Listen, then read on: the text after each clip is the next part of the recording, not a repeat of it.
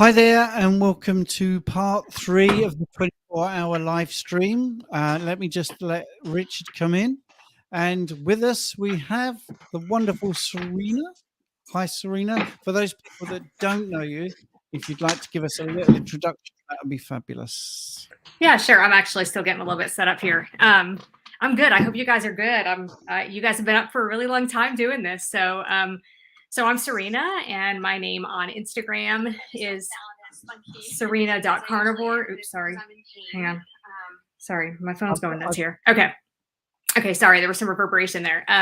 So I do the Carnivore Revolution YouTube channel and also Instagram page, and I just love doing interviews and talking to people. Do you want me to start with like my history and stuff? Is that where you want me to go here? Please. Yeah, let's do that. Okay. Yeah. Okay, so I started Carnivore a little over 2 years ago out of desperation. I have a post-COVID issue that makes things taste and smell rotten. It's called parosmia. And I was basically living on sugar at that point because it was the only thing that tasted and smelled good. And when I say that, I don't mean like, I'm a spoiled brat and I want everything to taste good. I mean like things tasted and smelled like a rotten skunk carcass. I mean, it was just one of the most horrible things ever. I was throwing up all the time from the smell of things, would make me nauseous. And the only thing that didn't make me feel that way was sugar. So I was basically living on that and just obviously not feeling good. And fruits and vegetables tasted and smelled rotten, peanut butter, garlic, onion. There were lots of things, popcorn, coffee. There were lots of things I couldn't eat, but sugar, again, was fine. I could eat just a little bit of meat, but it was really random. And sometimes I couldn't do it. It was a really difficult time for me. I was crying all the time. I just did not feel good. I had started with, maybe 5 pounds to lose, and now I was gaining weight from eating all the sugar. And I was in these Facebook groups where people were one end of the spectrum to the other. They were on feeding tubes in the hospital because they couldn't keep anything down, or they were gaining weight. They were up 50 pounds in 6 months because they couldn't eat, healthy foods because all of those things tasted and smelled rotten. So it was a really, really hard place to be. And I come from a history of eating disorders and disordered eating. I was bulimic for a long time. And then I was always on some sort of a diet, bought my first diet pills when I was 12. And so I was used to eating certain things and not eating what everybody else was eating. I was used to being different, but this was a completely different thing for me. And so I started Carnivore after my birthday weekend. I was turning 48 and my girls made me some gluten-free cupcakes because I'd been gluten-free for about 10 years. And I ate 20 cupcakes in 36 hours. And that was like hitting my rock bottom like an alcoholic or a drug addict does. That's how it felt to me. And I woke up on Monday morning and said, I can't do this anymore. I gotta figure out what I'm going to do.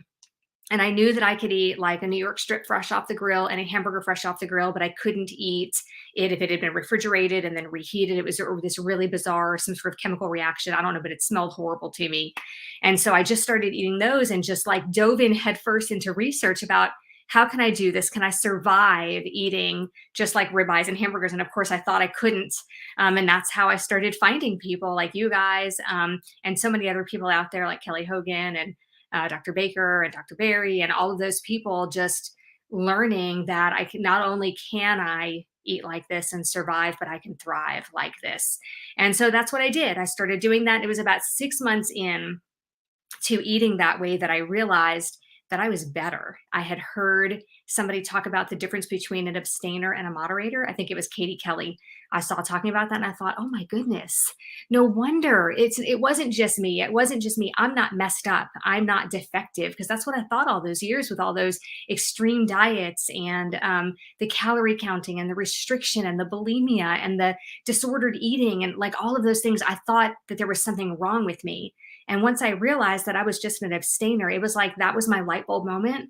And I said, oh my goodness, I'm better. Because at this point, it was 6 months in and I realized I don't binge anymore. I don't want sugar and sweets anymore. I don't even care about the cupcakes anymore. It was like something switched. And suddenly I realized that I was better.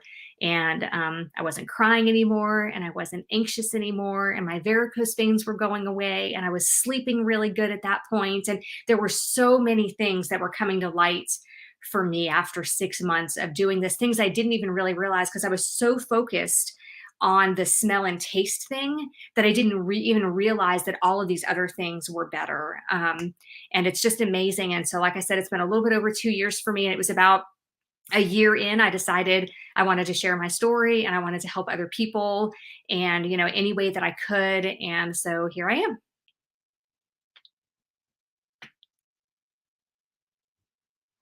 Well, that's fabulous. Yeah. Thank you very much for that. And Richard, you've met Serena, haven't you? Yes. Hey again, Serena. How are you doing? You okay? Yes, so we've met, unfortunately, not unfortunately, but I actually recorded Richard for an interview. And as we decided that we were done and I went to go hit the stop recording button, I realized I had never hit the start recording button. So we have to redo it. Oh, that's a shame, isn't it? I know. And I felt so silly. Fantastic interview as well, wasn't it? It was, I know yeah. it was. I thoroughly enjoyed that one. But yeah, we'll get that book back in. We did reschedule. Unfortunately, I had a meeting with either the solicitor or the accountant. And we had to change, but we'll get that definitely booked back in. Thoroughly enjoyed that one, and we'll get you on my show as well, if that's okay. That'd be great. That'd be great. Brilliant stuff. Brilliant. Yeah. So what are we now? 16 hours in? 17 hours in? We're into our final 7 hours now. Yes. You guys are amazing. So we have done 16 hours. That is crazy. 17 hours. Yeah. 17. Yeah. I have tuned in several times today to see different people on there, and every time you guys just still look fresh. That must be the ketones. You guys are burning so much fat. Oh, yeah. I'll be honest. I am starting to flag ever so slightly. I'm still raring to go. But yeah, my mind isn't working as fast as it was earlier. But yeah, we're still here. So we're still fighting fit. It's 1 a.m. for you guys, so you have 7 hours left, right? Yeah, spot on. Yeah, right? Well worked. Yeah, that's good. I mean, I would say, I've stood and Richard has sat, and I think I might have a slight edge because I've stood. Yeah. I just think it makes you more energized. If someone wants you to sing, you can't really sing when you're sitting down. You can, but it's much better to stand and deliver. So it might just be that. But I tell you what, Richard, I've got that seat behind me, and I have had a couple of minutes on it. When you were talking to Bart, I sat on the seat. Full transparency. So anyway, we have a couple of questions here. So shall we have a look at the question? Let's have a look at this first one here. For people that want to transition to carnivore diet but are not moderators, does it imply they are better off to switch cold turkey style? I think so. For me, that's what I did, and I am not a moderator. I've never eaten one Oreo cookie. I've probably never eaten one cupcake. Like, it is always, since I was young, it's always been a thing for me that, and I laughed about it, but I was never able to eat just one of something. And so if you're kind of like that and for a fact that you are not a moderator, I do think probably cold turkey is best, because if you go slow, you're going to keep craving those things. You're going to keep craving those sugary things. And that's going to make a difference and make it not as easy for you to make the transition. So I definitely think somebody should go cold turkey. Now, with that being said, I do recommend somebody who is eating like a standard American diet that you do take a week or so, maybe 2 weeks, to kind of limit your processed carbohydrates, your potatoes, your breads, and stuff like that, and just eat like some lower carb vegetables, lower carb fruits for a week or two, so that the transition may not be, like quite as hard. Go ahead and fill up on fatty meats for that week or two, but eat the lower carb vegetables and maybe, like blueberries and strawberries and maybe some blackberries and raspberries as you make that transition. I just think for a lot of people that makes the withdrawal symptoms from the carbs a little bit easier. But if you get a few days into that and you're getting antsy and you feel like, there's always going to be a few days of carb withdrawal that makes you think you need to go back to bread and you need to have a potato or you need to have some sugar.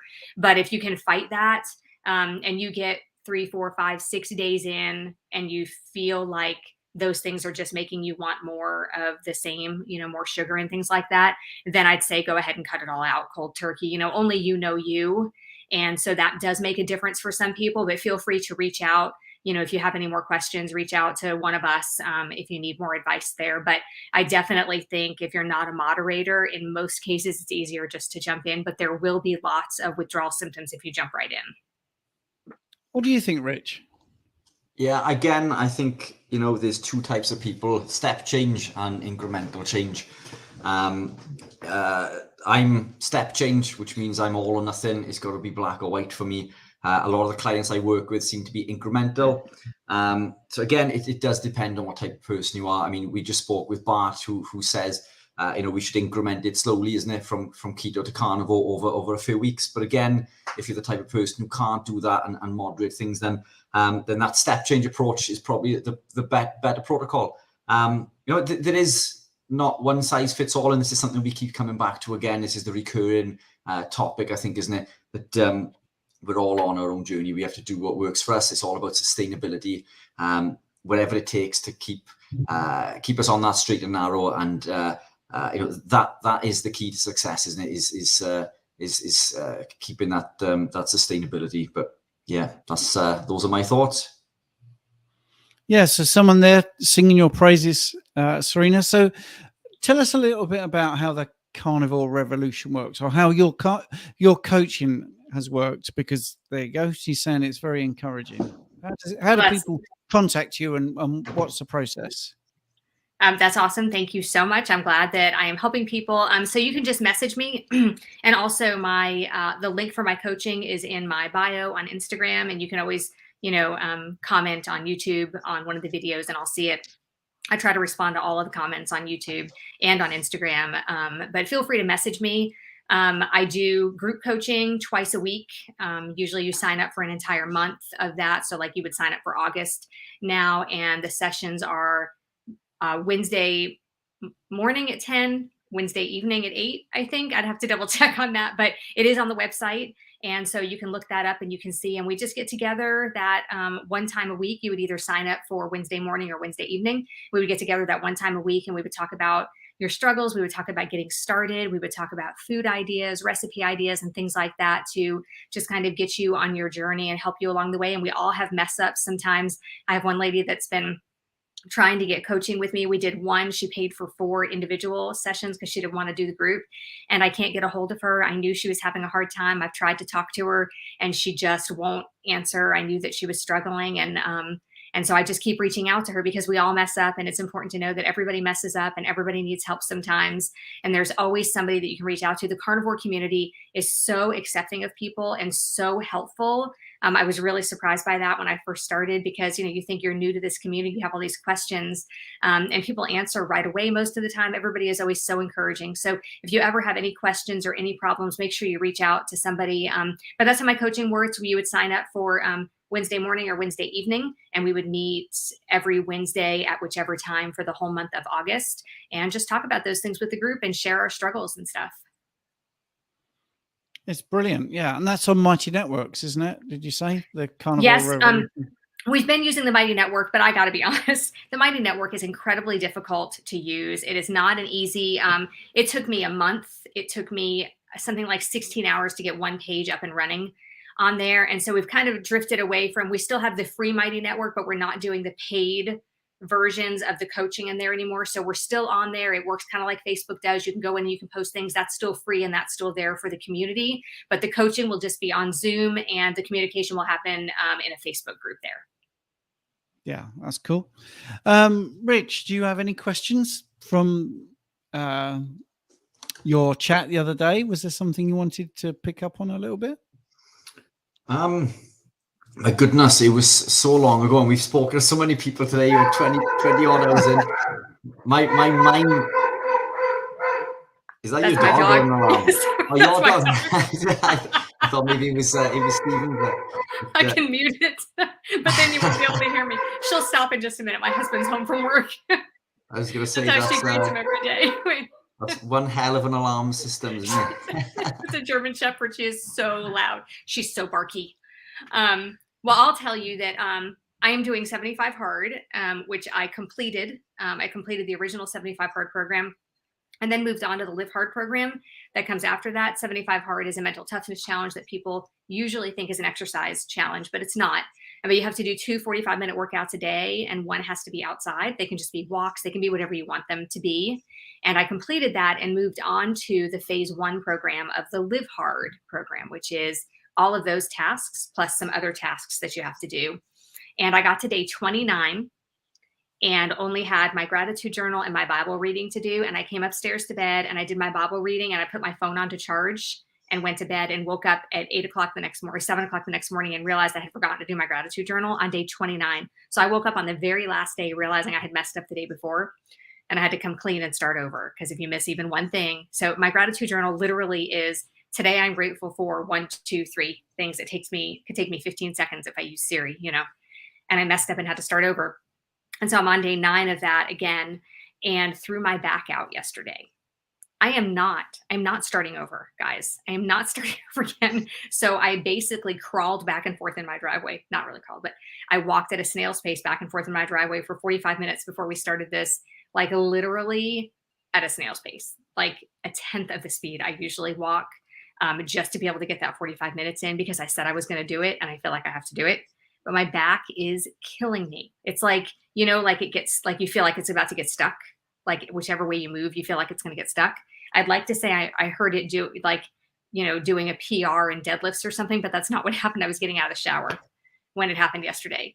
And so my back's killing me. Any suggestions?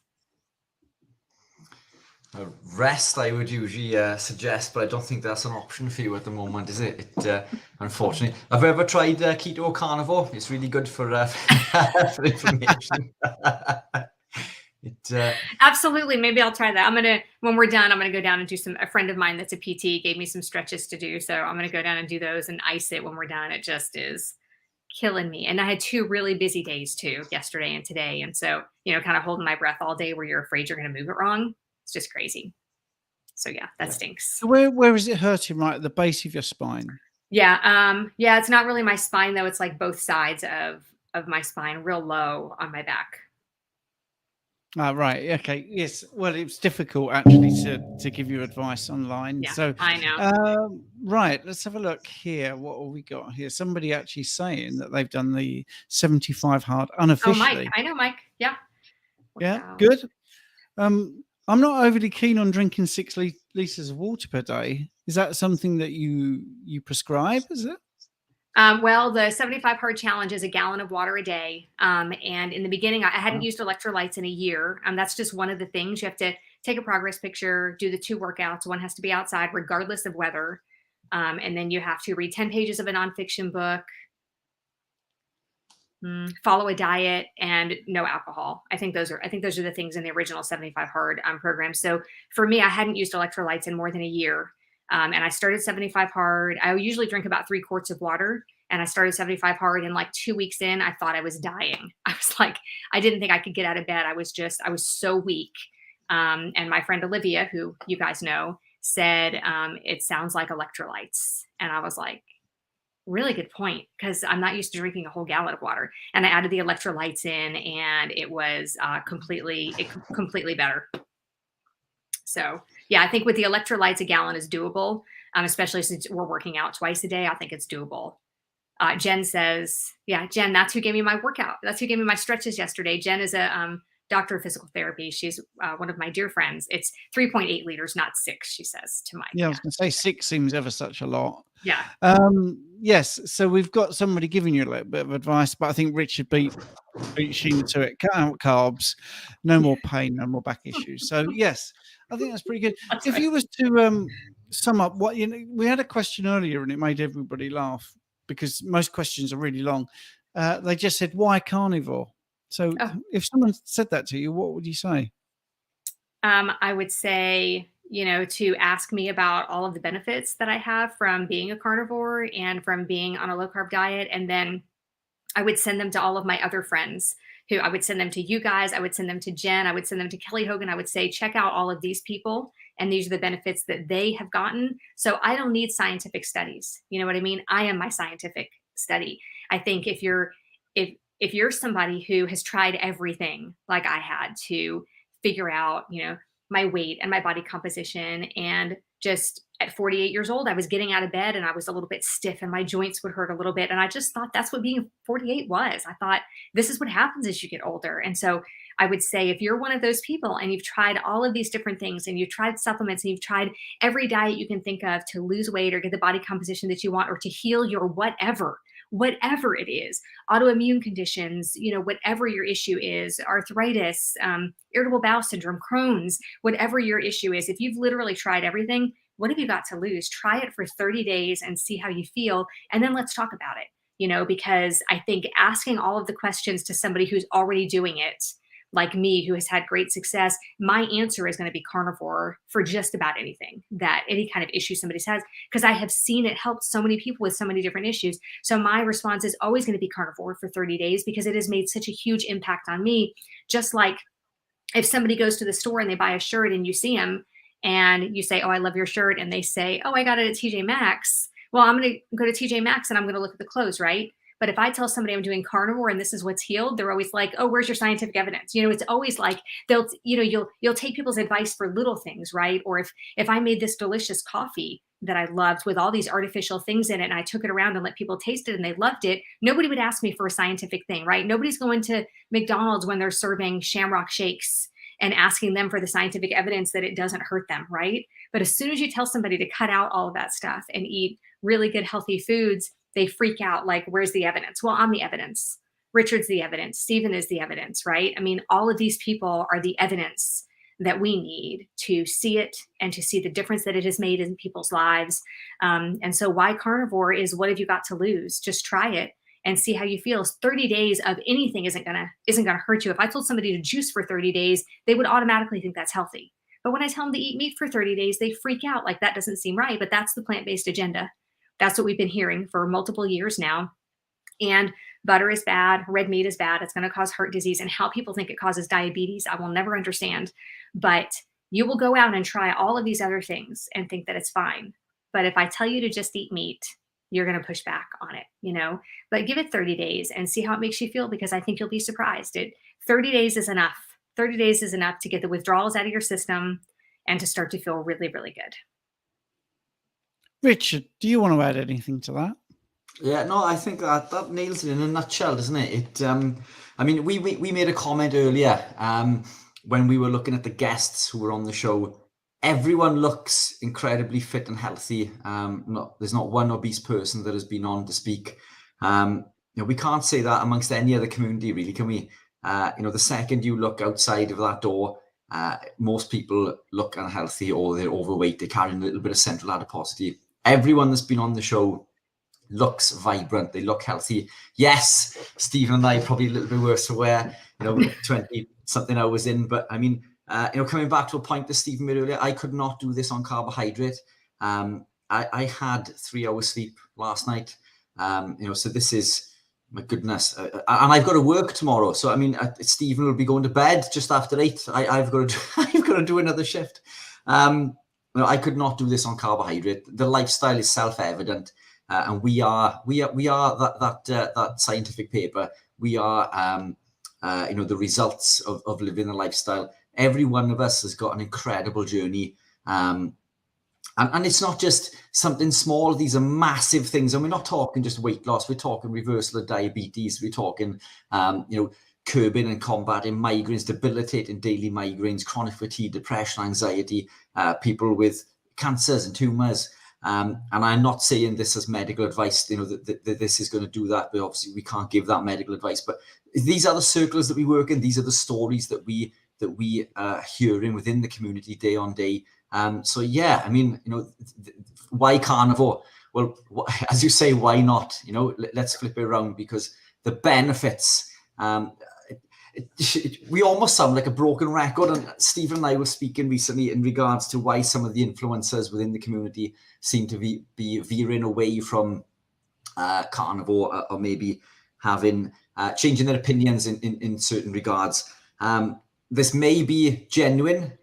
Sometimes, I do question whether it is financially based in regards to views and keeping people entertained, because there's only so many times that you can tell someone to go and eat a steak. I've got this problem. What's the answer? Go and eat a steak. I'm suffering with advanced polycystic kidney disease. Go and eat a steak. I'm type 2 diabetic. Go and eat a steak. It's the same message that we are touting, but it is as simple as that, isn't it? Diet is responsible for all of these, predominantly these issues and conditions that we are suffering from, and it is as simple as that. Living a lifestyle that is devoid of anti-nutrients, eating foods that are highly nutrient dense, avoiding these processed foods, these grains high in lectins, these vegetable oils high in oxidized omega-6. It is that same drum, and I hate to keep beating it, but this is the answer. It's almost like the magic elixir. But when you tell someone that, as you say, you tell them to go on a juice diet for a month, which is massively high in oxalates, which could kill you.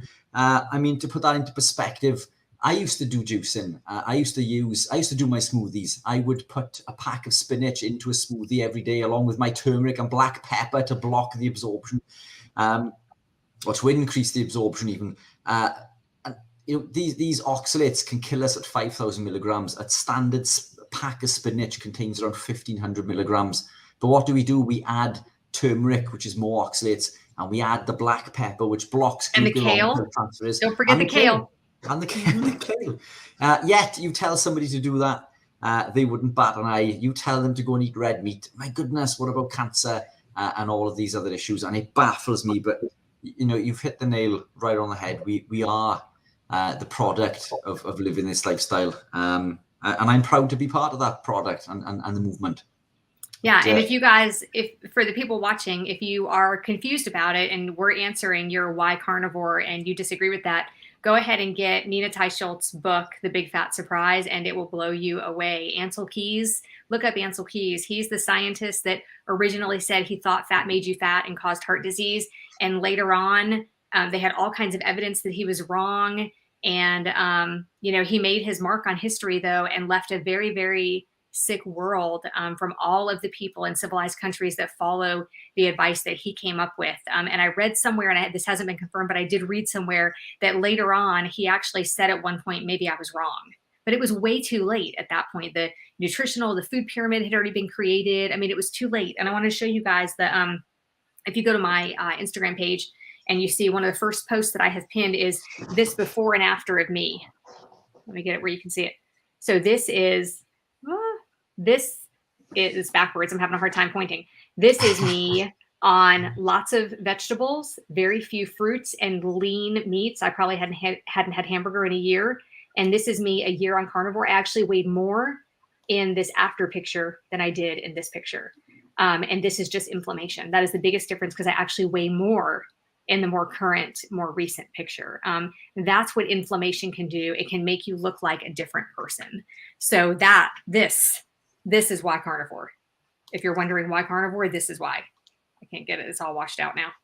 But that's why. I mean, that's the difference that it can make in just inflammation. That's not even weight loss. And I don't even look like the same person. And I had no idea how swollen my face was and how inflamed my body was just from all the vegetables that I was eating that I thought were so good for me.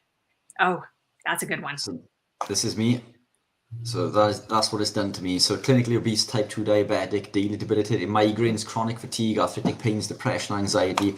12 months later, the picture wasn't 12 months, the picture was 4 to 5 years, but I like the picture, so I've used it. But 107 pound fat loss in 12 months, reversal of diabetes, migraine-free, full of energy, pain-free, depression, anxiety-free. This is what it's done to me. And I am not genetically gifted, because this was my father. This is where I came from. And as you can see, this was the way that I was heading, but I changed the foods that I'm consuming, and I managed to achieve a European championship at a professional level from being unable to walk up my stairs and being clinically obese. And I put 3 stone on top of this as well. So this wasn't me at my biggest either. I put 3 stone on top of this, but as many do within the community, we don't like the way we look. I didn't have any pictures taken after it, but yeah, that's what the lifestyle has done to me. That may put an awful lot of people off, but I did that for a reason, to show how far we can push the diet and lifestyle, and what it can do when we decide to push to extremities. And it's through creating these ripples, I think, that we will, we will make the difference, isn't it? But yeah, 2 perfect examples there of how quite literally changing the food we eat affects health, well-being, and body composition. And I know body composition seems to be a vanity thing, but it isn't, because if we think we look good, then we feel good. If we look good, we feel good. And that's what it's done for me. Yeah, and the food we eat affects every single cell in our body. So when you eat a Pop-Tart, How do you think that affects your cells, right? I mean, it's the nutrition. It's like putting the wrong gas in your car, and people think that is so cliche, but it's true. If you put the wrong kind of gas in your car, then you get the wrong response that you want. And it's the same way with our food. If we put those kinds of foods in our body, that's what we get out of our body. And if we put all natural, whole foods, heavy meat, high fat, which every cell in our body also needs. Every cell needs the cholesterol. Every cell needs the fat. Our brain runs on cholesterol, and people just don't see it. They'd rather have a Pop-Tart or a piece of cake. Yeah. So since starting keto, then carnivore, was able to get off all heart meds. That's awesome. That's amazing. So very good. Very good. So that's why carnivore too, right? Absolutely. I mean, it's endless, isn't it? The benefits. It is. So your PT has entered the room. She's going to tell you off. No, she's not. I can't believe you're not doing your exercises right now, Serena. I did it. Did you not hear me? I did it before. You No, should have I seen did. me walking in look at my story from earlier and how slow I was walking in my driveway. I was like literally. No, I did. I heard you, and I'm so proud of you because I know this means a lot to you with Live Hard and 75 Hard, and I've been able to sort of walk alongside Serena for that whole thing, and that's been a blessing to me. Well, she has been a blessing to me. Let me tell you the messages that I have left her. We're talking like I would be outside walking in the rain, crying, sending Jen voice messages like, I just don't think I could do it today. It's too hard and it's raining. And then remember the day I was trying to get help with the Mighty Network and I had to come inside and take a call real quick from the Mighty Network people. And I thought I'd go right back out. I'd already done 30 minutes and I thought I'll just go out and finish it. And I went out and did like 15 more minutes while talking to Jen. And she said, you have to start over. And I had to go back in and talk to the Mighty Network people again. And then I had to go back out and do another 45 minutes. And that was still just my first workout. I had to do a whole nother one after that. But the amount of times I left Jen messages crying, telling her I didn't think I could do it today. And she was so good about it. She's what kept me going. So Serena, thank you for your half hour. That's fabulous. Thank you guys. So we're going to boot you out of the room now and you're going to pass the baton to Jennifer, who's going to Good to see you, Jen. Love you Serena, guys. Thank you. We'll be in touch to reorganize that podcast Absolutely. as well. So I'll reach out to you soon. But thanks for coming on. Been a pleasure. Absolutely. Again. Thank you guys. Thank you very much. Cheers, Serena. Bye. Hey there, Jennifer. I'm here, and nice to meet you, Richard. We haven't met, Yes. so it's really nice to meet you too. Yeah. Thanks for coming on board. You look awfully bright-eyed and bushy-tailed there, which is more than I can say for Stephen and myself. But I haven't been at this for 17 hours or something like that. What are we on now, Steve? 17 hours, 32 minutes. Who's counting? 17 and a half, yeah. Who's counting? Jennifer, yes. Introduce yourself to the people watching.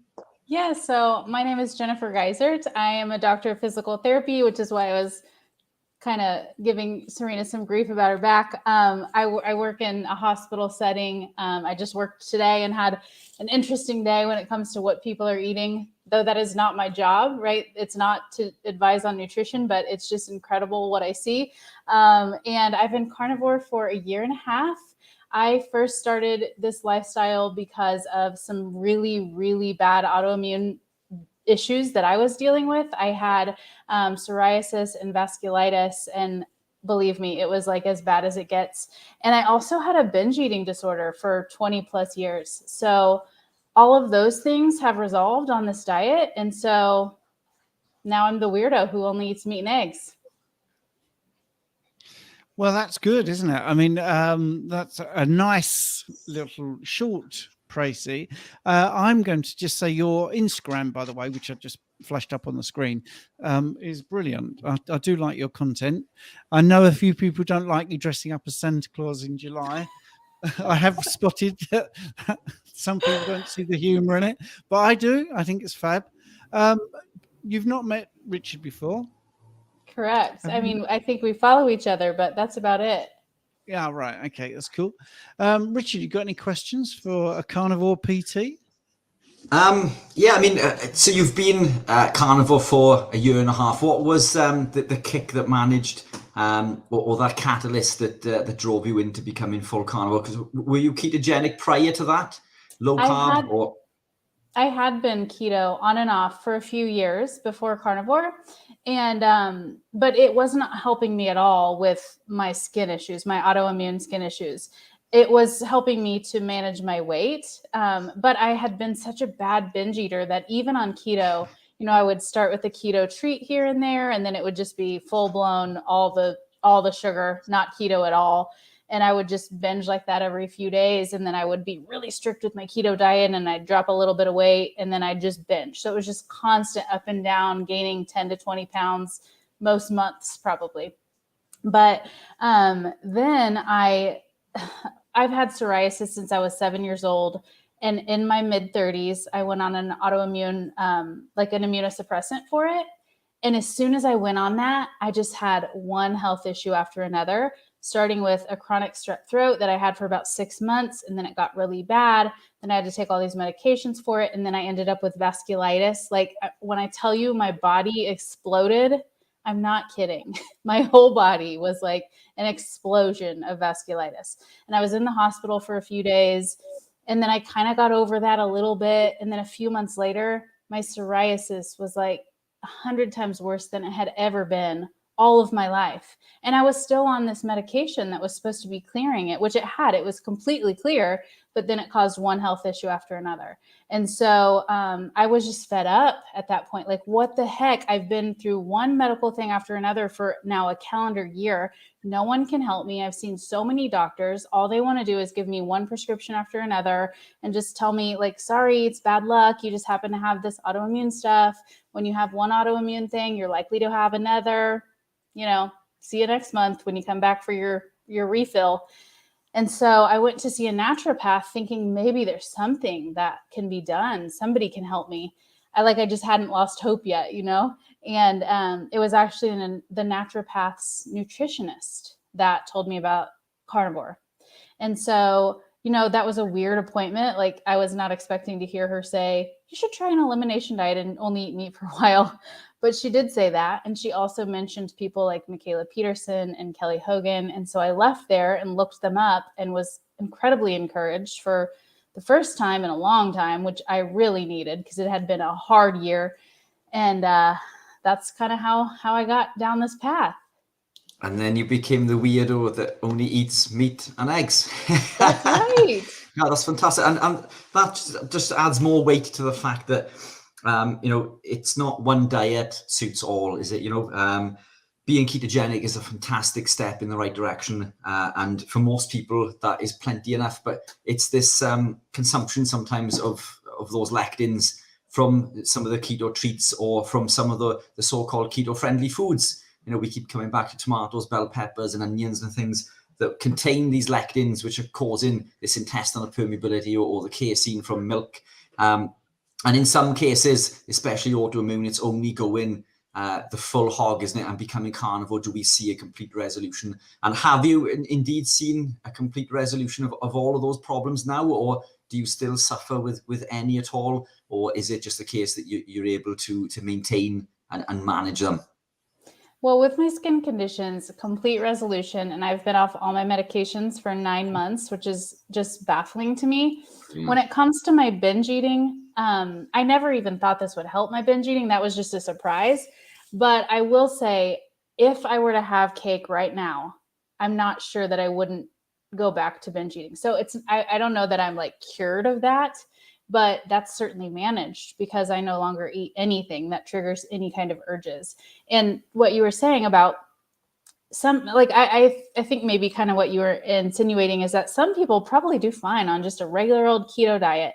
But for someone like me with two things that I think it didn't work for me, one is the binge eating and one is the autoimmune. I think there were just too many foods in there that were still too triggering for me from the sweet tooth perspective. And so I could not stop binging. And then also foods with these anti-nutrients and such that just would not allow my skin to heal. So I'm not saying that no one with an autoimmune disorder or no one with binge eating can succeed on keto. I think probably they can, but it just wasn't the right thing for me. However, had I not been trying to do keto already for a few years on and off, I don't know if I would have been so successful with carnivore because it would have been such a switch from what I had been doing. So, it's hard to say. This is just the path that I went down and what worked for me. Yeah, and again, that seems to be the general story, isn't it? That this movement or segue into becoming carnivore almost sees this complete resolution. And we keep coming back to food addiction constantly, don't we? And again, just to reiterate a point that we did with Dr. Unwin's, the Unwin's plural. Food addiction is not a recognized illness in the US or the UK. We know gambling addiction, drug addiction, alcohol addiction, but there is no food addiction. And again, this addiction to binge eating. I've been there. I think I don't know if you were online earlier. I think you may have nipped to the loo, Stephen. But I think I probably released a little bit of information that I don't think I've told anybody online before. And in regards to when I was clinically obese, I used to make myself sick. Trying to lose weight, and that's you hear about that around the female community, but not many men I think are open in admitting that. But that's the kind of position that I was in. I was so addicted to food that I would stuff my face, with all of these Pop-Tarts and whatever else it was, and I would rather make myself sick so I could eat them again. Food addiction is a real thing. And it comes back, I don't want to keep going over the same thing again, but again, it is a different audience, I'm guessing now, compared to when we mentioned it earlier. But the effect on dopamine and the catecholaminergic neurotransmitters in the brain, and how certain foods that we consume and don't consume affect the absorption of those neurotransmitters, or the cofactors involved with creating those neurotransmitters. This food addiction thing is a real thing, and I think that's something that needs to be addressed more and more, because it's something that we don't talk about. So that's a big factor for me. Have you ever been addicted to food in that sense, Steve? No, I haven't. I like food. I mean, that's. I love food. Yeah. Well, there are some carnivores that will say food is not entertainment. It's just nutrients, and I get that too. If that helps them to get where they want to be. I actually enjoy food. I like sitting down, I like looking at food and thinking that looks great. I like eating it. But I think the carb addiction is pretty strong with many people, and I am the same. I think, well, Jen looked to the left and she said she was going to eat something. If she ate something, she might go back. Well, my thing would be something like cheesecake or something, but we don't do it. That's the thing. We keep away from it because we know it. We know that that's the bad path, but it is difficult when you're addicted. I have been asked to ask Jen something in particular. I think she's going to laugh because there must be something funny about this. Uh-oh. Ask Jen about her dog's diet. Oh yeah, my dog's a carnivore too. I have a Doberman, and she was having some health issues about a year ago, and a similar thing, going to the vet multiple times and kind of just getting the same answer. So I was like, forget it. I'm just putting her on an all meat diet too.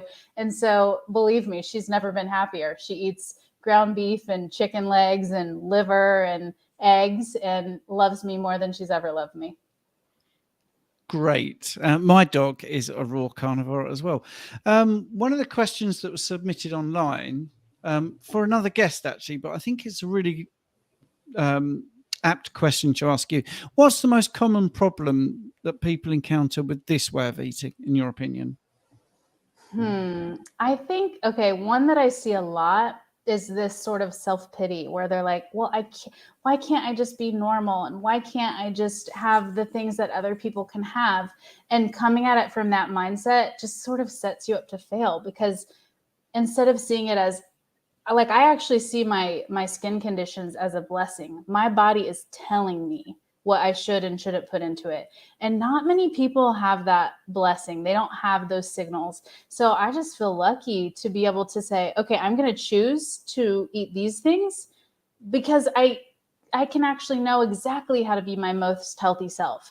And so for somebody who's maybe struggling with an eating disorder or a skin condition or mental health problems or whatever, diabetes, like, they actually have this winning tool that's going to make them feel so much better. And potentially reverse this issue just by changing their diet, and they get to choose to do that.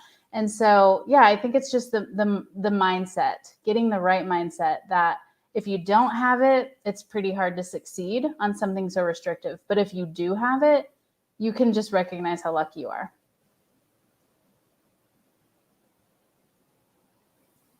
I think social situations and being accepted, going out with a group of people and not being the weirdo, which is what I am, and I had that clearly said by somebody in a restaurant. He's the weirdo as soon as the server came over. But I think if you do it with a smile on your face and you see that, it's funny, rather than get het up and angry, I think that's the way to cope with it, really.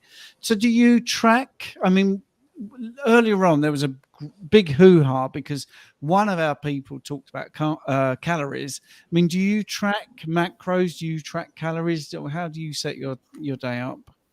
I have at times, depending on what particular goals I was trying to work toward at that moment, but generally no. I typically eat 2 to 3 meals a day, and I just try to eat basically until I'm full.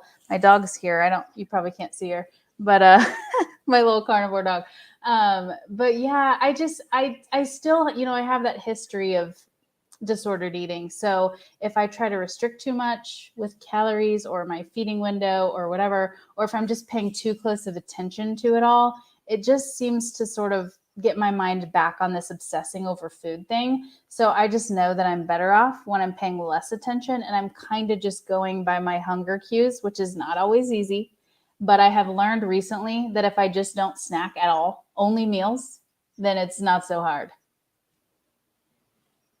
Yeah, I think being intuitive is the best thing, isn't it? And I think we get to know it. Here's a question which may not be pertinent to you, but we'll see it. Experienced coaches, what's the best way to get into coaching? I'm almost 4 years carnivore, student of health for years. I'd like to get into helping more people and I want to do it right. Do you have any views, Jen?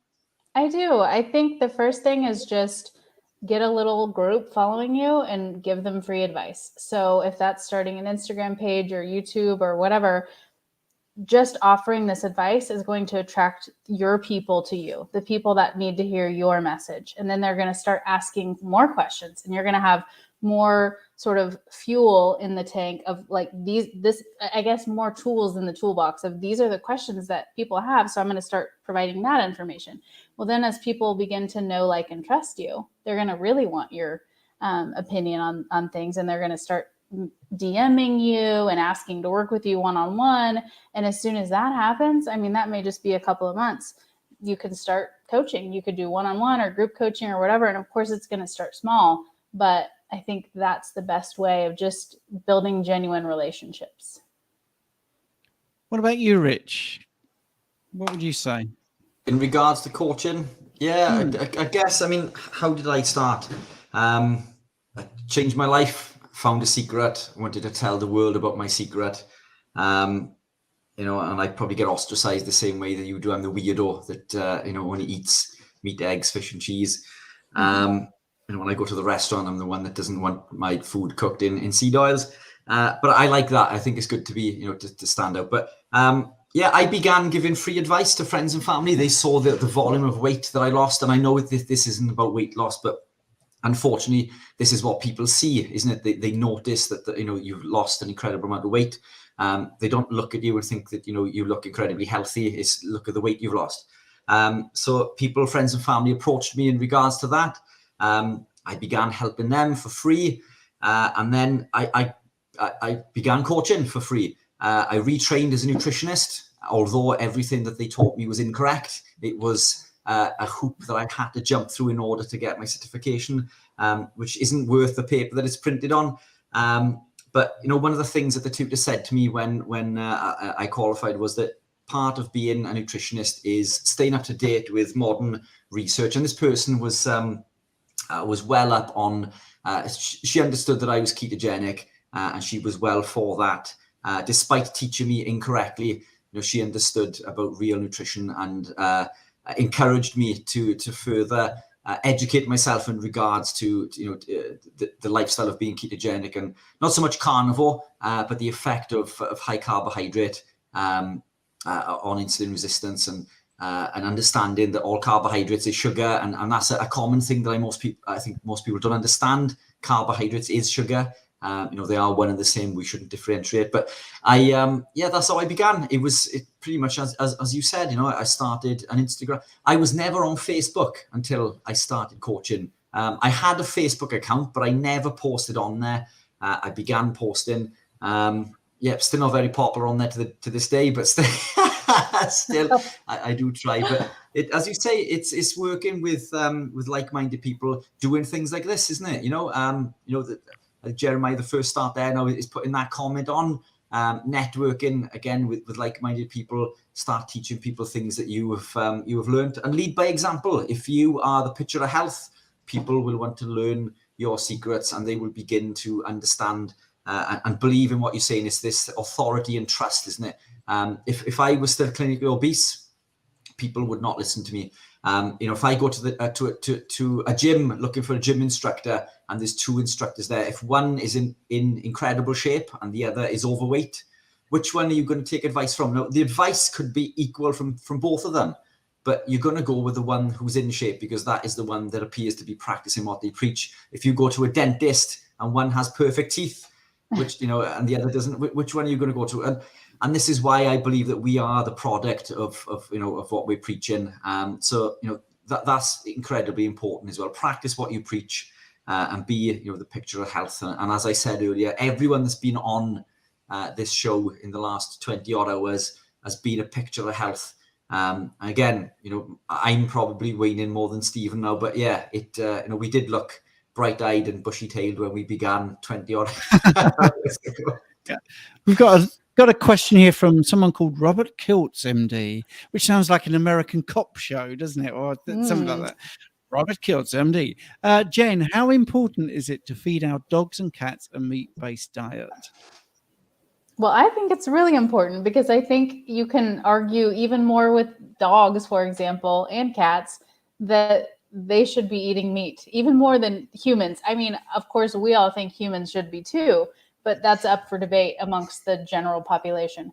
But dogs, I mean, in the wild, they would be eating meat. So I don't even understand why people have any suggestion otherwise. Obviously, they love it. I think that so many of the health problems that the dogs I've always had, so many of their problems are from eating the chemicals in their kibble, and even just plants. Like, why are they in there? Why does my dog need to eat peas? I just don't understand it. Rich, have you got pets? Not anymore. I've had dogs and pets all my life. Currently, I don't have any. Unfortunately, I'm too busy with work. I'm working 18-hour days, 7 days a week.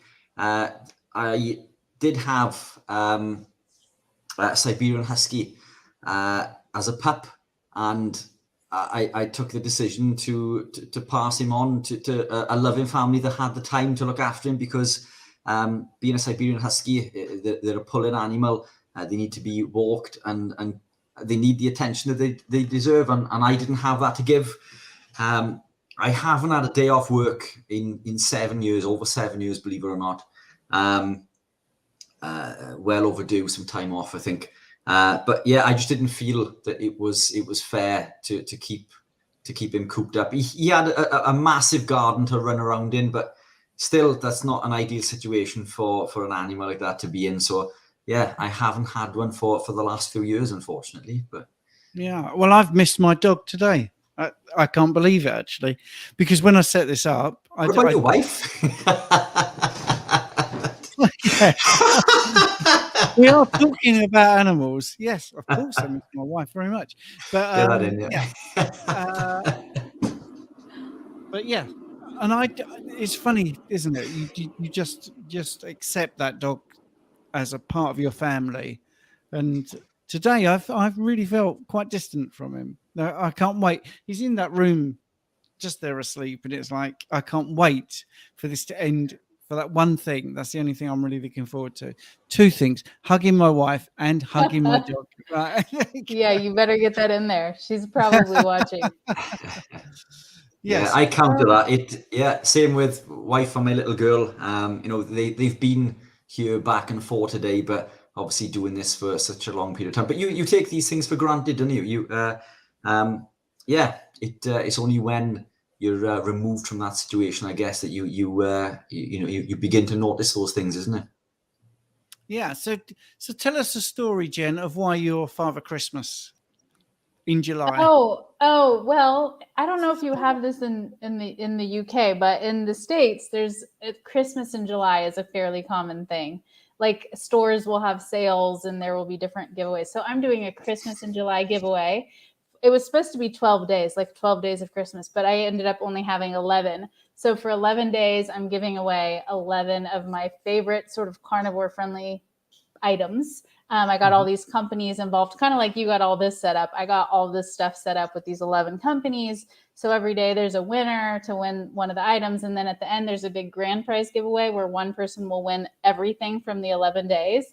But that means that for 11 days, I'm posting a very promotional reel and nobody's complained. Nobody's complained at all.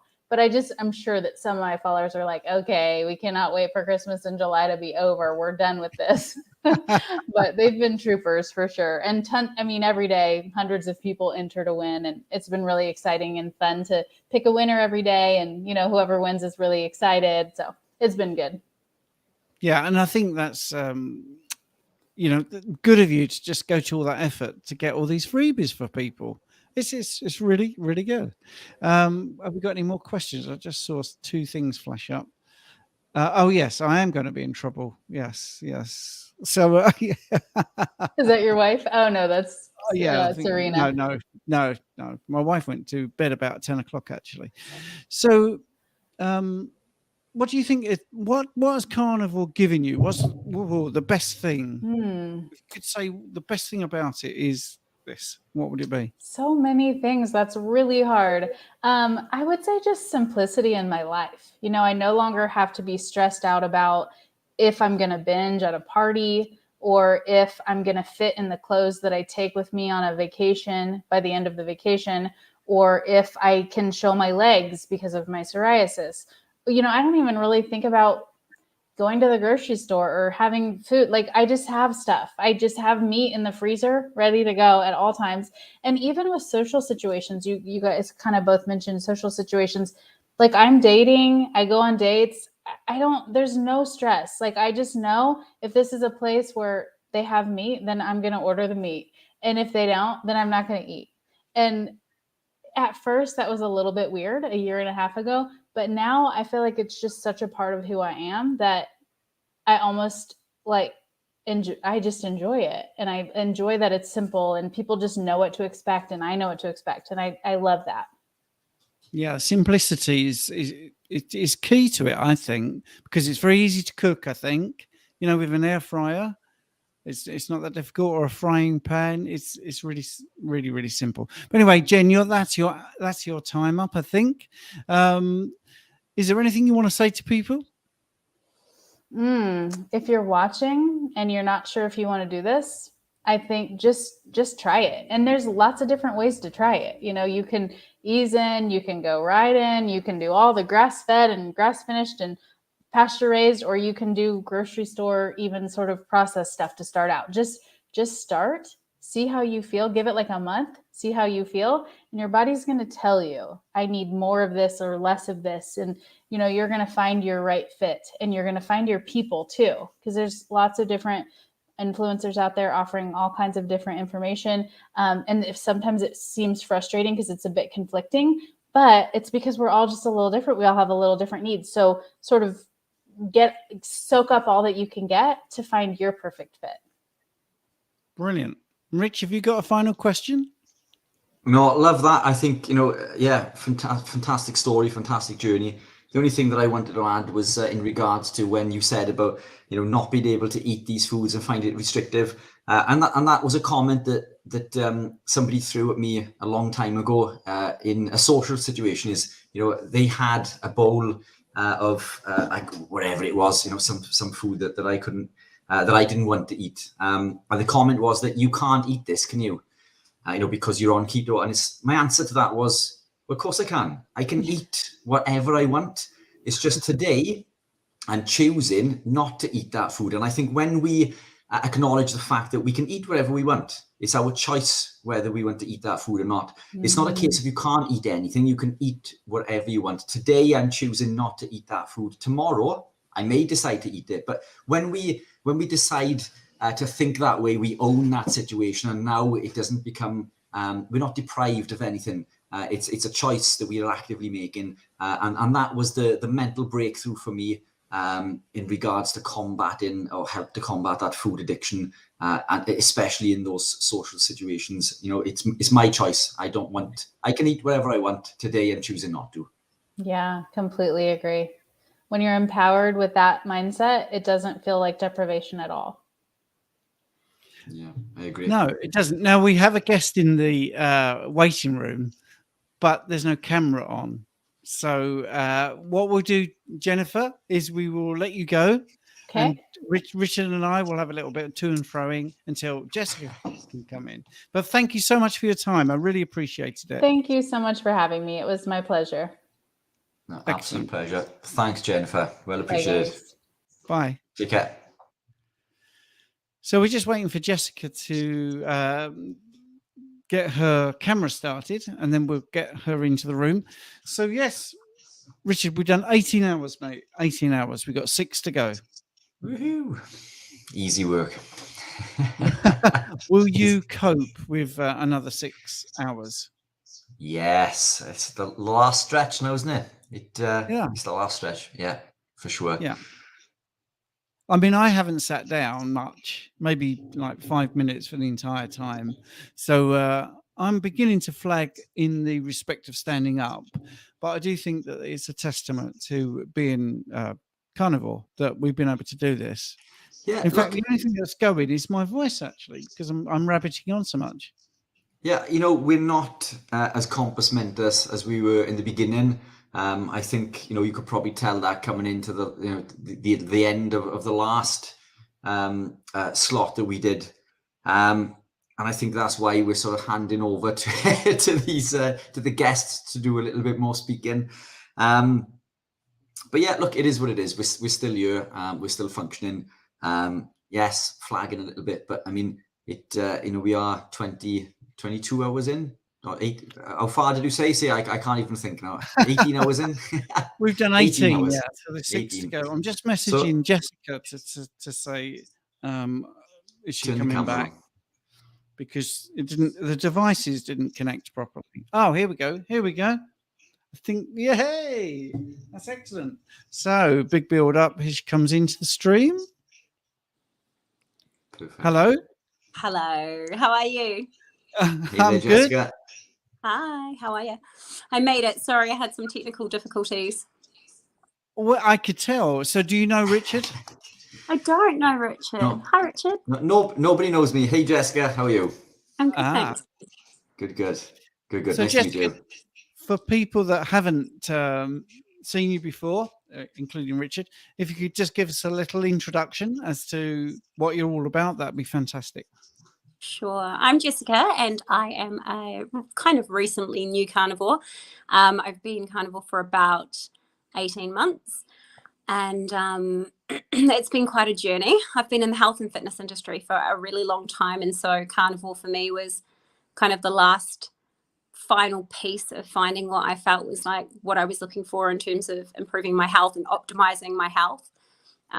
So yeah, I have got 3 little girls, and my family and my fiance and I are all now carnivore and are absolutely thriving. So how can people find you? What's your handle on Instagram? I am the Carnivore Mummy, and that's mummy with a U for our American guests.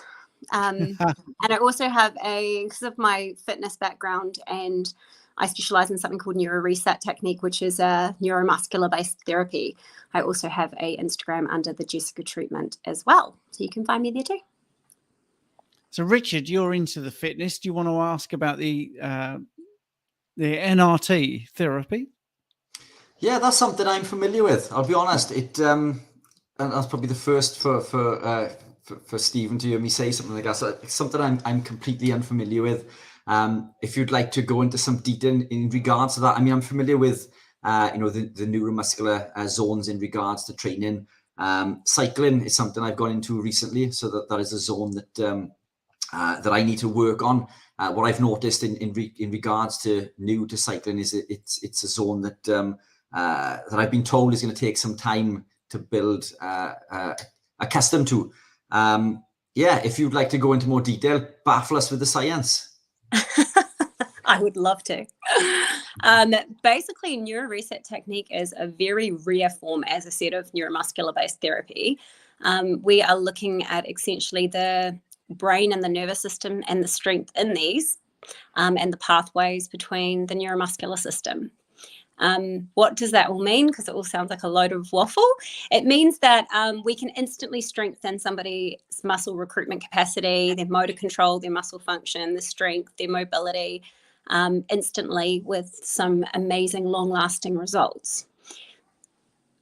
If I was to categorize how it's different from other therapies, I would say that it really gets to the root cause of people's issues. So we look at why they are weak and where they are weak, rather than kind of addressing the symptoms of that weakness. And when I saw this, so I was a personal trainer back in the day. About 20 years ago, I started in health and fitness. And then 10 years ago, I came across NRT. And I was already doing some kind of neuromuscular-based therapy at the time. And then I was introduced to this, and it just changed my whole life. It changed everything I thought I knew about human function and movement. And we work with a lot of people, getting them in better states, rehabilitationary-wise, as well as, post-injury. Your recovery is faster. The strength and control gains are faster. There's just nothing like it in the world. So I went all in when I found this technique and went, oh my gosh, I have to learn this. And that's been me. This is my 11th year now doing NRT. And so, it's pretty rare. There's only 25 of us globally in the whole world that are certified to do it, which is why I'm not surprised that you haven't heard about it. I don't feel so silly now. So No, don't. Absolutely. And Richard, we could talk about that a whole nother day, because NRT, it's a lot. And when you start talking about it, it goes deep. And I don't want to bore all these carnivore folk with my neuromuscular functional talk. Well, that's another string to your bow. And I was going to come into the carnivore chat now, actually, and say, so tell us a little bit about your carnivore journey. So was there pushback when you decided to go that way, or was it all plain sailing? Well, because I went heavy meat based for quite a long time before I took the plunge and went, both feet in and went fully carnivore last, and that was January 22. At that time, I was only eating a really small amount of low oxalate plants and quite a small quantity. So I'd already done a huge transition over. Prior to that, I was full paleo based, so just meat and vegetables for about 20 years, nuts and seeds. I did a lot of dehydrating and sprouting and activating my nuts and seeds and making all my own raw vegetable hummuses, and, you name it, I did it. I made everything from scratch. And I thought I was like really healthy. Being in fitness as well, I was like, I eat all these amazing proteins and fats, but I also included a huge amount of plants in my world. And so when I started, basically I didn't start looking deeper. I'm not going to lie to you, Richard, and say that I, was led by my intuition towards carnivore, because I would be lying through my teeth. I actually thought plants were really good for you. I believed in them wholeheartedly, and I promoted them. I literally coached people to eat the way that I did at the time. And so what actually happened was my fiance found out about carnivore, started looking into it, and he kind of told me, we should look at this. And I resisted. I mean, properly, Richard, I did not want to give up my little bits of vegetables. And basically he sent me a video and said, check out this guy. He is a Kiwi guy. He's got a really bad potty mouth. He's just like you. Like, I think you really like him. And sent me a video, which was from Professor Barkay. So basically, when I saw this video, I was shocked. I was like, oh my gosh, that is one of my old uni professors. And that was kind of how I fell down the carnivore rabbit hole, as I looked into all Barkay's stuff. And yeah, my fiance and I obviously tried it. He actually did it for 3 months before I did, and started looking amazing and healing. And he also suffers like really bad insomnia. So he started sleeping better, and he felt better, and his digestion improved, and his skin improved, and you know, the tone and tissue of his body changed, and his body comp changed. And I was like, still trying to not think that it was the vegetables. Like, I was like, oh, maybe it's not as stressed, or maybe it's like something else, because it's quite hard when, you know, for 15 years you have learned a ton at university that have told you that plants are essential, and that we need to mix them together, and you know, that they improve the absorption of nutrients and minerals out of meat if we couple them with vegetables, and just all of the stuff that I was spoon-fed and lied to about. And so, yeah, it was quite hard. That was really tough for me to let go of and change my mind about. I didn't want to look at it. So yeah, I eventually thought, okay, I will start looking at this, started pulling out my nuts, started getting rid of my spinach and the kale and all the crap that I used to eat on a very, very big scale too. All the vegetable box I used to prep these veggie boxes, which were all cut up different types of vegetables that I would stir fry for my breakfast. And it was a huge quantity, like massive. It would make a dinner-sized plate of stir-fried vegetables I'd have every breakfast. And so letting go of those practices, letting go of all those, you know, those things that you're told that when you're doing them, you're succeeding in health, and that you're being as getting that variety and that colorful range of vegetables. And yeah, I just thought I was doing everything right. So it's hard to let go of that. And then when I did, I decided to get rid of the last little bit of my plants, which was what I did in January 21. I did 3 months fully carnivore, and with full intention of stopping after the 90 days. I thought, okay, I'll just do the 90, and then I'll go back to eating my pickles and my iceberg lettuce and, you know, the lower plant toxics on the scale. And then I did the 90 days, and I was shocked at the results. You can see in my pictures, there are some pictures on my Instagram on the Carnivore Mummy of the before and afters. And it was significant. I lost body comp. I lost stretch marks. Some of my saggy skin from my 3 births started to heal and tighten. Some of the fine lines and wrinkles in my face started to fade. Eczema and dermatitis that I'd suffered with literally since I was born went away.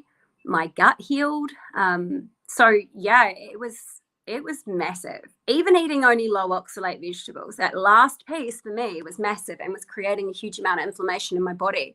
So it was that last little bit that actually transformed everything for my health.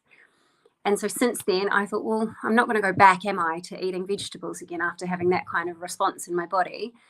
And so I haven't done since. And that was, about 18 months ago now. And did you find the results just blew you away completely, or was you still skeptical? How long did it take to be 100%? This is definitely the thing for me. Or was it quite quick? Yeah, it was literally it was probably about 7 or 8 weeks into the 90 days. Like, I felt so great. My energy, I mean, I already have really good energy levels. Like, I couldn't have complained about, you know, that was something I wanted to improve on, but it was just something that got it better and better and better. And then obviously same things, my body comp, like I started seeing definition in parts of my body that I didn't know existed. Like my forearms had dips in them that I'd never seen. I have cankles, so no matter how lean I've got, I have always had cankles, and I just thought that was part of my genetic makeup. And then after the 90 days, you could see like a full lateral side of my ankle bone.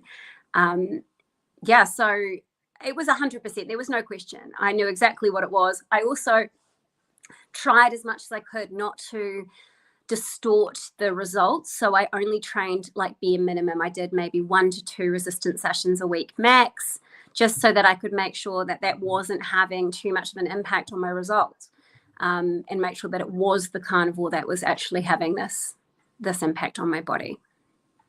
And what's your sort of daily regime then? Are you eating a couple of meals a day, and is it ribeyes? How are you doing it? Well, prior to the last 10 days, I was just eating however I wanted. So typically 2 meals a day, usually kind of lunchtime onwards, and whatever I fancied, and just till I was full.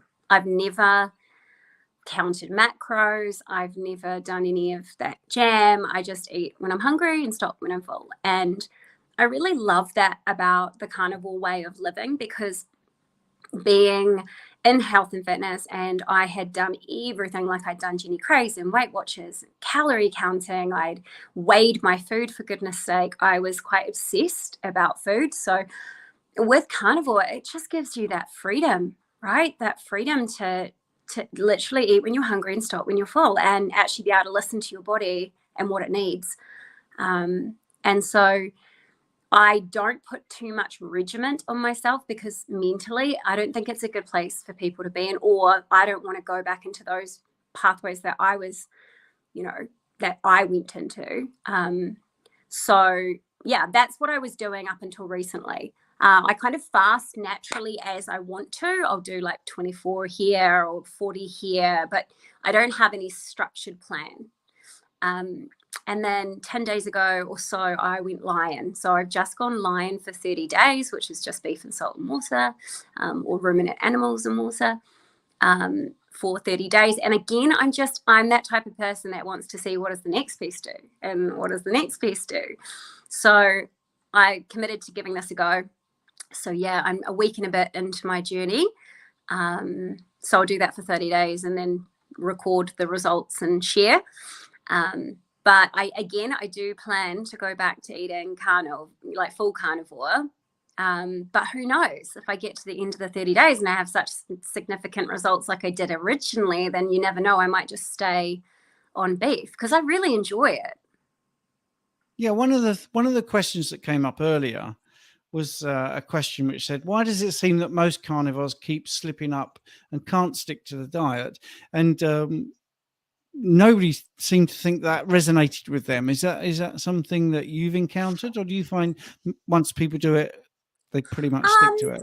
Working with clients, I can give a slightly broader opinion, I guess, because I've experienced it, not just from myself, my friends and my family, but from all the people that I've worked with. And for the last, 18 months, I have coached a lot of my clients into heavy meat-based diets. Do you know what? Adherence is one of these things that it really depends on the person. It depends on their nervous system state and health. It depends on their mental and social environments. There's so many pieces to health. It isn't just what we put in our mouths, moving our bodies, and our nervous system. It's deep. And so I find that people that some people need to abstain in order to stick to anything. And that's not just carnivore, that's just their personality type. And I've seen through, the different types of foods that they've eaten over the years that, they need to go all in 100%, because if there's any gray area, they can't control themselves. Others are fine. You can go, okay, eat this as much as humanly possible, and think about this being like a 90 to 95% standard. And then if you're out for dinner, or if you're at a birthday party and you want to indulge, then knowingly indulge. It's not being unconscious about your decisions. It's going, okay, this is what this does to my body, and I'm choosing to do it anyway.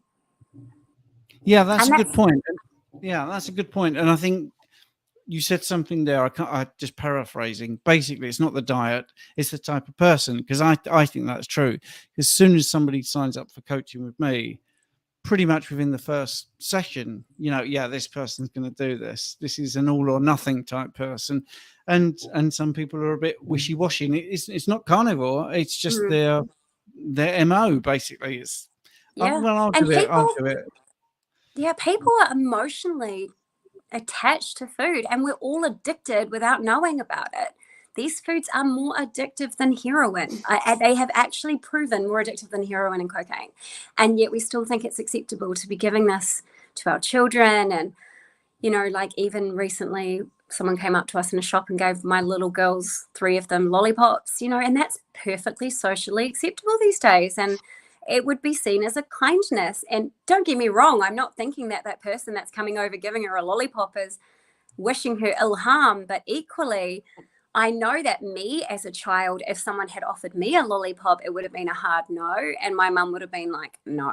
And it would have been weird for a stranger to actually just offer it to your child, especially without saying to the parent first, could your daughter have a such and such? You know what I mean? It's so accepted so widely in society that we eat rubbish and that we feed it to our kids. And it's this just unspoken about thing that actually is frankly child abuse. And and I'm going to get backlash for saying it, but I don't really care, because I have had backlash, as I've spoken to you about before, Stephen, about backlash from people thinking that I'm too extreme with myself and with my children. But ultimately, my kids in different times of their lives were not very healthy in different ways. And this way of living has healed them. And you can say what you want about what you think it's doing to their mental health or how they might be feeling left out or depraved. But my kids want for nothing. You should see them when we bring the food out. They're literally screaming and hooting. Like, they love what they're eating. They are thriving mentally and physically. It's healed all their past health conditions. And the proof really is in the pudding. So I think if you do know as a parent and you're not doing better, then you have a responsibility. And yeah. Yeah. Thank you. Thank you. The world the world is upside down when you're berated for giving your children the best possible nutrition, and you're not, and you're withholding the worst. If you're saying you can't have candy, you can't have lollipops, you can't have this, but you can have eggs and meat and all these yummy things. And I just think you're right to stick to your guns. I mean, they're your kids anyway, and it's not extreme. It's natural. It's a appropriate human diet, I think. Rich. Sorry, I monopolized all the questions there. Did you want to ask anything? I was just going to touch base in regards to what you alluded to there in regards to neglect. I mean, I think for the average person that doesn't understand nutrition, they know no better. But for the likes of us, it is neglect, isn't it? I mean, we are knowingly giving a drug to our children. The same can't be said for the average person on the high street that thinks that it is socially acceptable. But it is a difficult one. Lots of clients and customers have reached out to me recently asking me how I go about with my little girl. What do I feed my little girl? And it's an awkward one, isn't it? Because you're stuck between a rock and a hard place in terms of I will feed her the food that I will eat, which is carnivore food. Now, to anybody else looking in, then I'm neglecting my child because I'm not giving them fruits and vegetables. And then if my little girl goes over to her nan's house, as you say, the lollipops come out, or she'll feed chicken nuggets, and so it is incredibly difficult, isn't it, to try to re-educate, because it's a massive education piece. But that's a constant battle for me in regards to making sure she's eating highly nutrient-dense foods, and I'm not seen to be, restricting fruits and vegetables. I seem to be, the nasty person in the equation then when, we know better. But for us, it is exactly that, isn't it? There were a couple of other points that you mentioned as well, but I've lost my train of thought. I think that's yeah, 20 plus hours, I think, taking this toll, but I should have made some notes. So how does your coaching work then, Jessica? How do people get hold of you? So I do in person, but I probably do equally, or if not slightly more, online these days. NRT only went virtual in 2021. So one of the good things to come out of COVID was we learned how to do this virtually, which is pretty epic. So yeah, I do online work and I do in-person work if you're in New Zealand, if you're lucky enough to be anywhere near us. We are the only 2 practitioners in the whole of the Southern Hemisphere. So that's pretty cool for New Zealand. In London, that's the majority of the practitioners are kind of UK based, and then you've got one in Sweden and one in America, and that's it. So yeah, if you can get to me, I'd say get to me. If not, you can book online, do online consultations for nutrition as well as what I specialize in with NRT. But really, I kind of tackle health from every possible avenue because they all complement each other, right? So if you're not addressing somebody's sleep and that's the crux of their problems, then you're not doing a very good job. So I kind of look at people's whole situation. I dig around in it and fix it all for them. And yeah, I love my work so much. I'm very, very lucky that I do something that even if I didn't get paid to do it, I would be doing it. And that I had that so young, because I know that there are a lot of people out there still trying to find what they want to give to the world and how they want to, show up and what purpose they have. And I've had that for such a long time. So I just feel very grateful to be able to work with people and help people. Yeah, and I think it's amazing what you can do online, and many people were forced to do that because of the restrictions.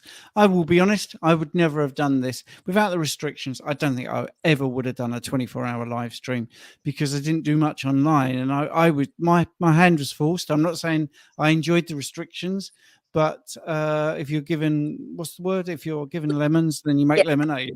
So yeah, it's good. It's very impressive what you do, and I like the fact that you're quite feisty and you stick to your guns. And I think that's one of the things I learned very early about being a carnivore. And those people that are listening that maybe struggle a little bit in social situations, it might be you actually giving out insecurity about yourself. If you're a bit more confident in your position, I think you have less pushback. I learned that very early on.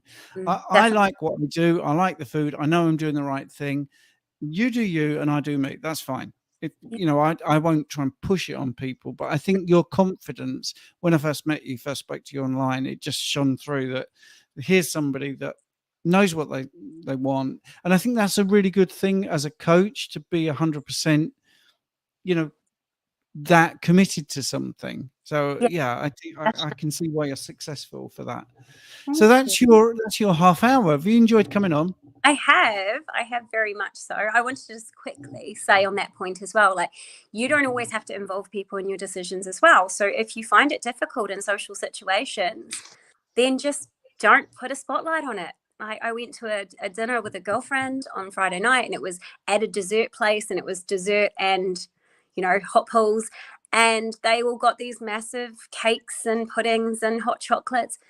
I just sat there with my sparkling water, and I was really happy. I didn't put a spotlight on it. I didn't need to announce to the world that I only eat meat.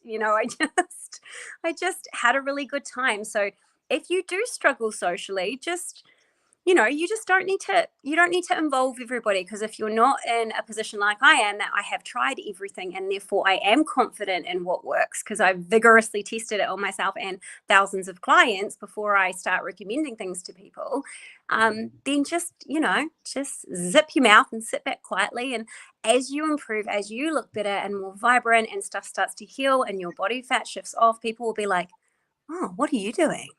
Oh, what are you doing? And that's all you can do. Plant a seed, be the example, lead, and and give it a try before you judge it. Like, really, give it a try before you poo-poo anything, is my advice to the world. That's brilliant. Thank you so much. And that's exactly how you should be. Yeah, that's great. What do you think, Rich? Yeah, I totally agree. And I think, again, there's a common denominator here, isn't it, with a lot of the speakers who are eating intuitively, fasting intuitively, eating when you're hungry. That seems to be the common thread throughout the lives so far, isn't it? I think most of us are doing the same. We're not counting calories or energy or tracking macros generally. Some of the athletes more so than anybody else, but it is as simple as that, isn't it? It's living a lifestyle where we're eating highly nutrient-dense foods that are devoid of anti-nutrients, and foods that heal and repair the body, eating intuitively. And it is as simple as that. I'd love to get into the weeds in regards to the NRT. So I'll reach out to you soon if that's okay, Jessica. I'd love to understand more. I think there's a podcast there, isn't it? Yeah. Probably an hour or two's worth, maybe. But yeah, it's a shame we didn't have more time. But great. Well, you can have a bit more time if you want. If you've both got time, you can discuss it a bit now if you want to. Oh, let's do a on it, because it is big. Perfect. And it'll go deep, and there will be fair enough. Yeah, fair enough. I would love to do. So yeah, just flick me a message and we can set that up. Thank you for having me, Stephen. No problem at all. As always. That's okay. And thank you very much for coming on. Absolute pleasure. Thank you. Awesome stuff. Thanks, Jessica. Take care. Fantastic. Have we got a spell now between the next one? Well, we have, yeah. That's why I'm offering, if you wanted to do the NRT thing, I would have been okay with that, because we have some downtime, yes. Do you want me to go into something about cholesterol? Do you want me to share the screen? Cholesterol was one of the threads that popped about it. Yeah, that's fantastic. Great. So yeah, I've got presentation after presentation here. I mean, cholesterol seems to be one of the reoccurring topics. Yeah, I mean, cholesterol seems to worry people ever such a lot, and I have the call of nature. When you start your presentation, I'll nip to the facilities. No, you're not allowed. You've got to listen to it. All right, yeah. Is there notes at the end? Is there a test? There's a test, yeah, but you already know the answer, so it's fine. So there we are. I'm sharing that now. I don't know if you can okay at your end, but yeah, you go and see a man about a dog. See a man about a dog, and I will continue about keto and cholesterol. So yeah, I'll bore the listeners. But yeah, cholesterol, a topic that many coming into the keto carnivore community are afraid of. Many of us know that keto or cholesterol is essential for life, but this is a statement which was released in 2015 by the Dietary Guidelines Advisory Committee in association with the American Heart Association. And this clearly states on their website that cholesterol is not a nutrient of concern for overconsumption. Yet we believe that it is a nutrient of concern. And as many of you who are listening already know, that this comes from falsified information in the 1950s from a study done by Ansel Keys. Ansel Keys released a study called the 7-Country Study, where he traveled to 7 countries that consumed lots of saturated fat and deemed that there was a correlation between high consumption of saturated fat and cardiovascular disease. Except he didn't go to 7 countries. Ansel Keys went to 21. The other 14 showed the opposite. The other 14 showed the opposite to his theory. But he was bribed the sum of $50,000 in today's money in order to remove those 14 countries. And this isn't conspiracy theory. You know, this is fact. This actually happened.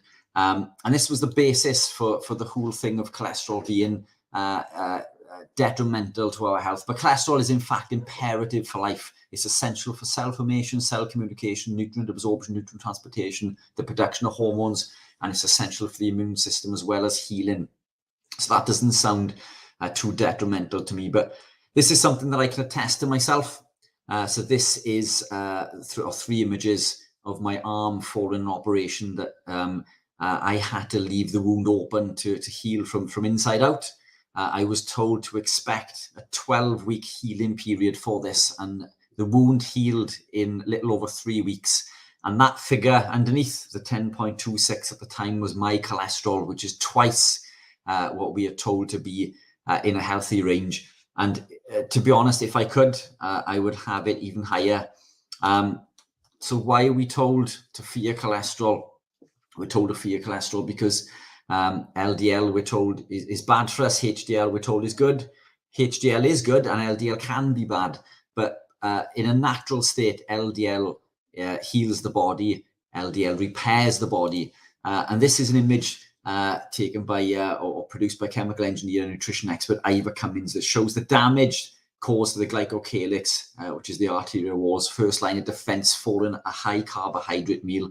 And as you can see from the image, once we consume lots of carbohydrate, the glycocalyx is completely destroyed, and it takes 8 to 12 hours to repair or recover. But what do we do as a civilization or a society these days? We are told to eat little and awful, so we're constantly causing damage to this glycocalyx, which is never healing and repairing, unfortunately. So this is a VLDL, a very low density lipoprotein. These circulate the body. They're departed from the liver, and they circulate the body, releasing lipid cargo in order to heal and repair the body. Now, I quite often use the analogy, it's like a bus traveling a route, dropping off passengers,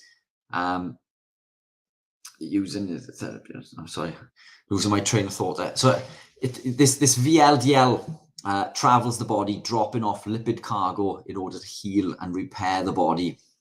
Now, this yellow strand is called an ApoB100 receptor.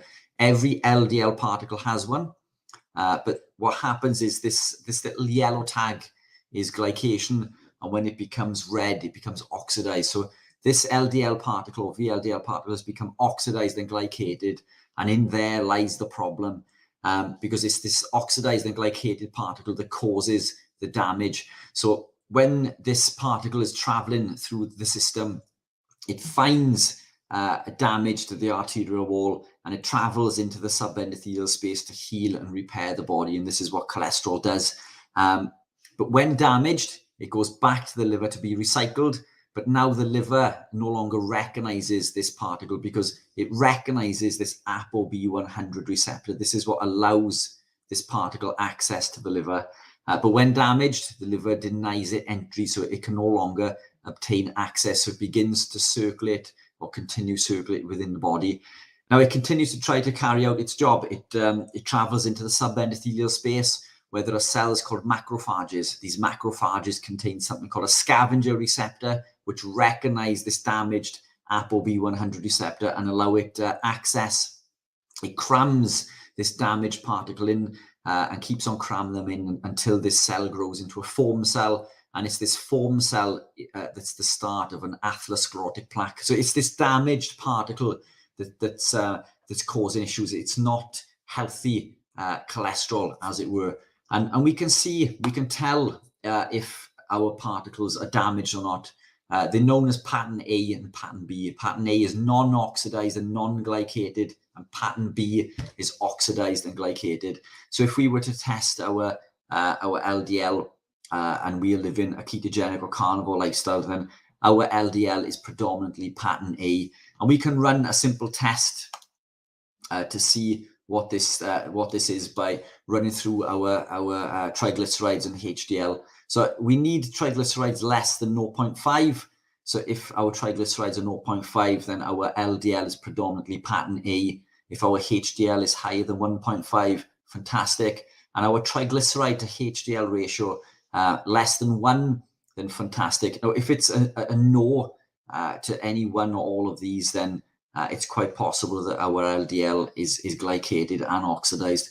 But living a ketogenic or carnivore lifestyle will see a massive resolution in a negative profile, which means LDL will increase, HDL will increase, LDL may increase, but triglycerides will predominantly come down, and it's this triglyceride to HDL ratio that is one of the most important factors.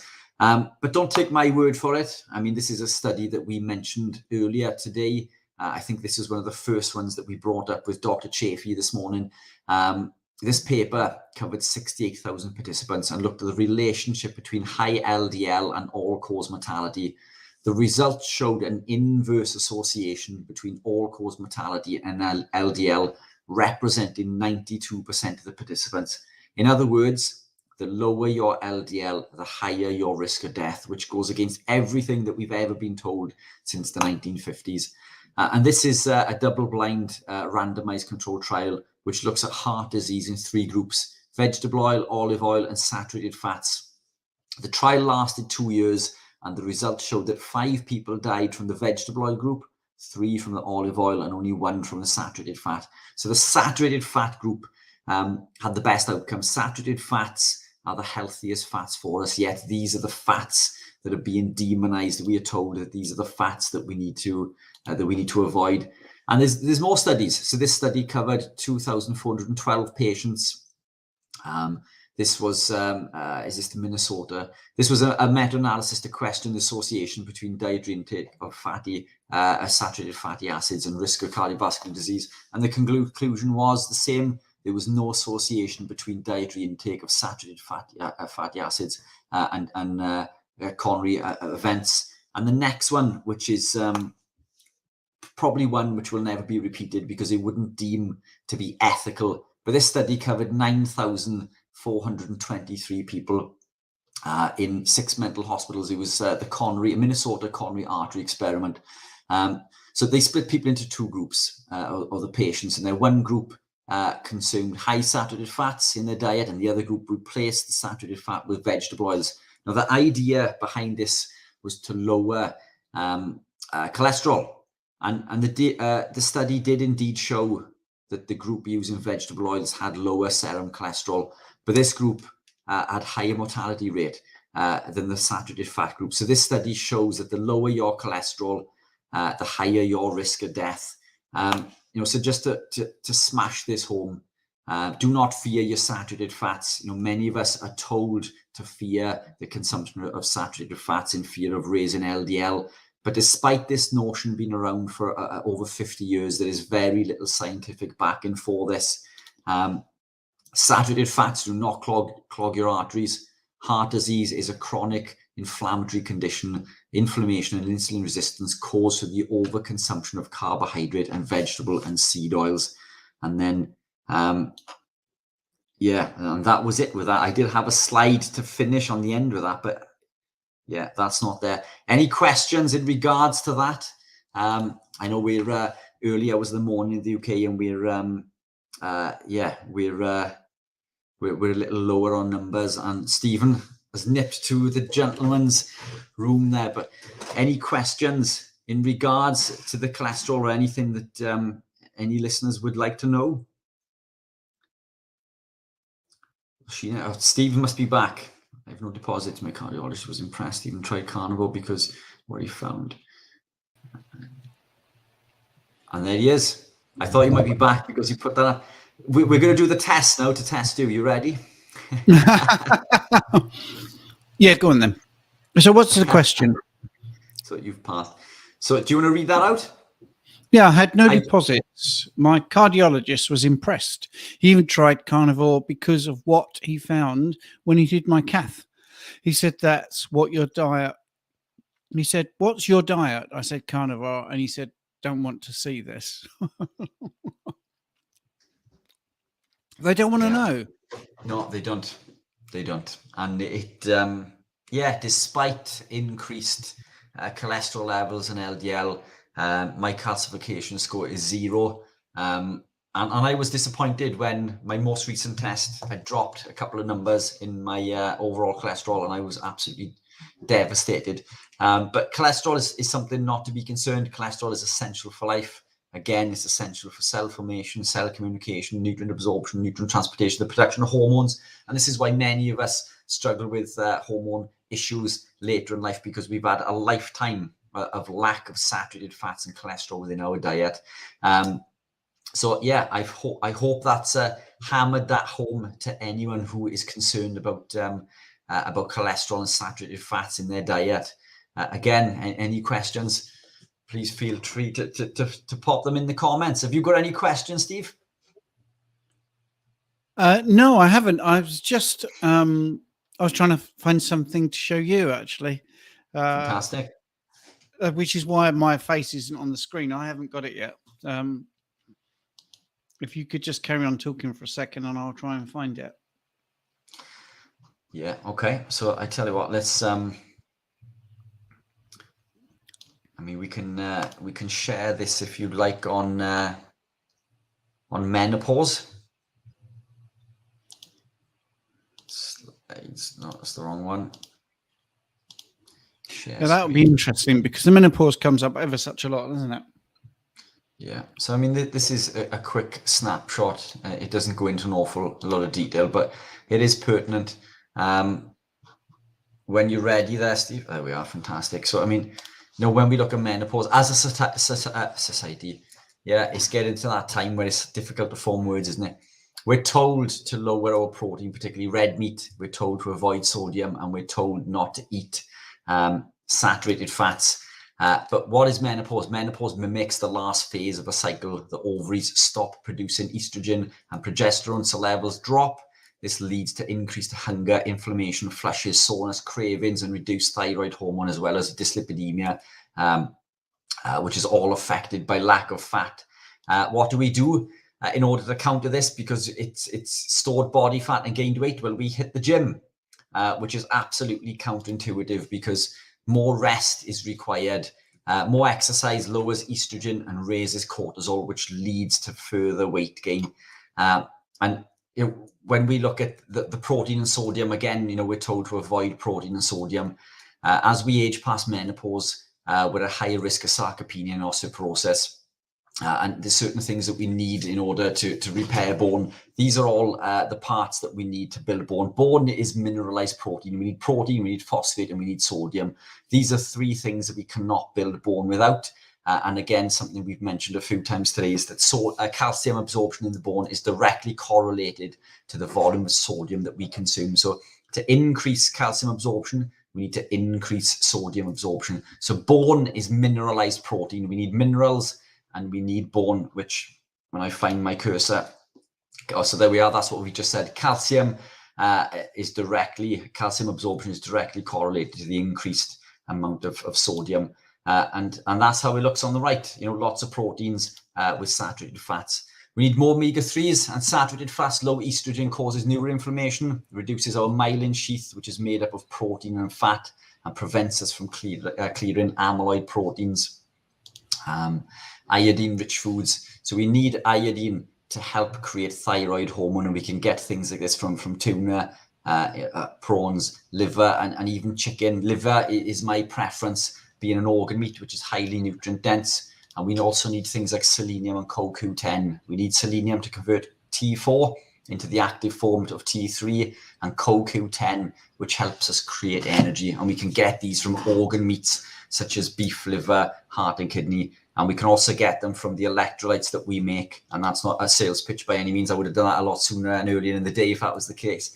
So in short, just to hammer this home, we need more rest, more protein and sodium, increased omega-3s. We need iodine-rich foods, selenium and CoQ10, which we can get from organ meats. And that's how we can help combat the effects of menopause and perimenopause. Anything you'd like to add to that, Steve? No, I thought that was really good. I like the fact you've got these at the ready. You definitely. Well, that's good. Let's have a look. So there was something that I saw in there. Where's it gone? Oh yeah, I like this bit of humor here. From CC. In social situations, I tell people I can't eat that. I'm allergic. And if they ask why, I tell them it makes me break out in ugly fat. So I think that's quite good. What about this though? This is something we've touched on. Cat Whisper. Does grounding really help with someone with MS? So, yeah, I mean, when we begin this keto, low-carb, carnivore journey, it all begins with nutrition, doesn't it? And then, we gravitate down this pathway and we start looking at all of these other things, and we start looking at meditation, and then we start looking at removing frying pans that contain C8, which is a toxic chemical, not to be confused with C8 caprylic acid. And then, we start cooking our foods differently. We start buying grass-fed beef. We start consuming saturated fats. We change a whole host of other things, external factors, that go well beyond diet. And one of those might be things like grounding and cold water therapy. So we become biohackers in a sense. Now, grounding isn't something that I've investigated extensively, I'll be honest, but I don't have any scientific backing and research on the PC, and I do for most of the other things that I teach, but nothing for grounding. But friends that I've worked with and the circles that I move in swear by grounding. Maybe Stephen would know a lot more, but what I can say is that all of these things that I've implemented, it goes well beyond nutrition. All of these external factors seem to make a difference, even in regards to meditation, which are things that I thought were bogus, years ago. Just sitting there and practicing meditation and breathing in a certain way benefits me massively. And it's this collaboration, isn't it? When we gravitate down this journey and we put all of these things together, we become biohackers. But I believe that it can help. I don't have any scientific evidence, to back that up. I don't know if you've got anything, Stephen, or any expertise in grounding in particular. But I personally find that it helps me with my health and well-being. Well, I haven't got anything to share because obviously having all the screens for the 24-hour live stream, that's something I haven't got to hand. But I would say, I've got a grounding sheet on the bed, and I'm barefoot in the garden as much as I possibly can. And I think that it's definitely helped. Just that connection with the earth, definitely. It's all about the absorption of electrons, isn't it? And I think there's thermo imaging, where people have not grounded and then they've grounded, and also there's microscopic views of red blood cells, and when someone's grounded they seem to flow much easier. So I think I'd love to have that to hand, but I haven't. But we could talk about this thing.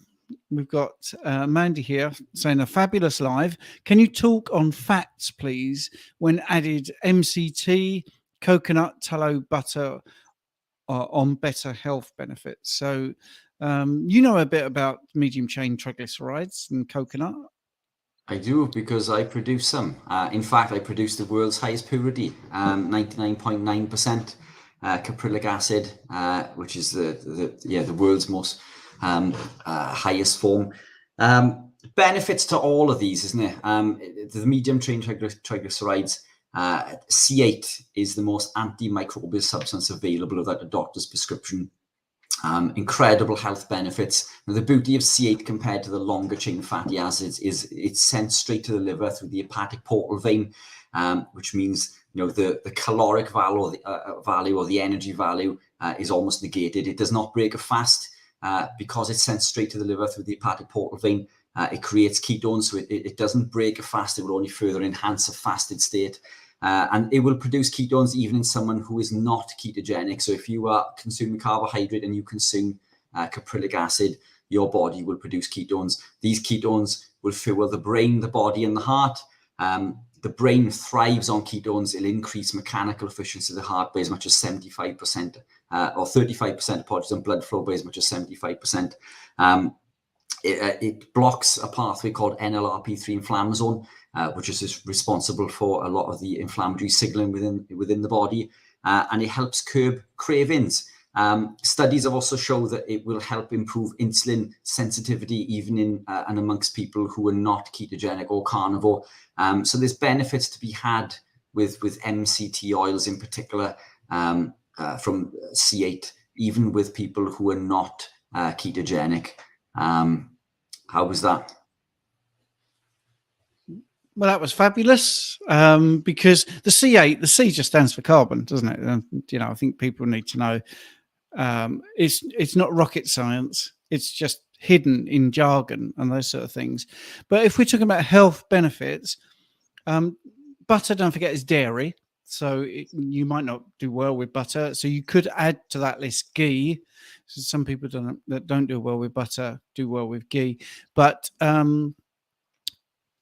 if those two are not so good, then tallow is possibly a better option. I actually think cooking in tallow. I like tallow. I think that tastes nice when you've cooked something in tallow. I think it just feels fresher for some reason. Yeah, I'm a lover of tallow. And again, it depends what your goal is. I mean, if you consume butter, tallow, lard, or ghee, and you are fasting, you will break your fast. But C8 will not break a fast. There's arguments around C10, but caprylic acid or C8 will not break a fast. So I use that when fasting. It curbs hunger. It allows me to fast longer should I wish to do so, but it floods my brain with beta hydroxybutyrate. So my brain functions at a much higher level. I mean, how far are we in now? I mean, it's nearly 3 a.m. And we're still going. I think we are flagging ever so slightly. Oh yeah, I'm flagging. I'm definitely flagging at the moment. You can probably Karen tell I'm here. struggling to form words, but yeah, we're still here. Well, I'll take over for a bit. If exercise raises cortisol levels, keeping us from burning fat in menopause, what do you suggest we do to reduce body fat? Is that on the back of your presentation? Have you just mentioned cortisol? Yeah, it is. Yeah. So, I mean, look, yeah, this is why we need to rest more. But when we gain weight, the first thought that springs to mind is to hit the gym. But this does indeed increase cortisol, which is only going to further store body fat. So, I mean, we need to train sensibly. We need to train for no longer than 45 minutes to an hour. I mean, we should be doing this anyway. And pick the type of training that you're doing. I stick to steady state type training rather than high intensity. And try to avoid things like coffee. Coffee damages the adrenals, which can lead to elevated cortisol levels. Even fasting can produce elevations of cortisol, and lack of, I don't want to use the word supplementation of electrolytes, but lack of salts can lead to that as well. So lots of contributing factors, but if you implement, I mean, I've got the slides on the other screen there. I mean, look, more rest, we need more protein, sodium, increased omega-3s, eat iodine-rich foods. And again, the omega-3s and saturated fats, low estrogen causes neuroinflammation, reduces our myelin sheath, which is made up of protein and fat. So we need to replace this protein and fat. And we need iodine-rich foods. Iodine can help create thyroid hormone. And I've put images on there of tuna, and I've put down seaweed as well, just to appease, the non-full carnivore community. But, try to preference the animal proteins, particularly beef liver. Beef liver is the most nutrient-dense food on the planet. It contains every vitamin and mineral that we need, not just to survive, but thrive. And chicken, we can get iodine from chicken. So we can get, whether we are strict carnivore or not. But all of these things are going to combat to helping fight menopause and perimenopause. Yeah. Did you say you've got a slide or something? Did you say you've got a slide there? Yeah, I was just reading off my other screen. Apologies. Oh, you're reading. They were the slides that I popped up earlier, but yeah. Yeah. I don't know your views on this. What's your take on mouth taping? Sheena's noticed the benefit. No experience. I wouldn't have any comment on that. I mean, it'd be good to hear Sheena's experience on this. So you're saying you've noticed a benefit. Have you tried anything, Stephen? Have you got any? I'm definitely a person that believes it works, but I haven't tried it yet because I just haven't got around to it. Jane had some breathing difficulties through her nose. She was going to try it, and you can't really mouth tape if you can't breathe through your nose. So she put it on the back burner, but I think it's something I want to try because I've had many clients and many coaches and just people socially online have all tried it and all said it's fantastic. By the way, your banner at the top there's got your web address and the 10% off for first orders with the code ketone. It's keto new 10. That's it, yeah, from www.theketopro.com. Can I just say thanks to Sheena as well? I think Sheena's been on for the majority of the time that we have. I've noticed her name in the comments. So yeah, thank you, Sheena, for taking part and supporting us for such a long time. And kudos to everyone else that's done the same. I've noticed people are teetering in and out You don't have to be here for as long as we do. We've committed to it, so you're here for the fun of it. We're here because we have to be. Oh, I'm enjoying it. I'm enjoying it. Exactly. I think we should have done, if we'd had the money to do some merchandise, we could have had a finisher, 24-hour live stream finisher. But there you go.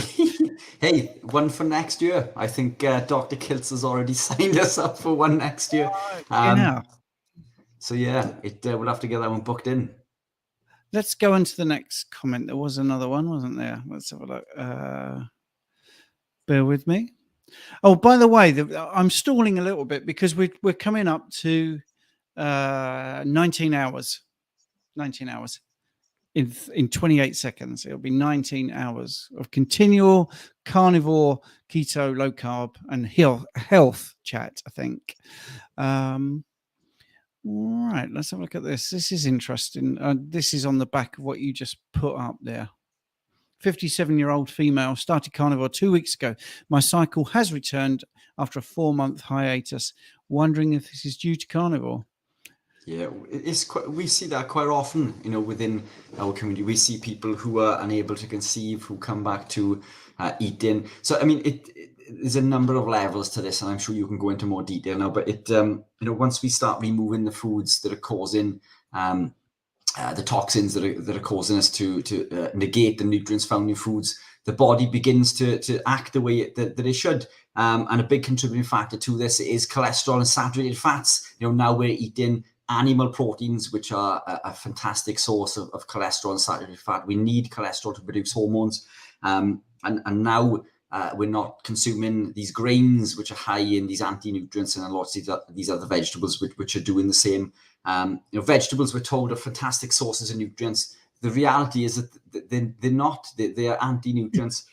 Yes, they may contain nutrients, but a lot of the nutrients in there cannot be absorbed. Spinach is a perfect example, high in iron, but our body cannot process that iron. It's bound to the calcium within there, calcium oxalate, and we can't absorb that iron effectively. We need heme iron, for example. But yeah, I've worked with quite a lot of people who see this happening. I don't know about you, Stephen. Have you got any experience in regards to that? Oh, the cycle returning. That's all the time. That's all the time, and that's. I'm sounding like I'm bragging, but I'm not. I'm just trying to get the number across, because it was only once I got over the threshold of 500 clients did I feel that, well, you know what, this really does work, and that's enough people to be more confident when you get a new person. So every single female that I've coached that has had the problem of losing their period, it's always come back. And it hasn't come back and just been perfect, but it's come back and maybe a bit of spotting or something like that. But within about 3 months, they can't believe how regular it is, and the fact it's back is just amazing. And it's just down to the nutrition.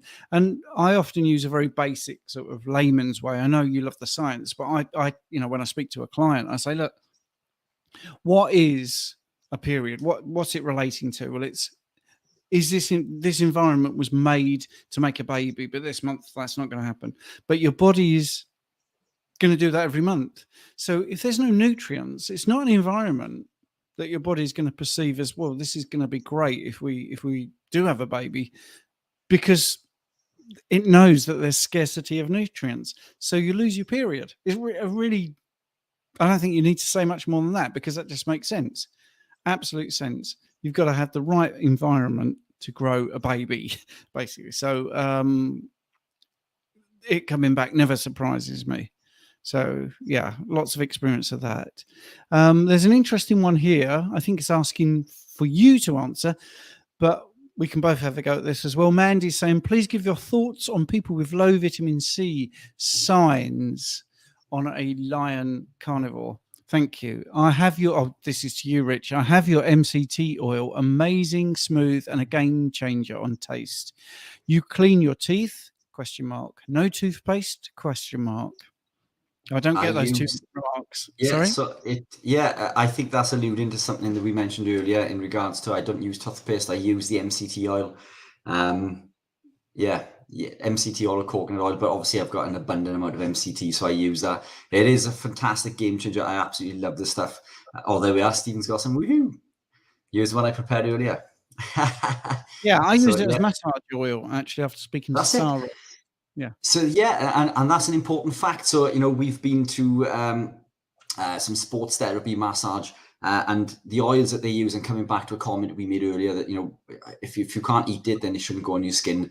And when we look at these massage oils, they're high in these oxidized omega-6s. So if I'm not eating it, I don't want it on my skin. So this is what we use for that, and I also use it for toothpaste. But give your thoughts on people with low vitamin C signs. I don't see many people with signs of low vitamin C. The interesting thing with vitamin C is that it fights for the same metabolic pathway as glucose. It competes for the GLUT4 transporter. So when we lower carbohydrate, the body absorbs more vitamin C. So when we go ketogenic or carnivore and we lower the amount of carbohydrate, the body will absorb more vitamin C. And vitamin C is found in red meats.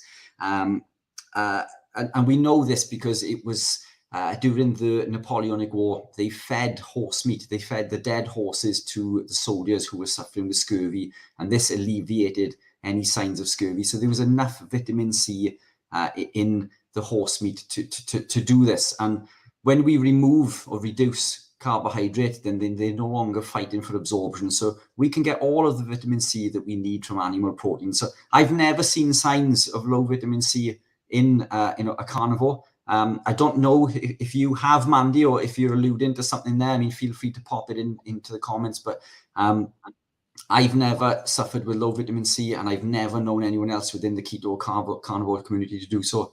But yeah.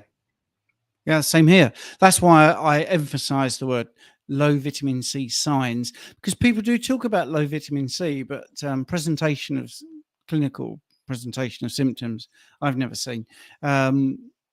Absolutely none. I've never seen any. So that is my experience. If there was experience, I would definitely say, because the thing is, there's full transparency here. Let's have a look at this. So mouth taping here. Beef and fat. I did mouth taping as I have a CPAP machine. I dropped my pressures down from 13.5 to 10.5. So some empirical data there showing that there is an improvement. I think the longer you do it, the benefits are, they just compound and get better and better and better. Let's have a look. I think that's the end of those questions. I was going to share a picture or two and just go through my score, if you like. My for sure. Steve, yeah, okay. I'll leave you crack on for 2 seconds because I'm going to see a man about a dog. Yeah, that's fine. I'm going to have a quick pee, and I will be back in 2 seconds. So you crack on, and I will be back with you shortly. I'll be back. That's okay. I'll be back. So I'm just going to do a screen share. Hopefully it looks okay. Let's have a look at that. Right. I think I'm screen sharing. Yeah. So this is my bio, and I will just go to the pictures first because that's what you want to see, I suppose. So this is when I was age 50, and I had not gone low carb at this point. And I was running 10 miles 3 times a week. I was a personal trainer, and I had terrible signs of bad health, quite tubby, considering that I didn't smoke, didn't drink, did all that exercise, and didn't eat bad food. This is quite telling. And by age 55, and this is before I was carnivore, this is keto, low carb and keto, I'd slimmed down. But some of the things just to help me, I was pre-diabetic. I mean, when you say pre-diabetic, that's basically a PR campaign from 2001 at the NIH cafeteria with Mr. Khan, who was the guy in charge there, and he was very worried that people weren't paying attention to glucose tolerance tests and things like that. So they came up with a PR campaign sort of thing, and they came up with the term pre-diabetes, and within the stroke of a PR campaign, 74 million Americans became patients, people of interest, because they're pre-diabetic situation. So anyway, I had a coronary artery calcium score of 639, which is really quite bad. So when I had that, basically I shouldn't be here. According to stats, I should not be here, but I am. So that's good. So lower left quadrant pain, required a colonoscopy, and for those that don't know, I wear hearing aids. I lip read a bit. I have a very special system here to be able to hear people when they come on, and when I'm on Zoom, not on StreamYard, I can actually put captions on. So that's the deafness is since I was 23. It just went like that overnight. Interestingly, in the last 3 years, when I've been having audiology reports on my ears, the hearing has actually improved, which the audiologist does not believe it's down to diet, but doesn't believe it's possible. Same machine, same audiologist. So I just thought that was quite interesting. So yeah, I had athlete's foot. That went. I had a skin rash on my forehead that looked like someone had got a strawberry and smacked it onto my head. That went completely once I went low carb, keto, and then carnivore. So that was it, really. There was also in the live stream, I talked about a lady that I managed to get out of a Zimmer frame, and she was all bent over, and that's what she was like when I first met her. This isn't the after, actually. She got even better, and she got rid of the Zimmer frame. I've got a picture of her standing up, but that's just for now, just to give you a quick look, because I wasn't expecting to do anything on my own. For those of you that want to know a little bit more about me, I have tried many things in my life. I did a stand-up comedy routine about being deaf, and managed to get onto mainstream TV a few times. And I did the Edinburgh Festival 6 years running, so that was that. And I also did some stunts on TV and in film. I was a body double in the Bourne Ultimatum and a few other things. That's a picture of me. I was a police officer in a burning car, and this was a TV show called Ultimate Force, but I did it under my equity name, so you won't be able to look me up, but that was good. And that's my little bio there, which I hope you enjoyed that. But let me just stop that. I think I want to stop that. That's it. Yeah. So Richard missed all that fun. Right. So let's have a look at the messages. I think there was an interesting one about skin, actually. Yes, let's have a look. Does skin elasticity improve on carnivore after a large weight loss? This has been very informative event. Great panel of guests and very organized. Thank you. Many thanks. Doesn't feel well organized. I feel quite all over the place, especially when we have a gap where a guest should have been. I would say about the elasticity in general is definitely better. I mean, I am 59, and that does pop back quite quickly. So yeah, well, have you got any views on that, Rich? Yeah, I don't know if you can see me pointing, but I'm not going to show you my abs now. But I mean, yeah, I used to be clinically obese. I had, saggy skin and stretch marks. That's how tight my skin, has gone since. And I'm not saying that that's just going to be achieved through living a carnivore lifestyle. That is going to an extremity, but it just adds weight to show that when we push the body will heal and repair. My skin is incredibly tight. I don't diet. I don't restrict. I'm not in that condition now, but I still have, what people would regard as abs. I'm still incredibly vascular, and my skin is still incredibly tight. Now, I put this down to a number of factors. The oils that we consume being one of them. The vegetable oils, these vegetable oils will stay within the body and the skin for up to 2 years in the form of oxidized linoleic acid. When the sun hits this, it causes all sorts of issues and damages our body. Now, I don't know if you've noticed, Stephen, but since you've been carnivore, I don't use sunscreen. My body seems to cope with high intensity of sun. In fact, there's probably more cancer-causing chemicals in sunscreen than there is from the sun itself. The sun is essential, And again, it depended on different times of the day, but UVA increases nitric oxide. Nitric oxide it has been proven to increase lifespan. Nitric oxide is probably the predominating factor in regards to the benefits seen through an increase in vitamin D. Vitamin D is nothing more than a surrogate marker in regards to longevity, health, and well-being. So it's this increase in nitric oxide. But coming back to that, my skin is a lot less damaged through the sun, through sun exposure, and my skin's a lot tighter.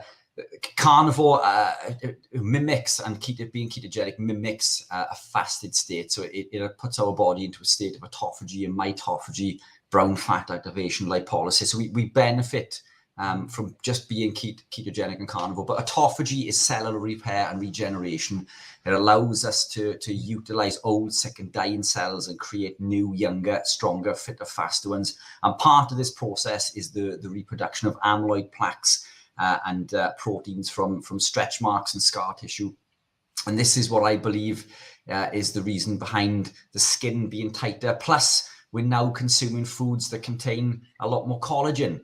The foods that we consume on a standard diet, the nutrients that we do get are heavily negated by the foods that we are consuming. To put that into perspective, if you consume food from a standard diet, say a chicken breast with some pasta, which many would regard as being healthy.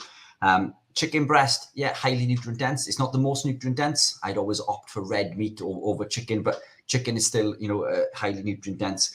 The lectins and phytic acid within that pasta is going to block the absorption of much of the nutrients. The phytic acid will block the absorption of zinc, iron, and magnesium. And these are essential for the production of testosterone in both men and women. All estrogen was once testosterone. So even women, need testosterone. It blocks the body's ability to heal and repair, through the muscle with magnesium and zinc. So we can consume foods that contain these nutrients, but it's what we consume them with. These anti-nutrients are blocking the absorption of the nutrients within the foods. So when we take these out of the diet, and we're no longer eating this grain, this pasta, or this bread or muesli, now our bodies are healing and repairing because we're absorbing more of the nutrients within the protein, and that includes the collagens within the protein. If you're looking to increase collagen naturally, you can supplement, obviously. I do collagen supplements. I take collagen supplements, although I make sure that I get a lot of my collagen through the diet. And you can do this. You can do this through making bone broth, or through simply eating the gristle on the bone and the chewy bits and the cartilage and the stringy bits in your steak. So when it comes down to eating the chicken on the bone, make sure you get every little piece. I even eat that little cartilage piece on the end, which everybody sort of throws away, and I crunch it and crunch. But that is high in collagen, and collagen will help this skin elasticity. So all of these contributing factors, I believe, have attributed to me being able to maintain a fairly reasonable physique. I would say. What are your thoughts, Stephen? Anything to add to that one? No, I think you're perfect in the way you cover everything, which is really good for the science. I think with the anecdotes, I mean, Sheena's put up her situation here, and some people just can't get back to the skin they want. I mean, that's what we mentioned in the live stream earlier. Like Laura Spaff has done the surgery, for instance. She's quite a big influencer and very transparent about it. But I do feel that, your skin will improve. I just think it will. Whether it'll ever get back to exactly what you see in your head is another thing. But there are so many people with proof of that. Coach Emily, definitely. If you go and look at her Instagram, there are pictures. I've done a success story with her, and you can see the difference there. She lost 150 pounds. 150 pounds. So we're not talking a little bit of loose skin. So she lost it over 4 years, and it's incredible, actually, because you would think, it's a whole person, whole person. So I just think some people might expect it's going to be perfect, but as Sheena says there, it improves, but it doesn't seem to be going away. The longer you do it, this way of eating, the better it will be. There are certain For things sure. that just won't get better. I mean, we heard throughout the live stream people say there are some things that it's just too far gone. It's just, you know, when Dr. Lisa talked about our cones and rods, you know, once they've gone, it's unlikely they'll come back. But then Dr. Chafee has also mentioned things that he's seen, I think, coming off dialysis. I'm sure he said something that made me go, wow, I've never heard of that. So don't underestimate the power of healing with the right nutrition, but obviously also be realistic, sort of frame it in a way where it's not going to be perfect. I mean, I go to bed and I dream and I think I'd be lovely to wake up and look exactly like I did when I was 23. Wouldn't that be great? But, you know, it's never going to happen, even with diet and training and everything and grounding and not looking at a screen for 24 hours. But you can get better. And that's what I would say. I'll try to improve myself every single day from what I was yesterday, and don't do silly things. Now, I'm going to be frank with you. I've loved doing this. I'm not moaning. I'm really not. But I don't think this was a good thing to do for my eyes, for my health, for my skin, for my circadian rhythms. I don't think that I've done myself any favors. And I think maybe it will take like 2-3 weeks to get back to where I was yesterday, if you see what I mean. But I think some people will be watching the TV, sitting on the sofa, couch, whatever you want to call it, looking at screens every night, triggering themselves, getting not enough sunlight, maybe drinking, smoking, and that's not going to be helpful, is it? It's really obvious. I'm actually quite gobsmacked at how bad my eyes are. They really have responded to this amount of screen time. And I work online predominantly, so I'm used to a few hours, but just 24 hours in a row has not been received very well by my eyes. So let's get into the next bit. So we're looking for perfection in ourselves. So Jeremiah has just stated there, you know, autophagy from fasting helps. Yeah, 100%. And that's exactly what we just alluded to there with living a ketogenic or carnivore lifestyle and the production of autophagy and mitophagy. Autophagy, I believe, is an integral tool for tightening the skin. One thing that I would add is when people opt for surgery to remove loose skin, I'm not sure I'm a fan of this, because when you take away the skin, you take away some of the fat cells, and we don't want to be removing fat cells from the body, because this causes hypertrophy. Basically, we have less fat cells available to absorb fat within the body, so the fat cells that we do have can become full and overspill, and this is where it becomes toxic, and this causes oxidative stress throughout the body. This is why, like, liposuction is a big no-no. It's a quick fix that will have detrimental impacts further down the line. We don't want to be removing fat cells. We just need to be reducing the size. We want lots of fat cells, but we want them to be incredibly small. We don't want less fat cells that are big and overspilling in fat and causing this oxidative stress and fat quite literally leaking into the body. So something else to bear in mind there. Look at this, still at it, boyos. Carnivore, yes, certainly for stamina. Yes, it is. Right. C8. I touched. See, the problem is when we talk and we say something. Caprylic acid. Yeah. C8 is caprylic acid. It's a medium chain triglyceride. So we have short chain triglycerides, medium and long. Short chain can be produced from outside the body, but most of them are produced within. The thing with short chain fatty acids is that when we produce them from oils like coconut, for example, they are absolutely disgusting and smell, and nobody would ever consume them. So medium chain are the shortest chain fatty acids that we can put into a food form. C8 is the shortest chain. Then there's C10, C12, which I would argue is a long chain over a medium chain. But C8 and C10 are regarded as the medium chain, but C8 is the shortest. It's the quickest to act within the body. Again, you know, when consumed, it's sent straight to the liver through the hepatic portal vein, and it's almost instantly converted into ketones, whether you are living a ketogenic state or not. But the C8 is just caprylic acid. There's capric and the list goes on. But C8 caprylic acid, it's a medium chain triglyceride, which is derived predominantly from coconut. Cool. That's I good. hate it when you leave me on the screen for too long. I feel like I should be saying something else. Sorry. Yes. Sorry. I did 38. He fasts. Am I reading that wrong? For a couple of months, but didn't enjoy it. 38-hour fasts, maybe. I did 38-hour fast. Yeah, possibly. I mean, with the fasting, if you're not enjoying it, 38-hour. This is the net benefit thing. If you really had a bad time, you're doing fasting for autophagy to help with the loose skin and the therapeutic effects of fasting, but you did enjoy it. So you have to weigh up that benefit, and it's a hard choice, isn't it? But we all do that. I didn't want to do this live stream, but the net benefit is fantastic because we reach a lot of people and it's good fun, and everyone has enjoyed it. So I think there are more guests scheduled. I will tell you who's coming.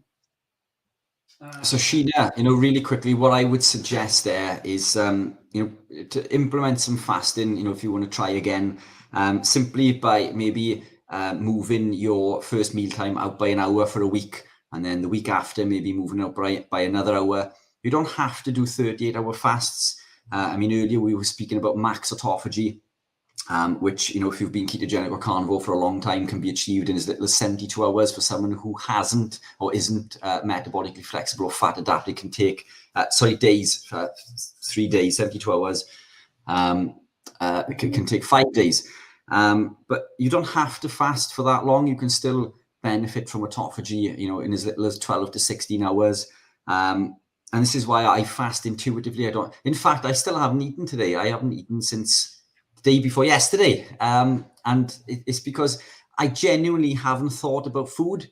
And my wife kindly offered, as she was walking by, do you want me to bring some bacon and eggs and something? And I don't need it. I feel excited. I'm going to ride the train.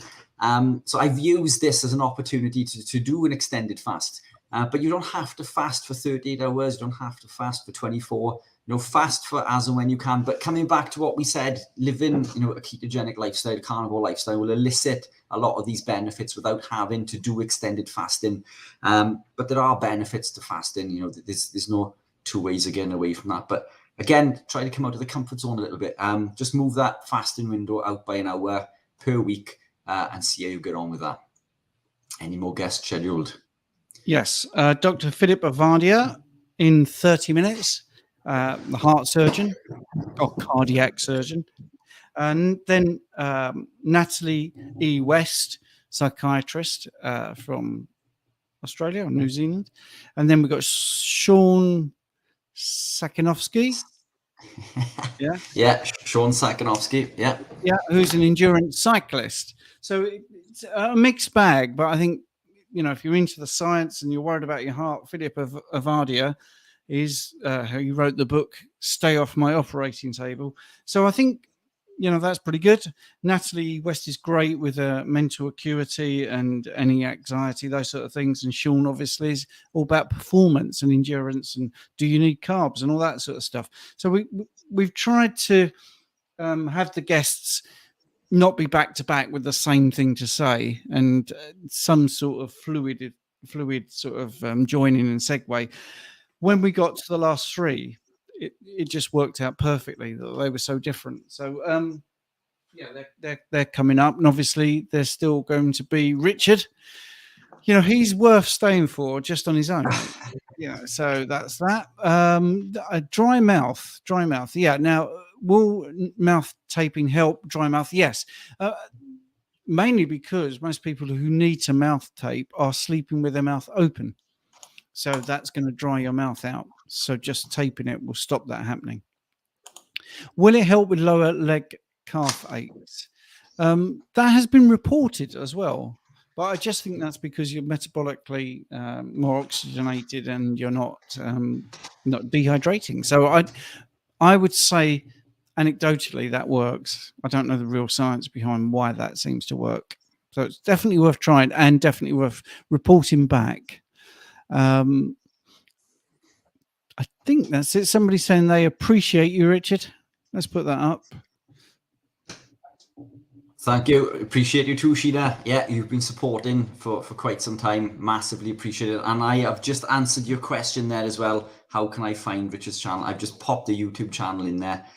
So yeah, please feel free to follow. My subscribers are somewhat lacking in comparison to Steve's. Oh, wow. So Yeah, we were going to try and get your subs up, weren't we? That was one of the things. We were going to try and get to 1,000. What is your subscriber number now then? So it has increased up to 986. So yeah, it is disheartening because I mean I've been on some massive podcasts, as you know, with the likes of Dr. Chafee, Ben Azadi, and Dr. Chafee has regarded some of the content that I've put up on his channel as content that he's never heard, and he learned a lot from doing these podcasts, and yeah, to have such a poor following on YouTube is incredibly disconcerting. And it's not that I haven't been trying, but Stephen kindly give me some pointers in regards to improving that. But I've been trying to push this content for such a long time, but I've been ostracized, I believe, in Facebook and YouTube jail for some of the content that I've tried putting out there. But we'll continue to push it out there, Stephen. We'll continue to spread the good word. And yeah, my goal is in the short term to break that 1,000 follower mark. But did you say you're 980 or something? Yeah, 986 now. Yeah, well, yesterday you were 800 and something, so you're much closer. 989. So Sheena has obviously kindly subscribed. It's just gone up by 3. So thank you all very much for subscribing. Well, there you go. Massively appreciated. You are going to get to the 1,000 by the end of this live stream, which was something we talked about mentioning, and we didn't even mention it. So that shows the power of what you're saying, how good you are. So well done. I think that's good. I can't believe you're disappointed because you were over 100 and something away yesterday. So yeah, I'm landed to be approaching 1,000. It's just sometimes I feel that the channel hasn't received the recognition that it deserves for the content, the quality of content. There's content on there that I don't think you'll find anywhere else in regards to some of the topics that we've been discussing today, and we go into a lot of depth in regards to the science behind that as well, as we do during our live every week during our talks, isn't it? I mean, we go into the science. Yeah. And we simplify the science as well. So there's lots to be learned, and we're constantly adding to it. And the content we're putting out, I believe to be second to none. But fantastic comment from Sunny there. Thank you for the huge personal sacrifice both of you have made to share this great lifestyle with the world. Sunny, thank you very much for the comment. It's comments like this that make it all worthwhile, isn't it? Yeah, I've thoroughly enjoyed so far. I mean, it is proven difficult in the last stretch, isn't it? I think it's fair to say that we are waning somewhat compared to the energetic selves that we were 8 o'clock yesterday morning. But we're still here. We're still pushing forward.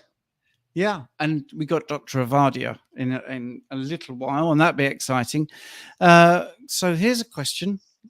Has Richard ever come on to Rivero? No, but I think he spoke to Sean, and when Sean was guesting, Sean Baker at 6 p.m. UK time today, he opened up the second session. So if you're looking for on YouTube for the video playbacks, Sean Baker was the first one in the second session. We did 10 hours, then we did 7 hours, then another 7 hours. But they are all back to back. But StreamYard can't record 24 hours in one go. Had to split it into 3. Well, anyway, we hinted to Sean Baker to get Richard on. So hopefully that will happen. Here's a question for you. By the way, you're at 992, Richard, now. Oh, fantastic. Thank you all. Right. There you go. Yeah, well done. There you go. Jake, is that how you pronounce that? Anyway, isn't vitamin C an oxalate? Vitamin C. I'm familiar with it being an oxalate. I don't know. Do you know more in regards to that, Steve? I don't. Actually, I've never heard that it's- before. Yeah, new one on me. Yeah. I can look that up. But the thing is, we don't BS people. If I don't know, I don't know. I'm not going to pretend. Yeah. I've never heard that. But I would definitely look it up if there is a connection. I don't think that would be right, because I would have heard that. I'm sure of it. It's not an oxalate in the term that I'm used to oxalates being referred to, at least unless it's in some sort of subcategory. But yeah, it's not something that I'm familiar with. Zoe Online, hi guys, Sheffield-based carnivore newbie here, having just got over the keto flu yesterday after starting carnivore. Fantastic news. Yeah, keto flu is a bit of a downer. This is and there it is. So yeah, this is caused through insulin resistance. Insulin resistance is the driving factor of high blood pressure. And when we go low carb, insulin drops. It signals the kidneys to release sodium from the body, because high blood pressure is an insulin dependent state. So in a state of elevated insulin, it will pull sodium from 4 points in the nephrons in the kidneys back into the blood. And when we go low carb, it releases that sodium, which leads to keto flu. So this is why salt is incredibly important. Sodium is essential for life. It's not the demon that it's made out to be. And this is why many in the keto and carnivore community will supplement with electrolytes, which is what I've been drinking throughout the day. But you can get this from natural sources, pink Himalayan Celtic sea salt. We do require a lot more salt than we're led to believe. A study that I reference in some of the talks that I do covers over 100,000 participants over 17 countries, and it shows the correlation between going too low in sodium, sort of around 1.5 milligrams or 1,500 milligrams, 1.5 grams, 1,500 milligrams, and shows a massive increase in all-cause mortality, with a sweet spot being between 4,000 to 6,000 milligrams. And I consume probably close to 10,000 milligrams of sodium per day.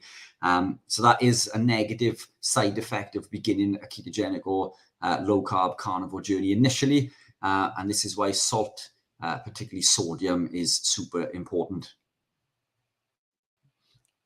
Let's do this. Let's put this up and go back to two of us, so you don't feel lonely. Karen has been here all day and was asking to help Richard raise his subscribers. So that's worked, Karen. So well done. Thank you very much. Well appreciated, Karen. And I wasn't being dismissive, Richard, because I agree with you. Your channel should have much, much more traction. But yesterday when we spoke, I said, oh, it would be my little thing to try and get it up to 1,000 by the end of the live stream. So to go from 800 and something to 992, I'm quite happy. And then once you're there, you will find that will then double and double again and double again. And, it'll be good because it's great content and you know your stuff. Let's have a look. Heard Richard talk earlier about mTOR activation and a fasted training / 4-hour mTOR reset. How many grams of protein beef to give me that magic 3 grams of leucine? And would that be better over 3 or 4 meals? No, I didn't hear this bit, I think. So yeah, so let me just look at this, because the amount of leucine is different depending on the source. So let's look this up in regards to beef. The figure that I usually tout around is like 50 grams, but I don't think you need that much. So beef is an excellent source, but leucine 2.4. Yeah, that's not telling us much. I mean, generally, from what I can remember, 50 grams of protein is going to give you comfortably 3 grams of leucine. Yeah, I can't find any of the research to send, but a chicken breast, for example, will contain 3 grams of leucine. A steak will contain 3 grams of leucine, if not more. Eggs, are not a brilliant source, not for the volume at least anyway. But yeah, think of a chicken breast or a piece of steak. Let me just come out of that. mTOR reset, how many grams of so again, just a steak, chicken breast, Would it be better over 3 or 4 meals? So what I would do is base your protein on 1 gram per pound of body weight. If you weigh 150 pound, you need to consume around 150 grams of protein per day. You can split this between the 3 meals. I would do it between 3 meals and use one of those mTOR activations as your training. So last meal, let's say 8 p.m. for example, fast through, train fasted at 8 a.m. That's 1 mTOR activation. Then consume food at 12, then 4, and then 8. So you've consumed 3 meals. That's 4 mTOR activations, which have been elicited via mTOR direct and not through IGF-1, which is what we get when we consume carbohydrate. And what it does is basically, when we activate mTOR, now a lot of the bodybuilders through the standard sense who are consuming these meals every 2 hours, they're in a continuous activation of mTOR, but they're doing so through IGF-1. Now, an average lifespan of a bodybuilder in America is 12 years lower than the average lifespan of the average American, which is low in general anyway. Many will put this down to supplementation of anabolic steroids. I believe it to be more of carbohydrate abuse. I think this constant barragement of carbohydrate in this pursuit of increasing insulin, in the belief that insulin is going to build muscle quicker, which it won't, by the way. Insulin is a fat storing hormone. Leucine will elicit enough of that response to grow muscle, which is why 3 grams is the key. And you can supplement with leucine to do this as well. You can supplement with leucine just before your meal and consume protein, and this is going to have a further impact. Something called HMB is arguably even better again, but the research on that is mixed. So I would stick to supplement with leucine if you are going to supplement with anything. The rest of the branched chain amino acids, I wouldn't waste your money on. We're going to get plenty of these from our animal proteins, but leucine is certainly one worth supplementing with. The bodybuilders' constant barragement of carbohydrate abuse, and that's why I believe that their lifespan is considerably lower. But their mTOR activation is 1 throughout the day because it's continuous. And this is detrimental to our health. What we want is this mTOR reset, which comes around every 4 hours. So this means consuming a meal and no snacking in between. And by doing this, we can activate mTOR 4 times throughout the day while fasting for 16 hours. So eliciting some benefit from a fasted state in regards to an elevation in testosterone and human growth hormone. The talk we had with Robert Sykes earlier, again, he said that, this activation or this response in regards to testosterone and human growth is probably minimal.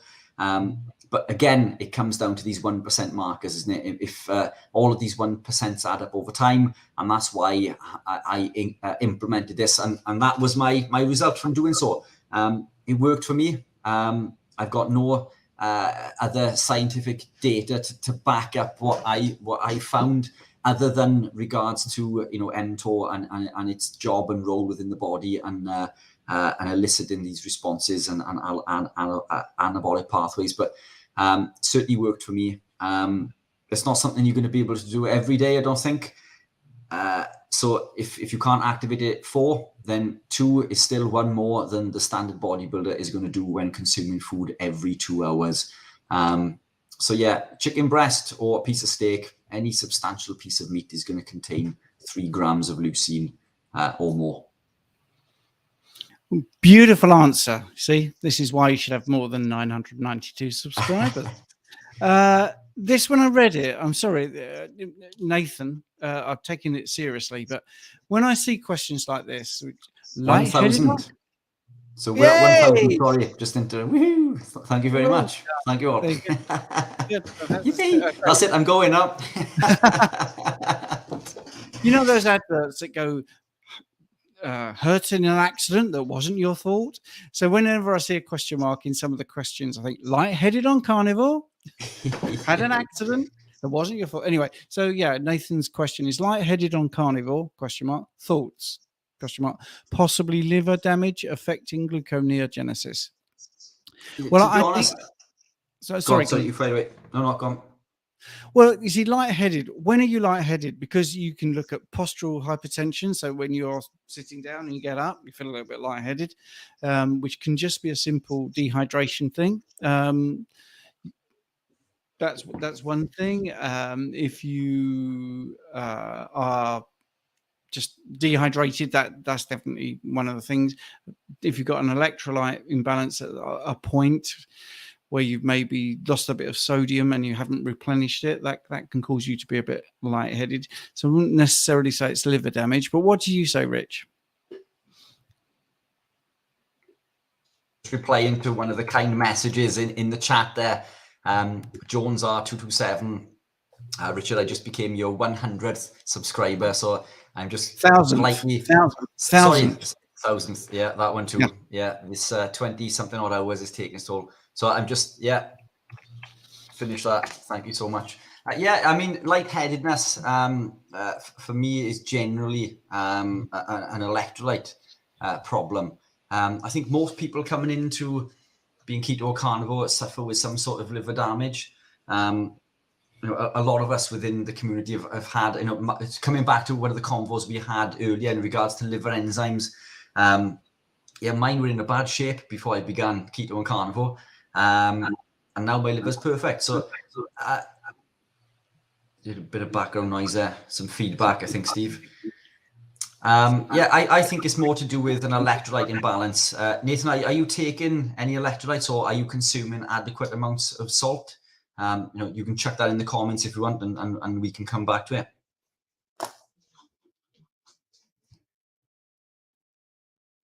There we are. Sorry about that. Yes, getting a bit slower than I was. I probably need to go and splash some water on my face or something. Right, here we go. Here's an interesting question from Zoe Online.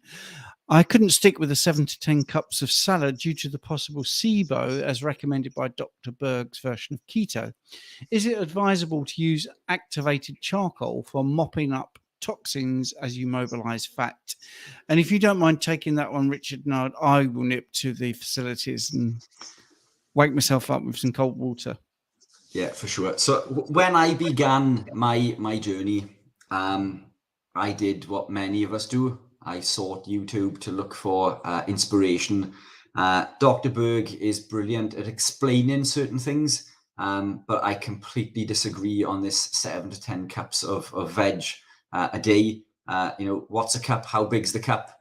You know, there's too many contributing factors. And as we know, lots of these foods contain phytoalexins, plant toxins, which are toxic to the human body. You know, as Dr. Chafee said in an interview that we did with him recently, even every vegetable that you know of within the supermarket contains over 56 known carcinogens. Broccoli, for example, contains a compound called sulforaphane. Now, we consume sulforaphane because it's apparently good for treating cancer, which is true. It's used in the treatment for cancers. But you wouldn't take a chemotherapy pill unless you had cancer. So why are you consuming broccoli? You know, if you don't have cancer, you don't take a chemotherapy pill unless you have cancer. You know, the thing with sulforaphane is that it's so toxic, it doesn't exist in a healthy plant. So it's actually produced during the curing process when myrosinase binds to glucoraphanin to create the isothiocyanate called sulforaphane. So it is so toxic, it doesn't exist. It can't exist in a healthy plant. So I think Dr. Berg is missing a trick on this in regards to the carcinogens, as well as fiber. And as you rightly say, you know, the fiber in there is causing and contributing to SIBO. So you know, why consume these foods? Is it advisable to use activated charcoal? I've seen research to suggest it may help. I think just coming away from the plants is going to see a big reduction in regards to moving toxins from the fat. I mean, these toxins can stay in there for years. It's certainly not going to hurt putting in the activated charcoal. But the biggest bang for your buck is going to come from removing, you know, these plant toxins. I've been guilty of having and consuming these smoothies, these kale and spinach smoothies. I would put a massive 200-gram pack of spinach in a blender every day. I would add turmeric, because I believed that turmeric was good for me, and I would add black pepper because we're told that black pepper increases absorption, which isn't entirely true. You know, what this does is the black pepper blocks a pathway called an enzyme called glucuronosyl transferase, which is how the body excretes that toxin.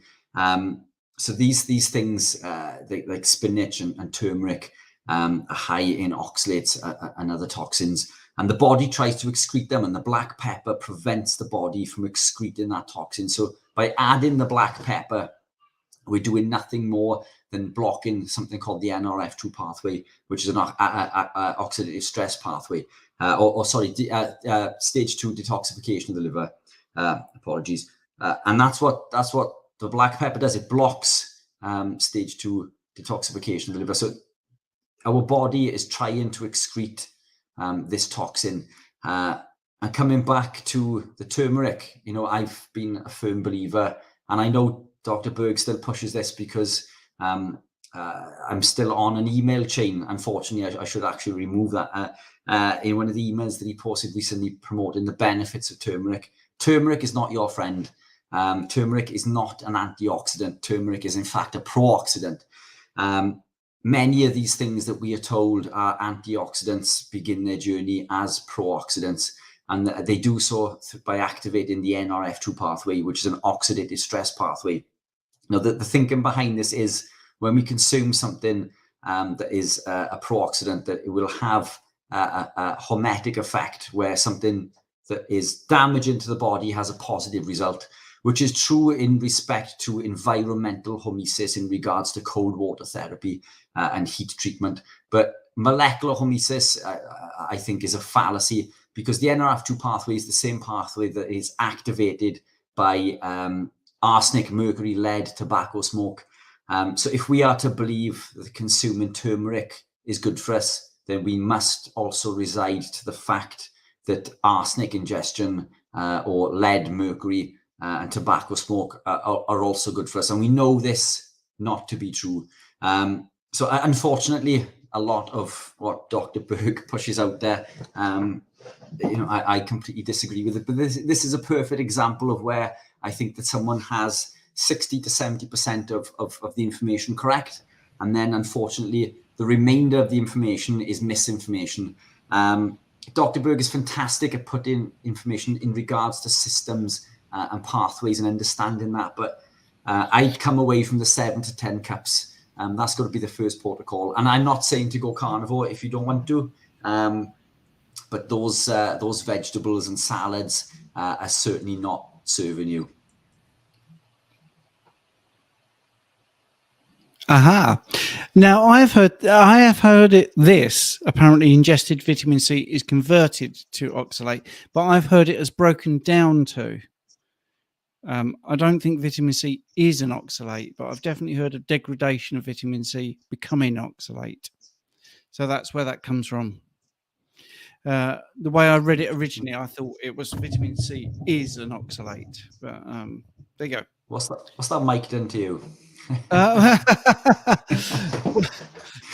that's an interesting point there, isn't it? Yeah, do you know, there's so much that I have learned today in regards to the speakers that have been on. I'd like to think that my knowledge is incredibly broad in regards to nutrition. But I've learned little tidbits today, and I think this live is something that I'm going to go back and revise in regards to some of the speakers, because some of the quality of information has been incredible. And again, that's another little tidbit that deserves some research. So that's another one noted to look into. Yeah, absolutely. Right. I'm trying to get back to the next question. I don't like people to be in the wrong order. Richard just became 1,000th. Apologies to me. That's okay. Let's have a look. And this is Nathan. Usually after standing, but this is the lightheaded.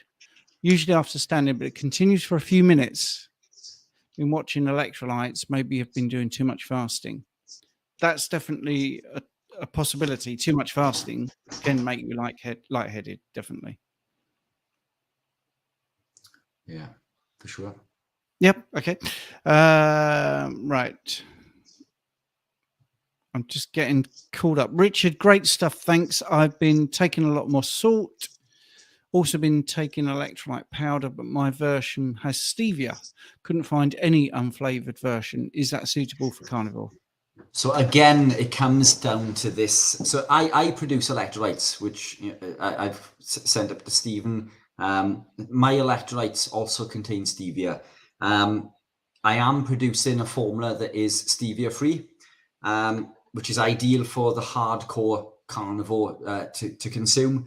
And again, we get caught up in what is carnivore and what is keto and what isn't. And I think we need to be a little bit more open-minded in regards to, what we can and can't consume.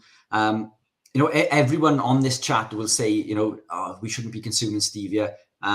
But I guarantee if I offered 1,000 customers a flavored version or an unflavored version, I would sell almost all of the flavored versions. So, a lot of people who say that they wouldn't consume it have probably consumed it at some point in their life. I still consider that's what's in this. And I regard myself as being a super strict carnivore. But stevia is right at the lower end of the scale to me. And that is one of the things that has no impact on me. But we are producing a stevia-free version, which will be available in the next 12 weeks. The electrolytes we produce contain molybdenum, selenium, and astaxanthin. Astaxanthin we use as a natural version. We're the only company in the UK to do so. It's 20 times more potent than the synthetic version, 550 times more potent than vitamin E as an antioxidant, 800 times stronger than CoQ10. The list goes on and on and on. These are electrolytes you won't find anywhere else in the world. But stevia, look, there's worse things to be consuming. And again, you've got to do what suits you. We don't want to pigeonhole people, and you don't have to fit into anybody else. His version of what is carnivore or ketogenic, whatever it is that you're trying to do. I notice massive benefit for supplementing with electrolytes. That's what's kept me fired up and powered through my day. I'm not adverse to consuming little bits of stevia. There's certainly a lot worse things to be consuming, but should you want to gravitate away from that, we do have one coming out on the market very, very soon. Brilliant. Right, so let's put me back on the screen so people think I am still here. Right, let's have a look. Yes, that's Nathan about his feeling lightheaded. Oh, here's one. I don't know anything about this. Thoughts on Brian Johnson's blueprint protocol? He's vegan and reversing his age like crazy. I don't understand. Not familiar with it, unfortunately. No, it's passed me by, but sounds interesting. So let's. And again, that comes back to what we said earlier, isn't it? We're always open to studying new things and learning new things. Dr. Chafee and I recently recorded a podcast in regards to a podcast that was released by Dr. McCullough saying that long-term ketogenic lifestyles are detrimental to your health. We had to go to town on the research, and we took that research incredibly serious, and we were happy with the results that we came to that. But we're always open to, because that's the thing with us. We're always looking. We're giving this advice, and we want to almost double check to make sure that the advice we are giving is accurate, and advice is always changing. Our knowledge base is always changing. So yeah, that's something I'd be glad to look into. Excellent. So in the waiting room, nice and early, is Dr. Phillip Ovadia. So I will let him in. Do you know him, Richard? Have you met him before? I've seen Dr. Ovadia, but no, I've never met him personally. So this is a new one for me. Hello, Dr. Ovadia. Hello. Nice to meet you, Richard and Stephen. Nice to meet you too. It's good to see you again. It's really appreciated that you've given us some time to come and talk about you fixing hearts. For those people that don't know you, so enough of my hero worship. If you could just introduce yourself so people know who you are, what you do, and why you're doing Carnivore, I suppose. Sure thing. So I am a heart surgeon over here in the States. Been a heart surgeon now for 20 years, done over 3,000 heart surgeries. And during much of that time, I was a very unhealthy heart surgeon. I had reached a point where I was morbidly obese. I was pre-diabetic, and I realized that I was going to end up on my own operating table, so to speak.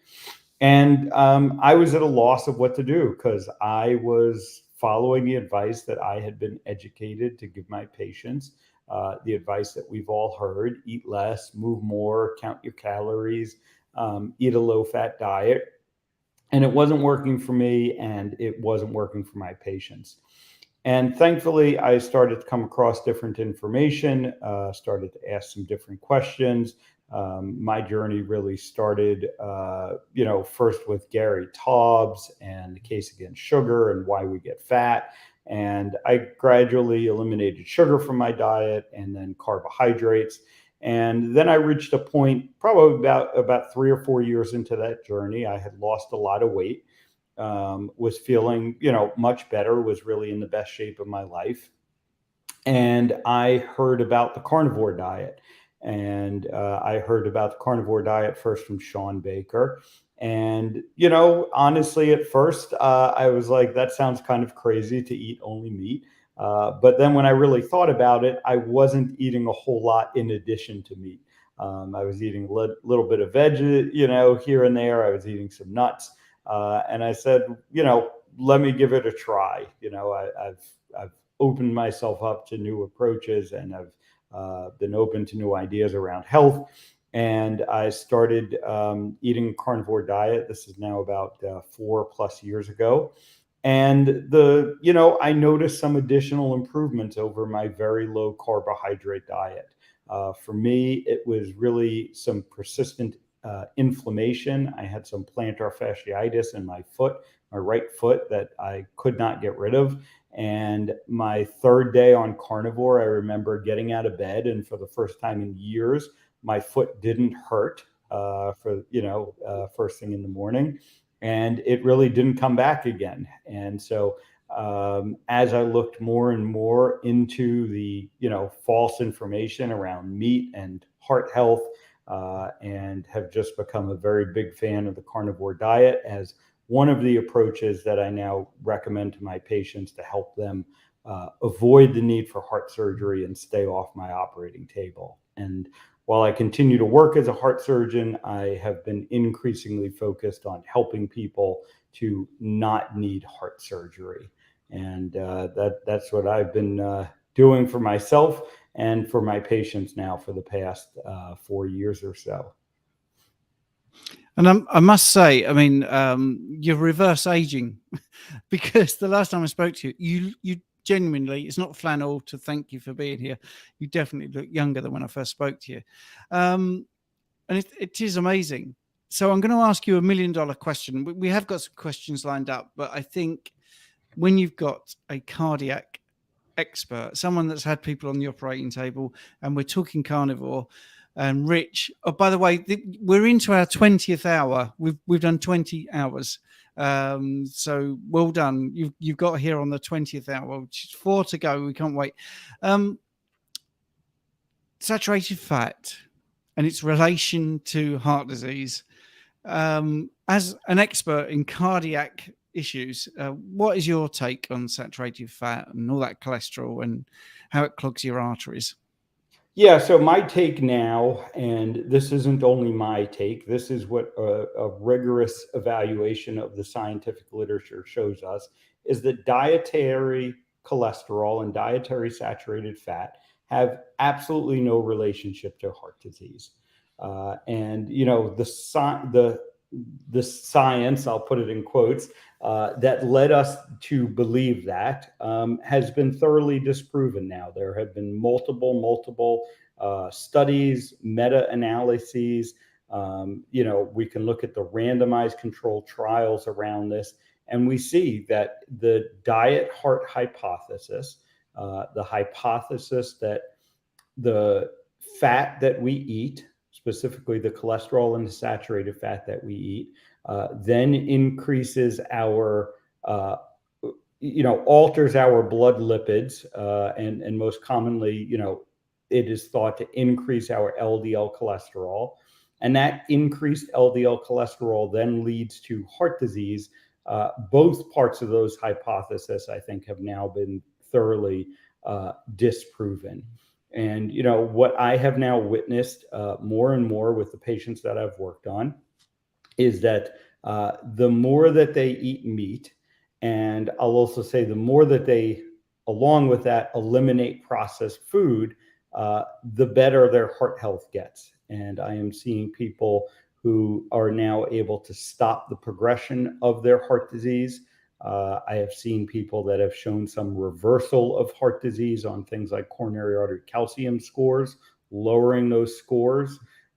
And, I see people with that have already suffered heart damage that have actually increased and improved their heart function when they go on whole real food diets, I think is the first thing. Low carbohydrate, low sugar, elimination of things like vegetable and seed oils. And the carnivore diet is a great way to accomplish that. I think it's the easiest way to accomplish that. And that's why, I've stuck with it.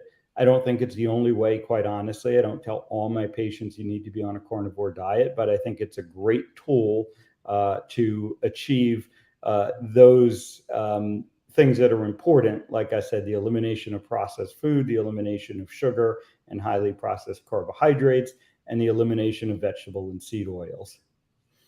Yeah, I think that's a big one, isn't it? The seed oils. So I just heard you say about the coronary artery calcium scan. You've seen some people lower it. Was there any special protocol to do that, or was it just the carnivore diet that you put those people on?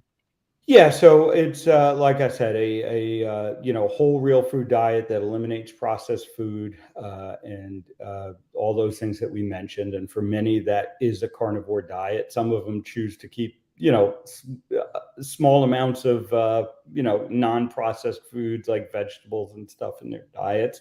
And then there are some other things that probably help with that. When we look at we can point to something like vitamin K2 that seems to be helpful in regulating the calcification process and minimizing, calcium in our blood vessel walls where we don't want it. And of course, vitamin K2 is only available in animal products. Sure, you can supplement it, but I don't think that's as good as getting it from your food. And so, again, that's another reason that I point to a carnivore diet as perhaps uniquely beneficial. I think you certainly want to incorporate lots of animal protein, lots of animal foods in your diet if your goal is to reverse calcification so that you're getting large amounts of dietary vitamin K2. What's the best foods for K2? Is it pork? Well, it's really going to be things like, all sorts of ruminant animal meats. Heart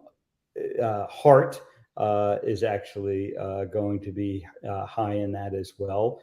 But it's, it's pretty ubiquitous in animal proteins. So whatever animal protein you want to eat, you're going to get a good amount of vitamin K2. I think Richard's chomping at the bit to ask a question. No, fire away. No, I'm just, I mean, we went through a quick presentation, didn't we, on cholesterol. So yeah, I'm enjoying listening to this bouncing back, to be honest. It's all good stuff. I'm coming back to what you said about K2. I mean, it's, kale in the UK is stamped with a stamp that says high in vitamin K.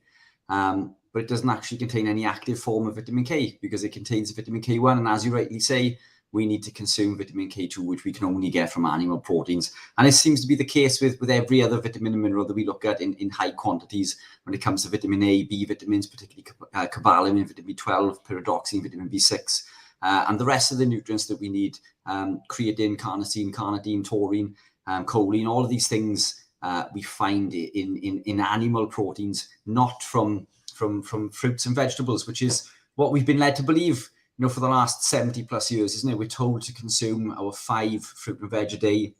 But what happens if you consume that volume of fruit and veg? then you're full and there's no room for the meat. So the one thing that's actually healing and repairing your body is no longer being consumed.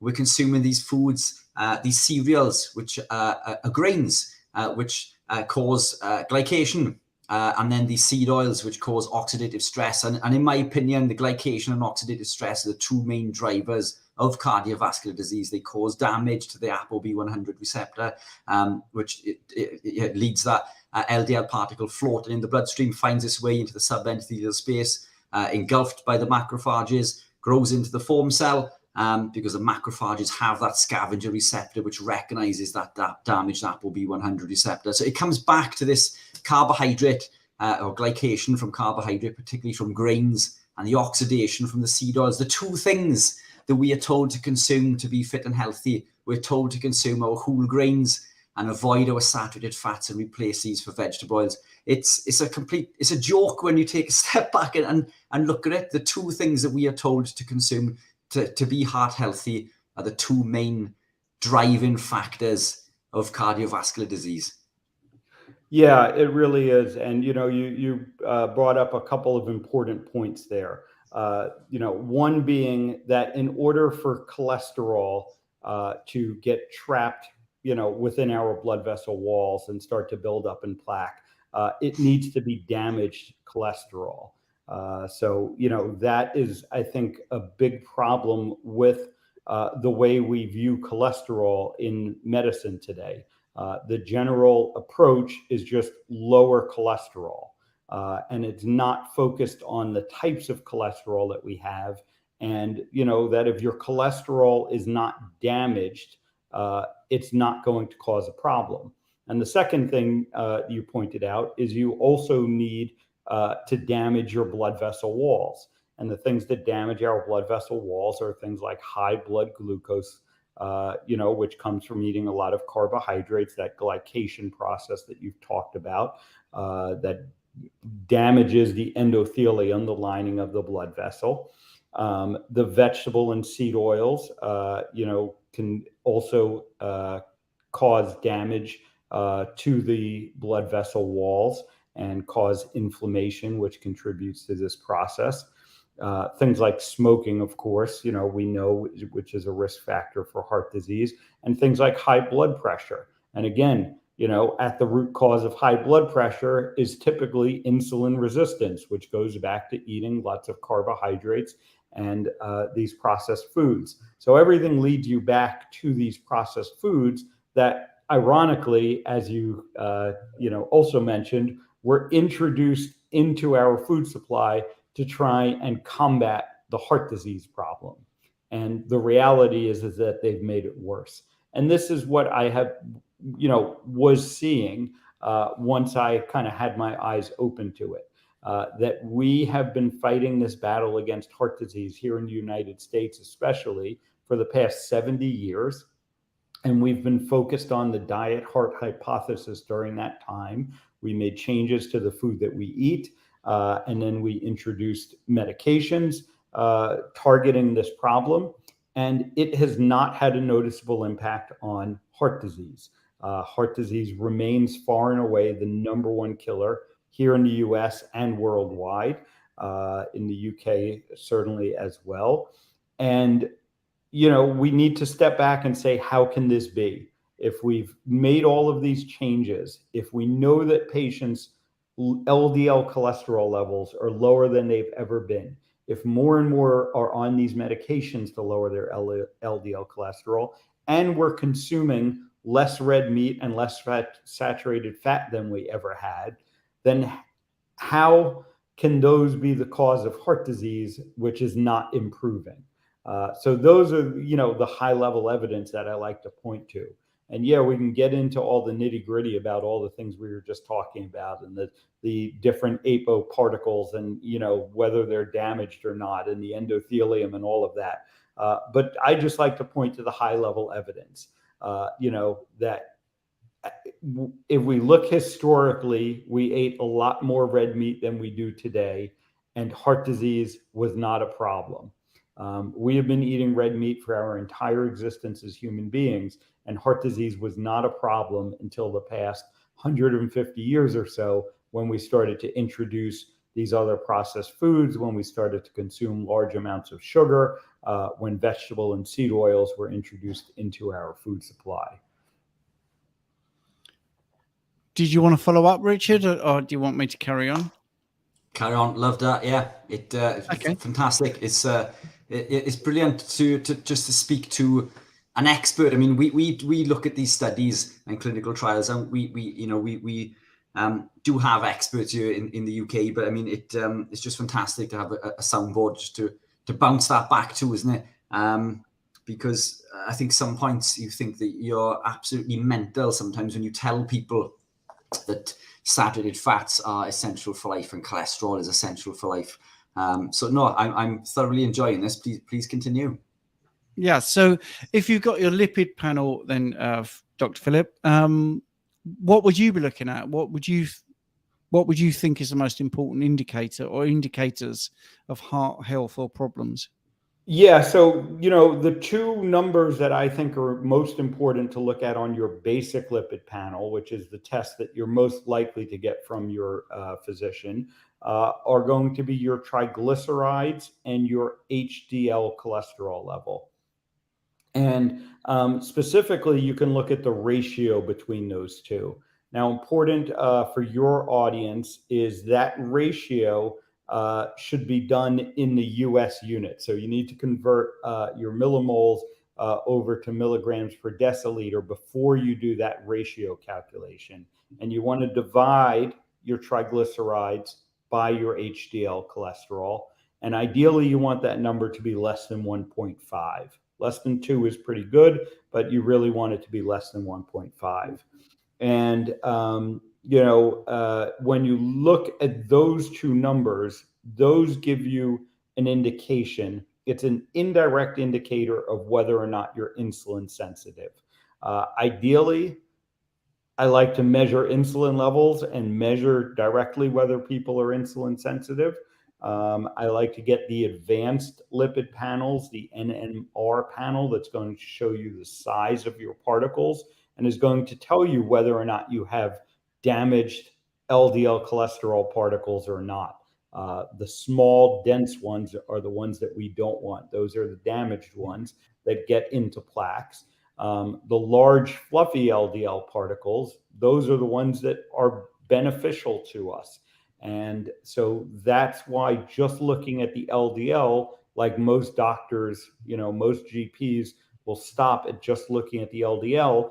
And the LDL is not informative to us because it's not telling us what type of LDL particles that we have.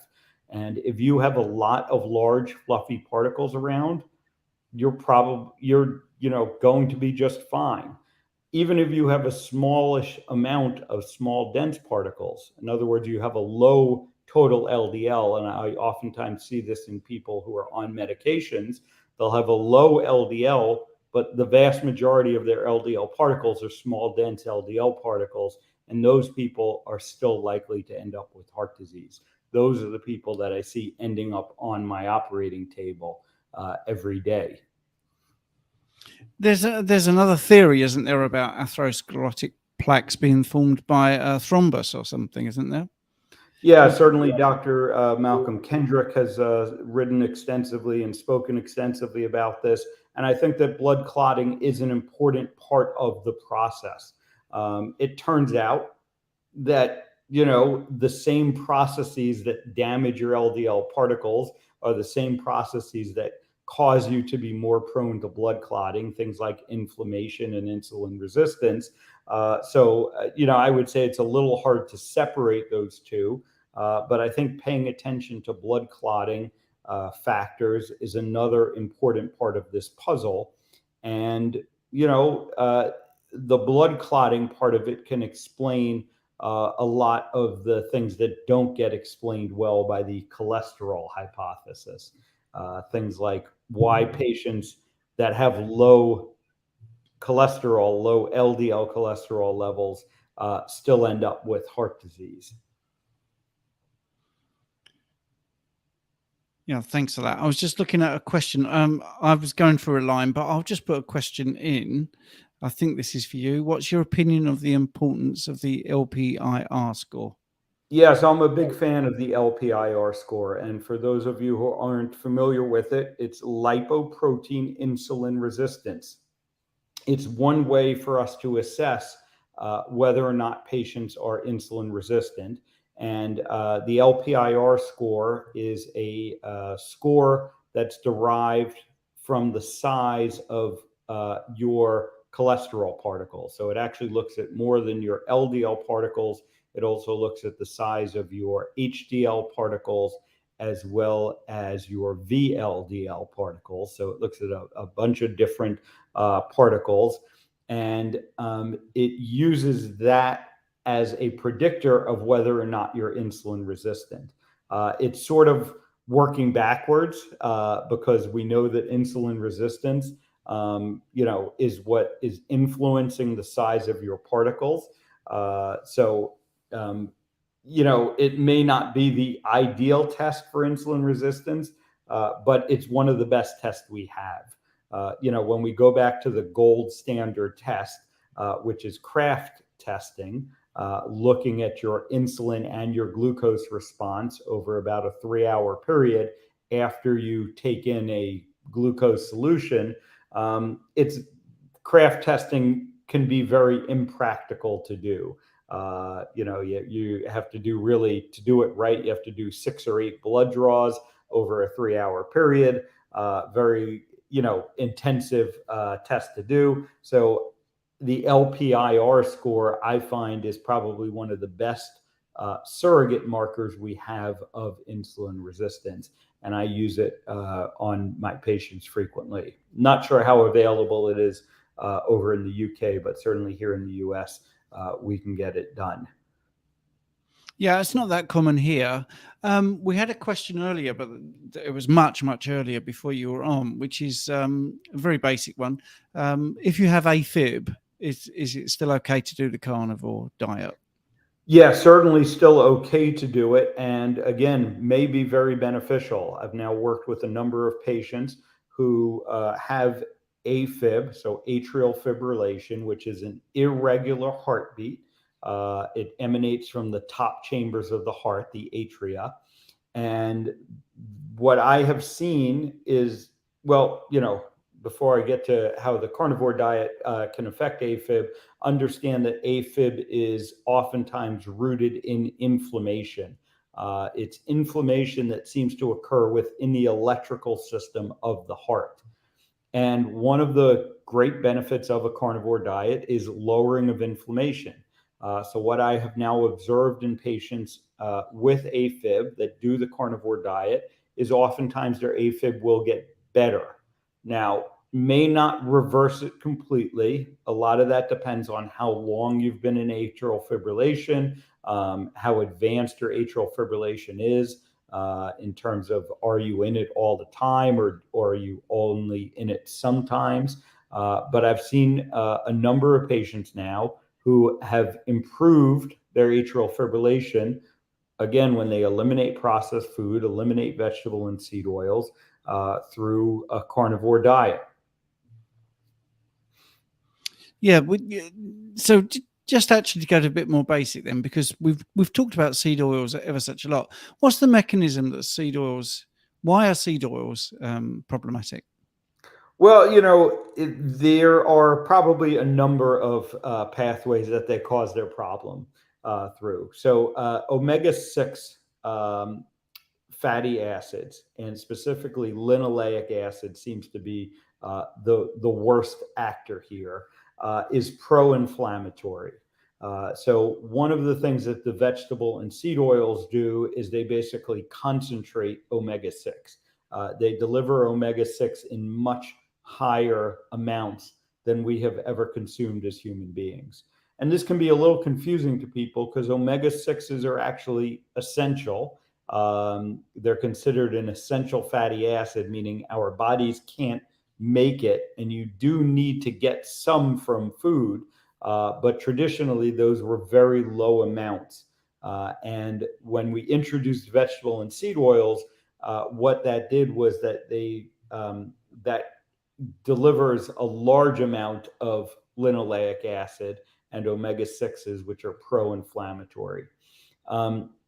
Our body can't process these properly. So, but our body, they're close enough to the other fatty acids, things like omega-3 fatty acids, that our body does incorporate them into things like our cell walls. But because they're what we call polyunsaturated. So, we talked about saturated fats, and what that means, the structure of the fatty acid is such that all of the bonds are saturated, and there's no place for that fat to get oxidized, for oxygen to join in and start that oxidation process, which again is another way that these fats get damaged.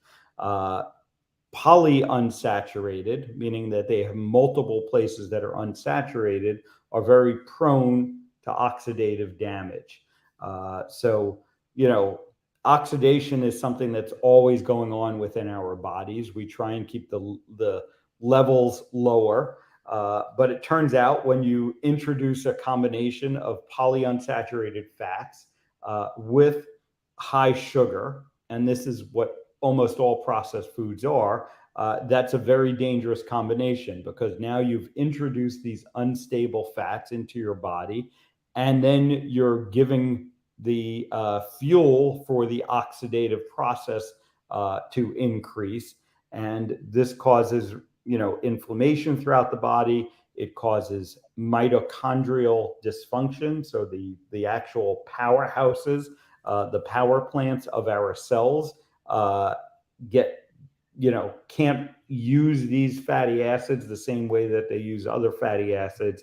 And this all leads to insulin resistance ultimately, which then leads to all those downstream effects that we've already talked about.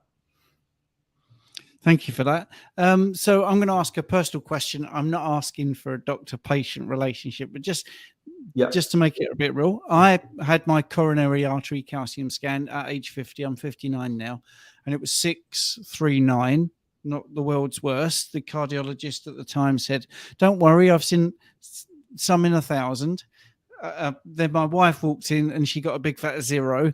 So anyway, what would you be allowed to recommend a carnivore diet to me if I was a patient? This is hypothetical, or is there a duty of care where that would not even be spoken of?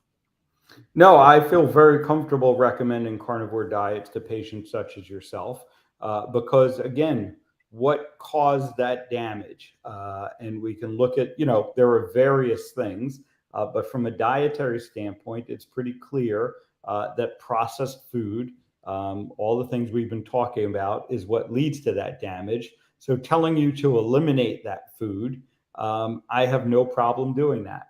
I have seen no convincing evidence that eating red meat leads to that problem. Eating red meat in isolation leads to that problem. So I am very comfortable recommending a carnivore diet. Sometimes when I'm talking to my colleagues, I'll phrase it as a whole real food diet, and they'll be like, "Oh, that's great. Whole real food. Everyone should be eating that." And I'm like, okay, well, what if if we then say we're only going to eat animal whole real foods? And then they'll get all, kind of flustered by that. But the reality is that, I have now seen many patients who have taken that approach and they stabilize their coronary artery calcium scores. Their calcium scores don't get worse. And that's really my goal with patients like yourself, who have elevated coronary artery calcium scores, but it hasn't progressed to the point where they have, where they're having symptoms or we think they're at imminent risk of a heart attack. And so our goal is, okay, let's try and stop it from getting worse. And I think the first step there is elimination of processed food. And again, like I said, a carnivore diet can be a great tool. And I've now worked with many patients with that approach. And it's working very well, I'll say. Brilliant. what is your view of a theory that LDL, for instance, isn't actually high when it's over like 200? It's where it should be, and normally, because people have plant sterols, it's artificially low. So in fact, when they say it's high, it's actually normal. Can you speak to that? Yeah, well, like I said, I think looking at the amount of cholesterol is the wrong thing to be looking at. We really need to be focused on the type of cholesterol that you have. So we can look at the studies and we can see that, there seems to be a kind of U-shaped curve when you look at, total cholesterol levels. Or LDL cholesterol levels, and too low is certainly problematic and increases mortality. There's a little bit of an increase as you get too high, but again, that's probably picking up the people with familial hypercholesterolemia that interacts with the blood clotting system that we were talking about before. So it may not have anything to do with their LDL cholesterol. And so ultimately, my thinking on this, and many others share this thinking, is that looking at the amount of cholesterol is the wrong way to be looking at the problem. We want to be looking at the type of cholesterol that you have, and we want to be looking at inflammation and damage to your blood vessel walls. Because those are the things that ultimately lead to heart disease. Yeah, can we expand the conversation a little bit? Because we obviously, you're specialists in the heart. Have you got any opinions on protein in the kidneys, where many people seem to think that eating protein is going to damage the kidneys? Yeah, again, the scientific evidence actually shows us opposite. The best study that was done on this showed that high protein diets can actually improve kidney function in people with moderately reduced kidney function. And it's not the protein that's causing damage to the kidneys. It's the same things that we've been talking about that damage the heart. High blood sugar, processed food, oxidation and glycation, all of these things that we've talked about. This is what leads to kidney damage. And I, again, have no reservations recommending a carnivore diet, to people with kidney disease.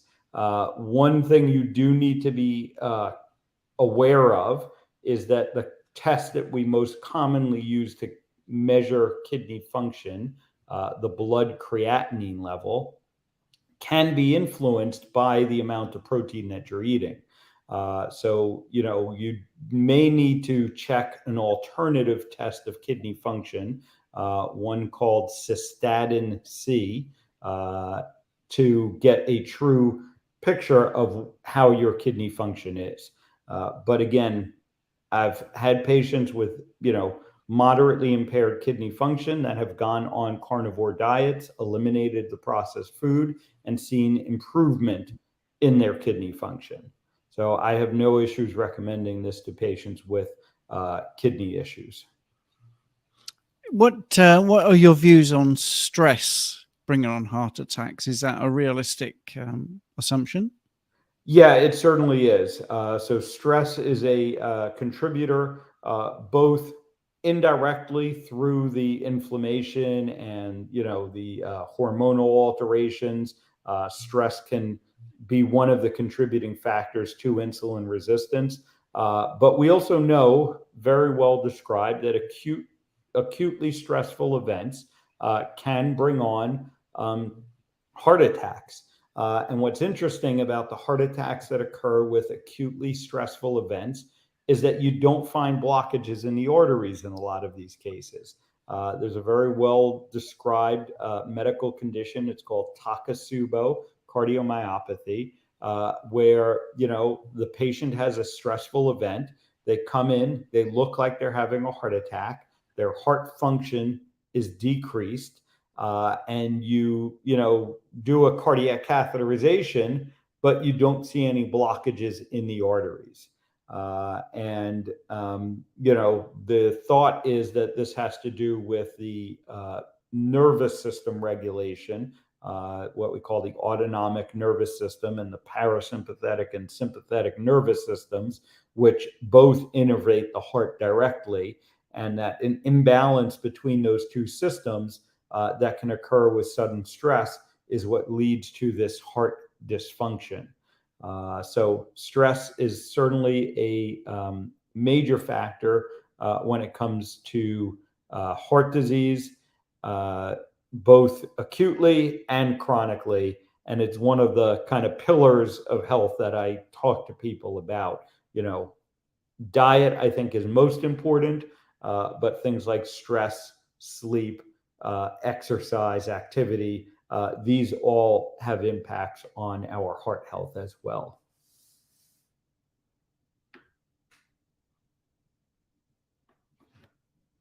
I think you muted, Steve. Yeah, I muted myself there. Yeah, Rich, have you got any questions?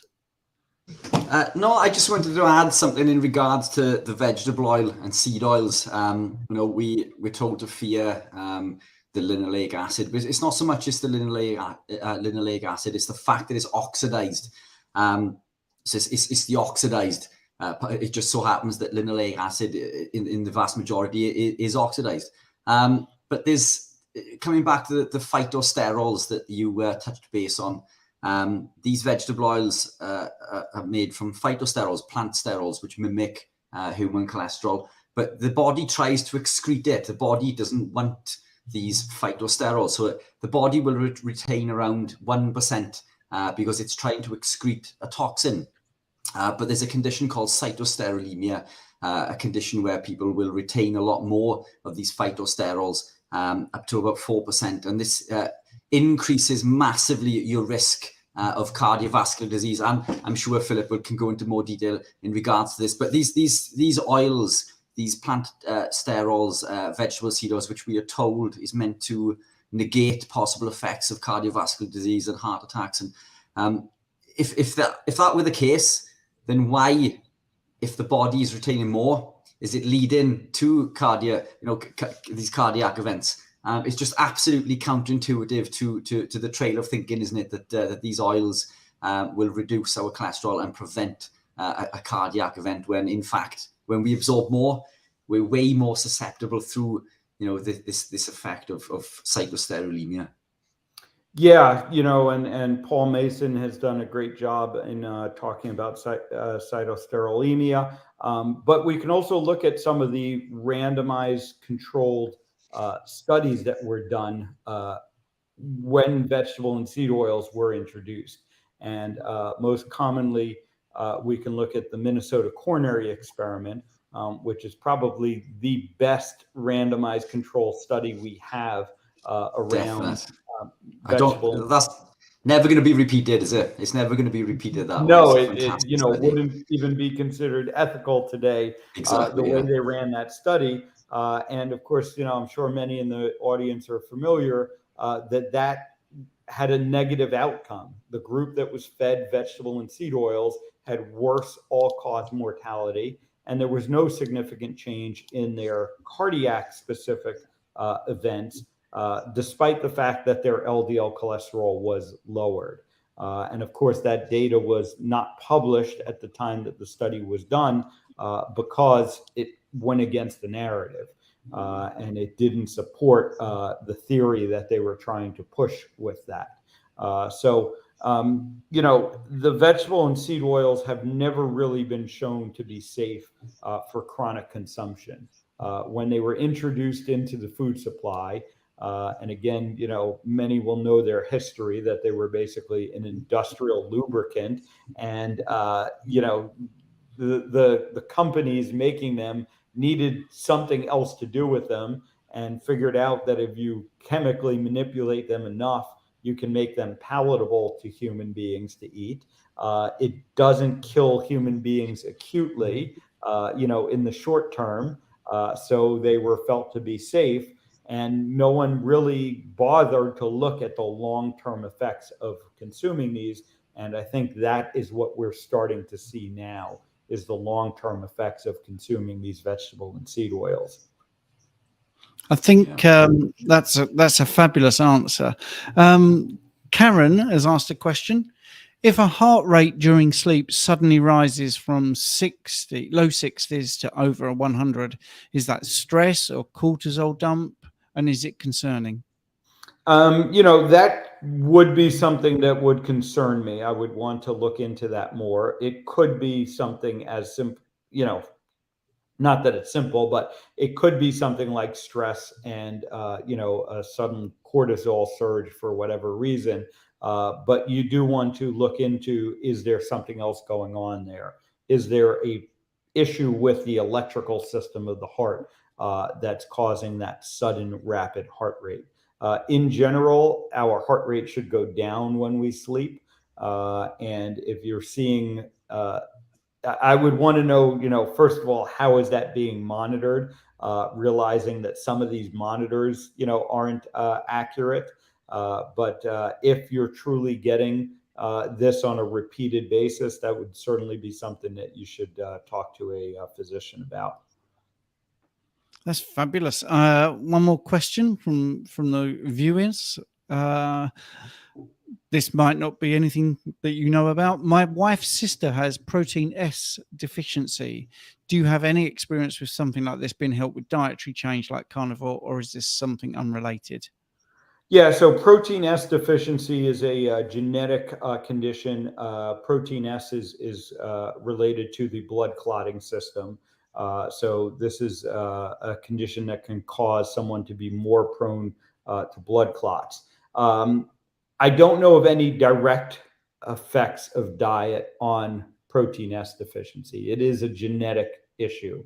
But again, what I would say, and this is more broadly applied, but probably applicable to protein S, is inflammation seems to be the underlying issue with a lot of these, blood clotting disorders. So anything you can do to lower inflammation, I think, is going to be beneficial. So again, it may not directly affect, your protein S levels, but by lowering inflammation in the body, you're going to make yourself less prone to bleeding, less prone to blood clotting. And so I could see that there could be some benefit to dietary changes to help with this condition. It's not going to cure it, but it may help with the management of it. Yeah, one of the things that occasionally, I've been online coaching or doing carnivore coaching for 4 years. It comes up every so often. People say, since I've started the diet, when I go to bed and I lie down, it feels like my heart, I can feel my heartbeat more. Any reasons why that might be happening? Something I've observed and heard as well. My thinking on it is that we're just becoming more attuned to our bodies, more aware of our bodies. When we eliminate the sort of fog and the noise that comes from, high blood sugar and erratic blood sugar levels, it just seems that, people who are eating clean, whole food diets are just more aware of what's going on in their bodies. And that can be one of the things that we start to notice more is our heart rate. There are also some, you could start to theorize, better blood flow coming up to your, to your head, to your brain, through the arteries in the neck, which is where one of the key blood pressure sensors in our body is. If you're healing that endothelial damage, you're getting better blood flow. Again, maybe that's part of the reason as well. But I think in general, my perception of it is just that people are better able to perceive lots of things that are going on in their bodies when they eliminate processed food. Excellent. So, Phillip, are you still with Revero? Do you have any ties with Revero, or are you completely separate? Yeah, so I don't have any direct ties. I talk to Sean Baker often, and I consider him a colleague and a friend. And but I don't have any direct ties to Rivero. Oh, right. Okay. Because that's where I first met you, when it was Yeah. MeatRx. Yeah, early on, as I mentioned, Sean was really my introduction to the carnivore diet, and I helped him early on getting together sort of the research section of the MeatRx website. Did some work with him on that, and like I said, still a good colleague and friend, but no formal relationship anymore. So I remember asking you whether your colleagues thought you were a bit mad doing carnivore, whether there was a bit of pushback, and I seem to remember there was. Most of them weren't that interested in eating meat. Has that changed? Have you seen maybe a shift towards keto a bit or anything? Yeah, so I think low carbohydrate diets in general are becoming more accepted. Still, certainly not the mainstream, not, I think, recommended nearly as much as they should be. But I think more and more physicians are realizing the benefits of these. And when we look at things like diabetes reversal, we now have pretty good published data on that. So I think that's becoming more widely accepted. Carnivore, I think, is still seen as an extreme of that, although I would argue that it really isn't. I view carnivore as, first of all, the best elimination diet we can do, as we're trying to help patients figure out, what's causing some of their issues. And then I really just view it as a more simplistic form of, ketogenic and low carb diets. Because rather than counting and tracking and, do I eat this? Do I not eat this? I think carnivore is just pretty simple as a concept. Eat meat, be happy kind of approach. And so that's why I find myself recommending it more and more. Patients, are open to the idea. But I do still spend a lot of my time dispelling the myths around red meat and heart health. That's the big one that, I have to work with patients on.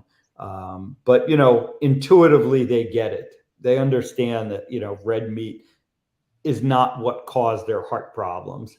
And that we as human beings have been eating red meat for our entire evolutionary history. And it never was the red meat that was causing the issues that we see in modern times.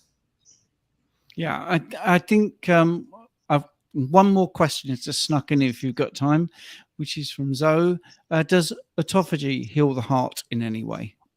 Yeah, I think, autophagy is a great healing process for our bodies in general, and there's no reason to think that wouldn't apply to the heart. One of the other concepts that I've, start to recognize as strange is that we think that, something like LDL cholesterol or whatever it is somehow going to be uniquely damaging to the heart, even though it doesn't have damage to the rest of the body.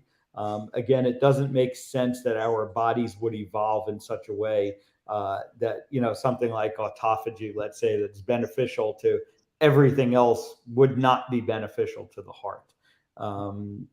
We didn't really even touch on, but kind of related to autophagy is ketosis and ketones. And it's interesting that ketones do seem to be uniquely beneficial to the heart. The heart is one of the organs that can best utilize ketones as an energy source. And so, ketosis may have some unique benefits to the heart above and beyond its benefits elsewhere in the body. So, Dr. Phillip, that was brilliant.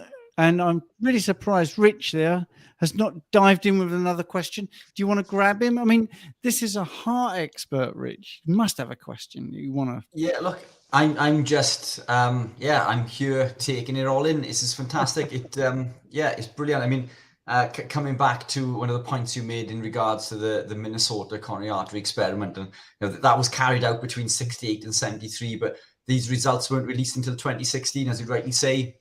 The results did not fall into the narrative that they wanted it to, so they hid those results. And for the people who are unfamiliar with that, the study included 9,423 patients. They were split into two groups. One group was fed saturated fat, the other group was fed vegetable oils, in an attempt to show that the vegetable oils would lower blood serum cholesterol, and it did.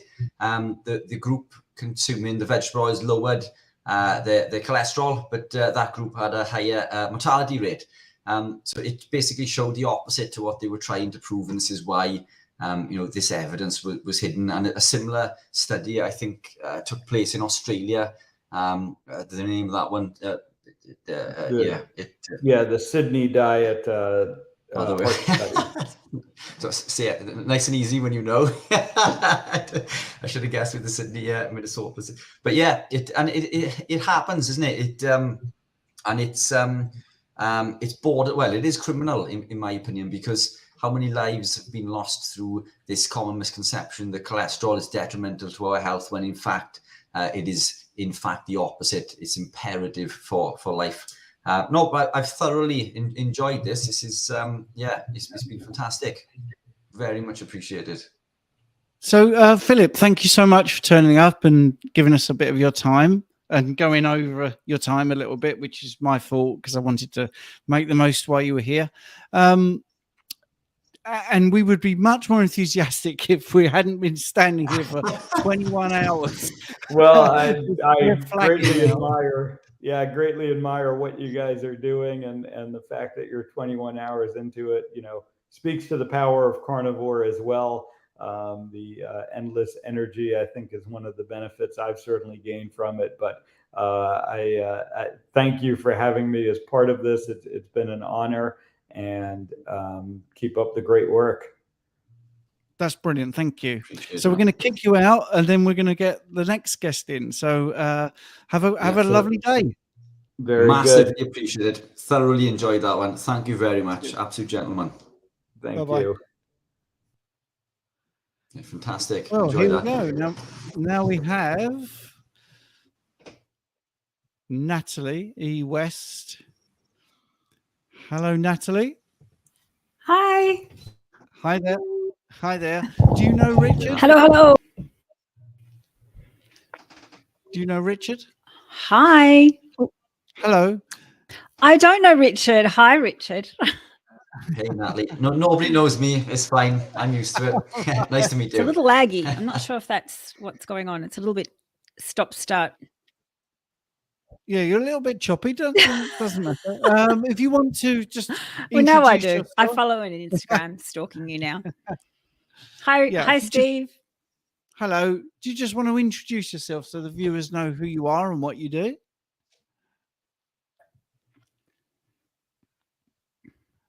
Hello. Yeah, it's a little bit of a lag there, I think, isn't it? Can you hear me, Not Natalie? sure if any. Can you hear me, Richard? I can hear you. Can you not hear? Can you hear anything this end? Yeah. It's lagging a little. Yeah, the signal is a little bit. It is. It's a little bit choppy as well, I think, isn't it? It's a bit.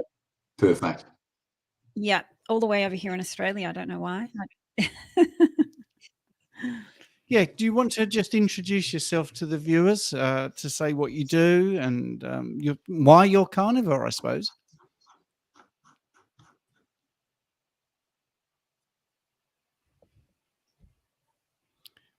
Richard. Yeah, thanks, Stephen. So I've been a psychotherapist now for over 17 years, but I also use nutrition, obviously, as a foundation of that, teaching root cause, teaching people how their minds work, and also how their gut works with their mind, really important. So that's where I've been for the last 17 years. And I have now been carnivore for over 4 years. And everyone's gone. Not sure what's happened then, but I'll just keep talking.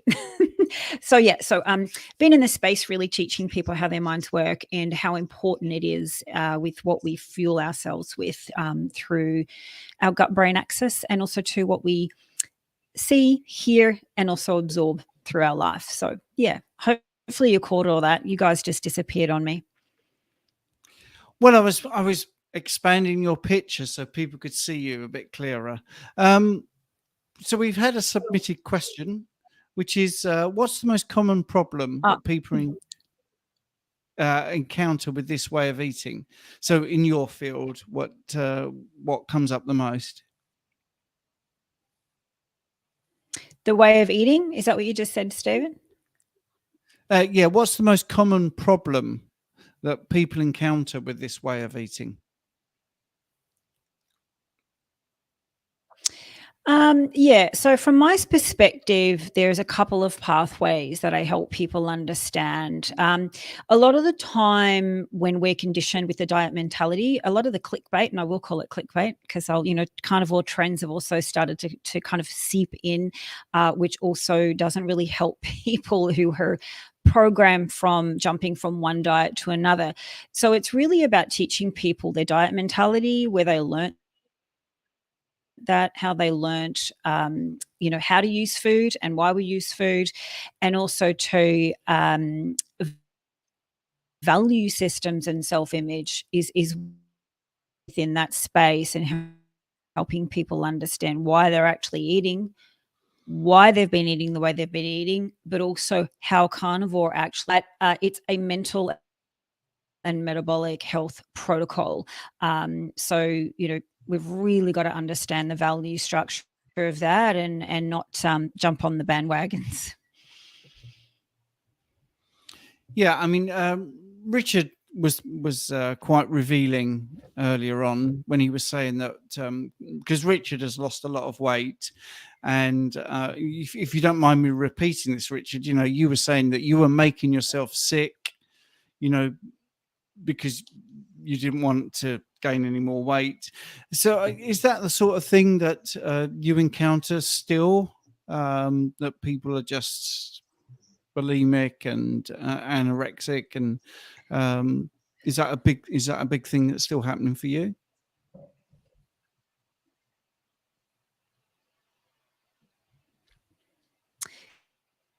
Yeah, look, so a lot of the time, I see a lot of disordered eating, really unhealthy patterns. I also come from a background of the bodybuilding industry, so I know my own disordered eating pattern with weighing things for many years, which doesn't really help our mindset in any way, shape, or form.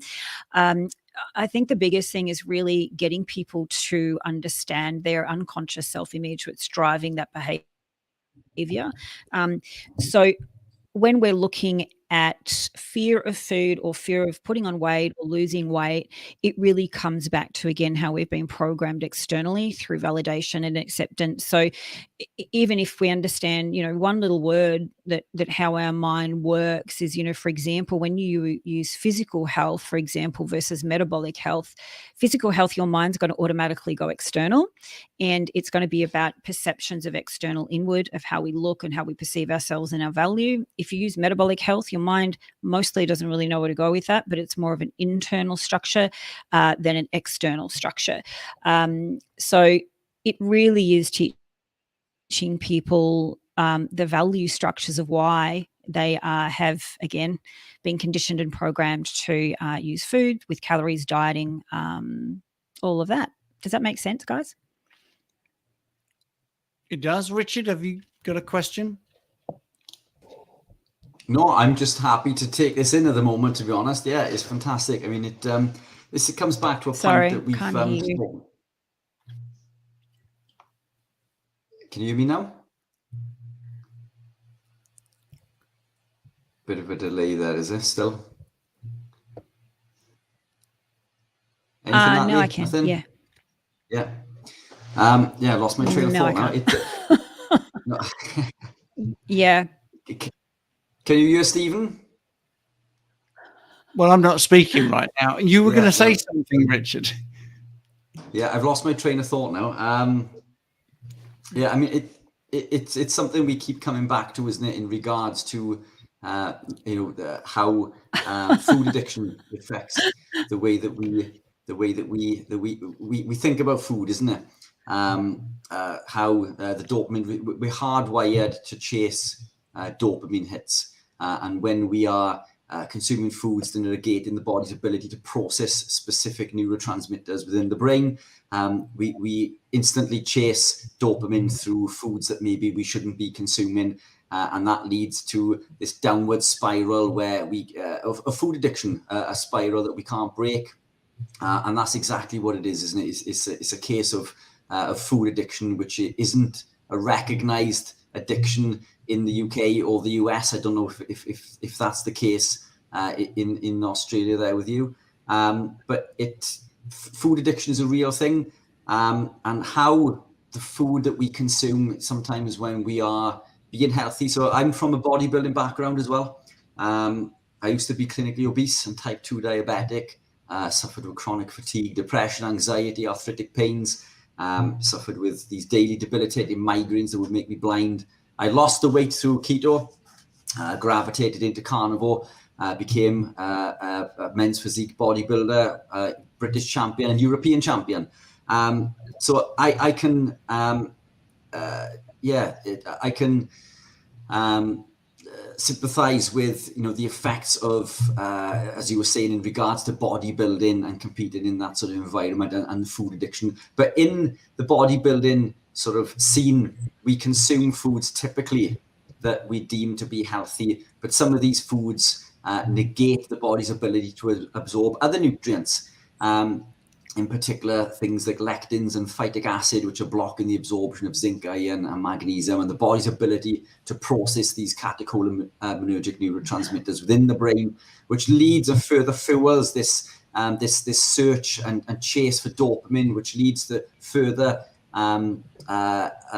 food addiction. So even when we believe that we are consuming food, because we know that junk food isn't good for us, but we all, believe, or used to believe, isn't it, that a bowl of cereal or muesli is good for us, and we believe that certain plants are good for us, but these can block the absorption of these neurotransmitter signals within the brain, further fueling this food addiction. So it was a massive cycle, struggle that I had to break, and becoming ketogenic and eventually carnivore managed to break that cycle for me.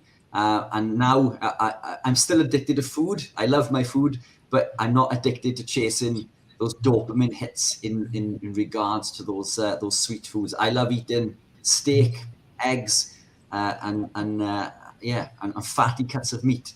So yeah, that's my 2 penneth. The long version.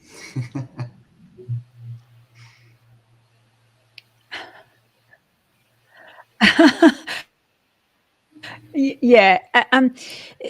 I absolutely love everything you just said. And one of the biggest things is, when we talk about food addiction, I always call it a energy misfiring. So, we have using foods that aren't creating the right energy within our bodies. And also too, if we even go back to, between the age of 0 to 7, and when we actually using our taste buds and our senses and what we're actually programmed with our authoritarian figures with food, it really all starts there. And that's that dopamine center that really starts getting fired quite early, because we also have that taste bud connection immediately, right? So, but also to our minds and our bodies remember the memory of that. So, every single thing that we do, unless we're really conscious in understanding the metabolic pathways, both what I call physiological, psychological, and biological. So there's all different levels there when we talk about addiction. But again, not a fan of balance, not a fan of, moderation. It just doesn't work. It's a big bunch of BS. What you have to do is understand your fueling, driving pathways of why you're doing what you're doing. And also too, totally understand Richard being in the bodybuilding world, it is a very superficial driven kind of person operates. Again, using foods, high carbs, I got myself into trouble, for many years doing that. But addiction, a lot of the time, what people eat is gateway drugs to leading to very, very slippery paths that really are difficult to get back in track of. But also, too, one of the biggest things is, when you want to change the way you eat for both mental and metabolic protocol, and that's always why whenever I work with anyone, food is for your thriving. It's not just, but if you have an issue with having one bit of sugar, it's like you can't just have one little bit for your mental health. But again, we've got to go internal around that and value. Sorry, it's still a bit choppy. Hope I kind of answered some of that question.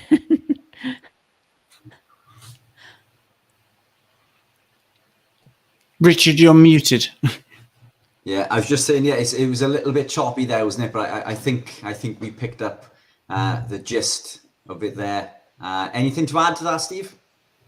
Yeah, I was just interested in I mean, you're talking about bodybuilding, and that tends to lend itself to having good nutrition.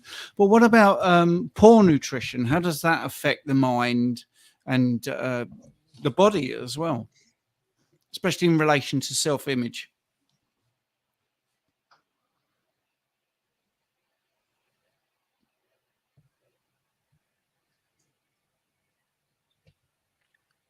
Can you repeat that for me? Sorry.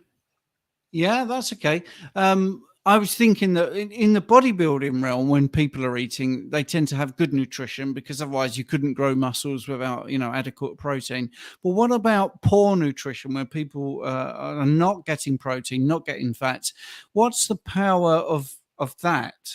Having a bad nutritional lifestyle, how does that affect the mind and the body, especially in relation to self-image? So again, we've got to come back to what constructs we've learnt. So again, we've demonized meat, we've demonized saturated fat to be bad for us. Kind of cult thing when you're with people that kind of say, if you're going to eat a steak and have butter on it, you're going to die of a heart attack. You've really got to go through a lot of those things as well, around being, I guess, challenged or questioned as to why you want to actually use protein and fat as your main source. And I'm sure many people have spoken about it over the last 24 hours with you guys, but, the brain loves ketones. It's not, glucose is not really its preferred fuel. So whenever I'm looking at it from a mental and metabolic health, protein and fat is one of the most, highest solutions that I see in people's mindset that changes, but also to, their energy, the way that they see themselves, the way that they think, the way that they feel. And again, with the bodybuilding industry, it's very carb driven. But again, we've got to look at individual and why they're doing what they're doing. But in the space that I work in, it's fat and protein is the key, which is really birthright status, right? That's where we come from, and then we just feed ourselves as kids with lots and lots of rubbish that we get taught to feed ourselves with, or our parents do. Did that answer your question, Steve? Yeah. For me, it's a bit difficult because it is chopping in and out, so we're missing some sort of key words all there.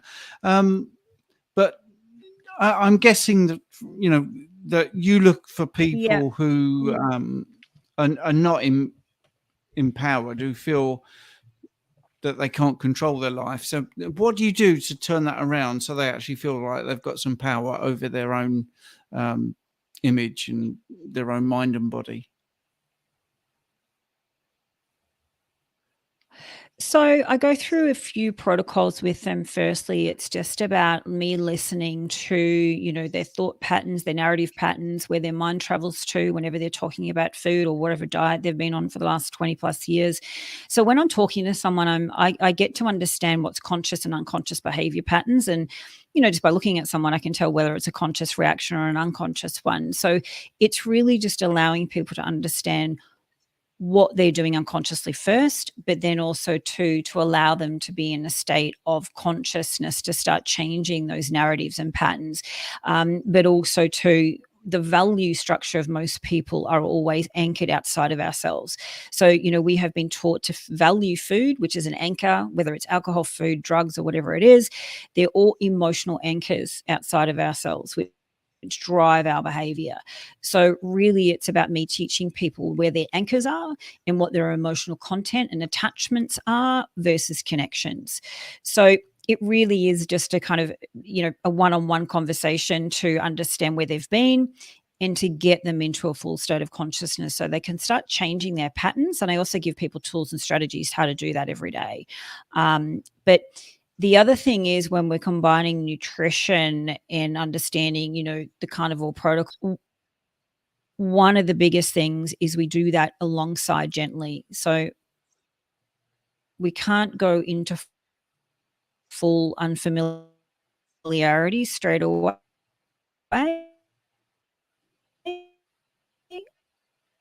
We have to do it gently, because the thing is your mind loves familiarity, whether or not it's good for you or not.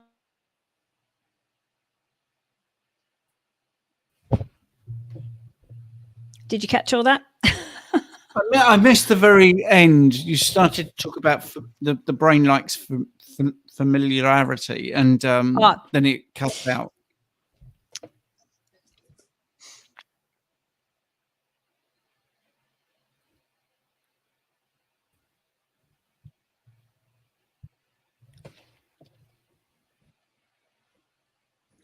Familiarity.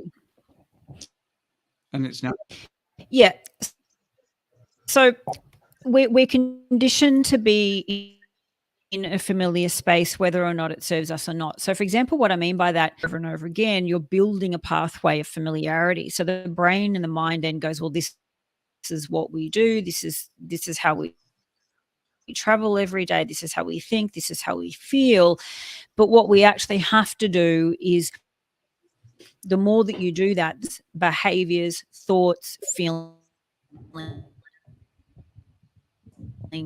reactions that then create the same outcome. If you want a different outcome, different things, different thoughts, feelings, reactions, narratives, but you can't do that without understanding how conscious you are. It's about thought, feeling, reaction, creating.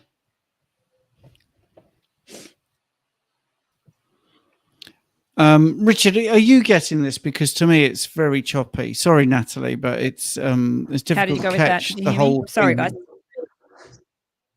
Yeah, I'm getting every other word as well, trying to piece together bit by bit. Natalie, do you think it's worth you sort of logging off and logging back in just to see if we can get a better connection? Yeah, I think so. Yeah, give me 2 minutes. That's okay. Fantastic.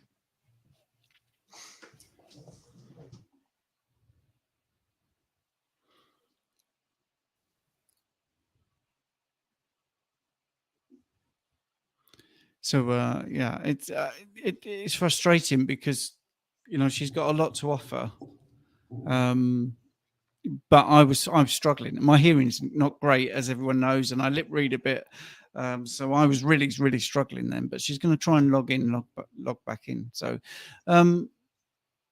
yeah, so she's a clinical psychotherapist, and she deals with people that have a body image problem. So it would be just nice. Which is rampant within that bodybuilding community. I mean, you know, people from outside the community would think that people who compete love themselves and, you know, are quite stuck up. And to be honest, I found quite the opposite during my time competing.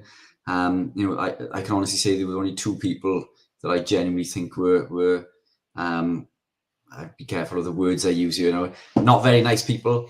Everybody else seemed to do it because they were in search for something, wanting to achieve something in order for self-gratification, to make themselves feel. I mean, in my instance, I never felt worthy, as you know, of the company of others, and my life was spent living in boxes. You know, the analogy that I've used, I don't know if I've used it today yet, have I? My box analogy. But I would leave my house, which was, oh, there we are. I'll continue with this one a little bit later on. Can you hear us okay, Natalie? Is that any better? Let's have a... Yeah, I can hear you better now. It is actually. Okay. That's I good. don't know why it was doing that, but yeah, welcome. I'm back. Yeah, it was very choppy and difficult. Yeah. So actually, what were you saying, Richard? Because Richard, what was you saying about being in a box and not feeling worthy? It is, isn't it? Yeah. I mean, we were just having a conversation, and Natalie, while you were off, about the bodybuilding community. It's seen as being quite superficial, and people who compete love themselves, and in fact, I found it to be quite the opposite. Myself included, I never felt worthy of the company of others. My life for a long time was spent living in boxes. I would leave my box, my house, I would jump into my metal box, I would drive to a big box, in which I would walk into that building and walk into my office, which was a small box inside the bigger box. So my life was spent living in boxes. Anxiety and depression was so bad that I quite often couldn't leave my house if there was anyone walking in the street. Neighbours would quite often think that I was rude, but it's quite often that I didn't feel worthy of the company of others. And for me, you know, it was almost a case of trying to make myself feel better. If I could become bigger and better on stage, if I could go back and you know, increase a placing or win a competition, that in some strange way it would give me some self-gratification and make me feel better, when in reality what I was doing is putting myself on stage for people to critique me, because people are not looking at you thinking, you know, that person looks incredible when you're on stage. You were there to be compared against, you know, your competitors. So you were being critiqued, which is probably the worst position that you could put somebody in who suffers with severe anxiety and depression. But this is what the lifestyle has done to me. So changing the foods that I consumed changed the way that my body produced those neurotransmitter signals within the brain, and allowed me to feel at least a little bit more confident in order for me to set foot on stage. So the food that I consumed quite literally, you know, rewired my brain, if you like, in that respect, because I would have never have set foot on stage prior to that. But even until my last year of competing last year, when I was fortunate to win the European Championship, I was still in search of that gratification from others, if you like. You know, you want someone to tell you that you've done well, because I think you feel that you're lacking something inside. So I genuinely believe that most people who compete professionally within that sport are not as confident as you would be led to believe by the persona that they pursue on stage. It's almost a case of playing a role. It's playing a part in a film or a movie. When you're on stage doing your routine, you are an actor playing a role, and this is what allows you to do it. You're in your costume, you're in your, you know, your clothing, you know, you're not yourself per se. But that's certainly the case for me. You know, I didn't feel confident on stage. I didn't do it because I wanted everybody to look at me. I did it because I guess I wanted to feel better about myself, in a weird, twisted way. Does that make sense?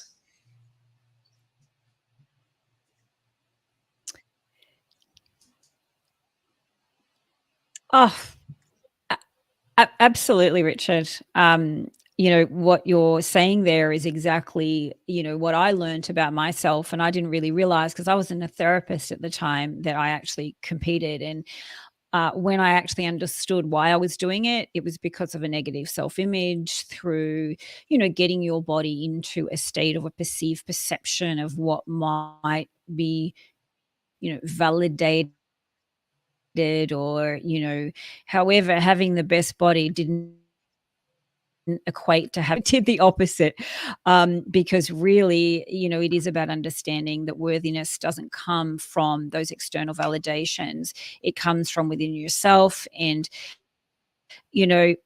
totally understand. And I've worked with quite a few that have very, very negative self-images, but being on stage and getting a trophy and winning as many as you can, unless you work on that unconscious state and why, it will never change, and it will lead to a very, very slippery slope of disordered eating and behaviors. Again, I think, it's great knowledge to understand why we do these things, but would have high, mental health and things like that, and they don't. And it wasn't until, mostly people go either keto or carnivore when they realize the power of food for mental health, what that really means. So, yeah, I totally agree. It's interesting concept when you're on stage. And I was also a judge for nearly 5 years. So I kind of went on to as well to judge people and critique people, which again, was a whole new world on that side of the desk.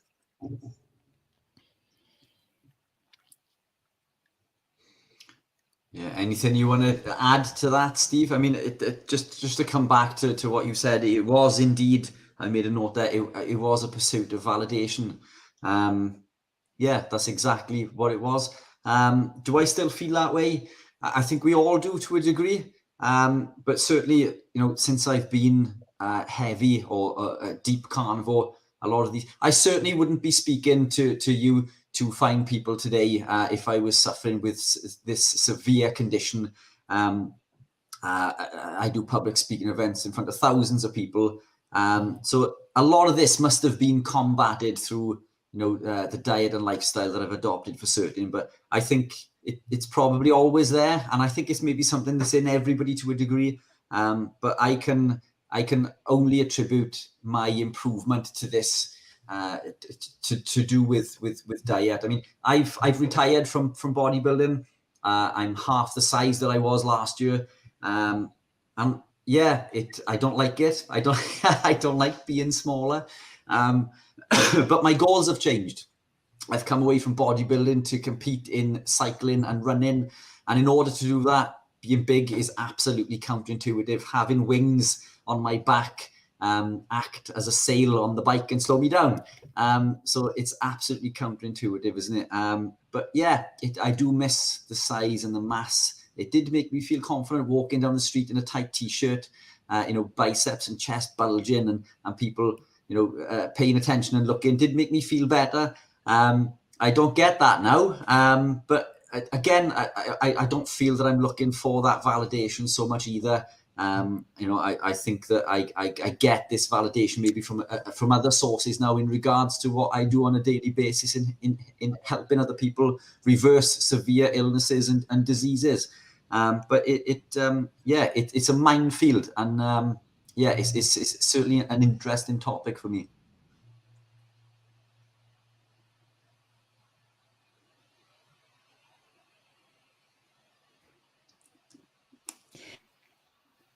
Bodybuilding aside, even just clients who have had, problems with alcohol and, I'd call it probably disordered, eating and drinking behaviors. But, the minute that they start carnivore, within a cup inch, and that is really the power of feeding and fueling yourself the correct nutrition, which is, species appropriate way of eating. And again, it's also something that I hear quite often is when people go down this, protocol, their reason for validation starts to go more internal about self-acceptance and validating yourself and what you're doing for you, not so much everyone outside of yourself, which again is really powerful because I, totally agree, Richard, with what you were saying. I love, being able to be in front of people and help people, but, seeing them validate themselves and using food primarily to do that is really life-changing. And you know what I always say to people, understand where the validation is coming from, because a lot of the time it's just emotional voids that we have within ourselves that we're trying to fix and fill with someone else or something. But once you get those emotional voids understood, and I would possibly say, if I was going to put a percentage on it, the power of eating, species appropriate carnivore way, it's probably, I would say, over 80%. You get that right. And then, then we just do tweaks and things like that around the mind and mindset and, self-image and value structures. Because remember, eating is also a form of a value. It's a self-respect. So a lot of the time we don't equate those two things to respect, and it is. Yeah. Anything? Do you want to jump in with that, Stephen?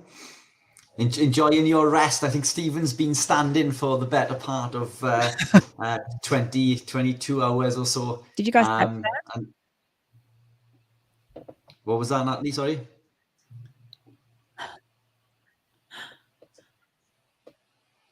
I was just going to say, did you guys get that? Because it just kind of stopped again. Yeah, we had that. Yeah, we did. Yeah, I was just making a quick comment there with Stephen that he's been so we've been on this now for how many hours, Steve? 22 hours. 20. So for the majority of that time, Stephen has been standing. So I've been sitting. Wow, you guys are amazing. So he's just been earning his well earned seated rest, I think, Steve, isn't it? And I've just pulled you back up. Well, yeah, I'm standing here barefoot, and it's it's actually just my feet hurt from standing all day, 22 hours, 22 and a half hours. Anyway, I think we might have to curtail this interview. If you got a stool, grab a stool, grab a stool. Yeah, it's not working very well. No, I think the internet is just too choppy, really, and I'm impressed that people are still viewing because it's just too disjointed, I think. So we'll have to thank you for turning up, Natalie, I think. Maybe we can pick it up another time. Yes. Yeah, I'd like to do this with the three of us. So just make sure we can get a good internet connection, I think. Yeah, that'd be great. Yeah, absolutely. Yeah. Okay. Yeah. I look forward to that. Yeah, that'd be fantastic. Awesome. Great. Thanks, guys. Keep going. Thanks, amazing what you're doing. Thank you. Bye-bye. Have a nice day. Take care.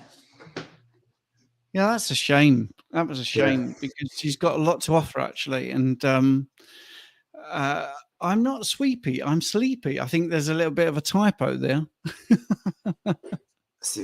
Yeah, I think Sheena's getting sleepy too. Yeah. Yeah. Yeah, that was a shame, wasn't it? So we've got Sean coming on in half an hour. Do you have a presentation you want to go through, or do you want to recap over the day of anything that you thought was a particular highlight? Yeah, I mean, to be honest, it's I've enjoyed all of the speakers. Everybody's brought something unique, to the show so far. I've learned little bits. I wish when Bart came on, I was flagging considerably. And then Bart, absolute gentleman. It's the first time I've met him. I'm looking forward to touching base and connecting and doing a podcast with him. But I think because of the time of day, and he's got this mannerism about him, he takes his time with answers. And I was almost like not falling asleep because of boredom, but he's got this this gentle sort of voice about him when he talks because he's slow.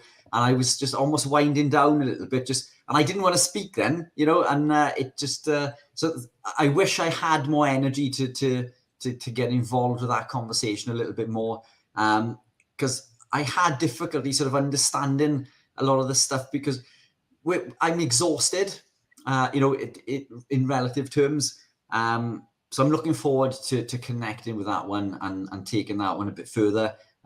Judy Cho went into some fantastic detail. I think there's a lot to unpack there. And I think everybody has brought something unique, into this. but yeah, I can see if there's a presentation. So what, Sean is coming in at 6, is that right? Yeah, 6 o'clock UK time. So in literally in 33 minutes. 33. So is there anything in particular that you or the listeners wanted to touch base on in the meantime? I can see what I've got this end in regards to presentations, but yeah, that's a shame, that one, isn't it? Because that was that would have been a good talk there, I think. Yeah, I think Natalie is fantastic, which is why I try to get her on. But I think we have to consider that the people listening are just going to get fed up because it drops out, and I think especially if it's just an audio as well, if they're having YouTube on but not watching the screen but just listening to the chat, those big gaps, it's probably a bit disconcerting as a listener. So I think one of the things I found interesting about all the different guests was, yes, they were all very different, but there was so many common threads to it as well, that most had their own personal problems. That was the first thing. And secondly, that they were surprised that Carnivore worked. So it's not a placebo effect, because many of them went Carnivore thinking, well, what the heck? It's probably not going to work, but we'll give it a go. We'll give it 30 days, give it 90 days or something like that. And I think that just shows how powerful it is, because normally if someone's not sure it's going to work, so if I'm training someone, when I was doing the personal training more and we were trying to do some sort of sport, if they showed any negative tendencies, as if to say, this isn't going to work, I'm going to fail, I'm not going to be able to lift that, I'm not going to be able to throw that far or whatever, it was very disheartening, because I do believe that there is a strong element of mind control over your life and what happens if you've got a positive attitude to whatever you're trying. I just feel that you're improving your chances. So I thought that was quite interesting, that people went into Carnivore thinking, wow, this is crazy, this is stupid, this is not for me, but I'll try it because I'm so desperate. And I just found that quite interesting. And people like Anthony Chafee and Dr. Kiltz popping in and supporting it later on, I thought was particularly nice. But I felt every guest brought something new and something different. You've got the little phase where there's some bodybuilders like Keto Savage and Colt and Jonathan, all really their presence is Carnivore, but it's more to do with bodybuilding, body composition, that sort of thing. So that was interesting to see them almost back to back and being completely different personalities and completely different approaches. So yeah, I think, looking back over the last 22 and a half hours, it's been good. So we've got 21 and a half hours. So we've got Sean for an hour, and then we've got an hour to wrap up. So do you have any presentations that you want to go through? Yeah, possibly. I've just messaged Sean now to see. I've just basically said that we've had difficulty with one of the connections on the speaker. So I've just messaged him and offered him to join earlier if he's available. He hasn't read that yet, but who knows? Maybe he'll pop in at some point now. But yeah, I'm sure we can throw something together. Let's take a look at this. Richard talked about eating sardines for upping his omega-3 earlier, a while ago, as part of his bodybuilding protocol. I've over 100 cans of high-quality cutting sardines in extra virgin olive oil. But I think that's just a statement. So if you've got 100 cans, that's going to see you through for 100 days at least, isn't it? Yeah, for sure. So, I mean, the big thing to consider there when buying, so you mentioned this when the question came up in regards to affordability, living a ketogenic and carnivore lifestyle, and you quite rightly said about tins. Tins are fantastic as long as they do not contain vegetable oils.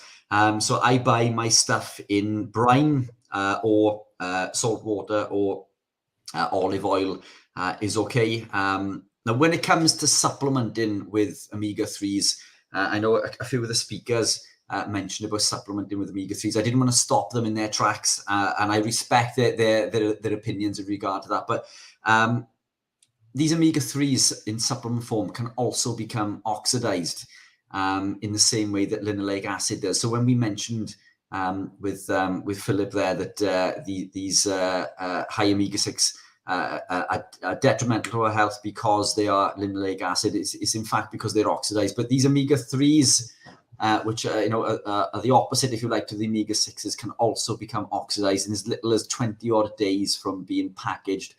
So I would not advise someone to supplement with omega-3.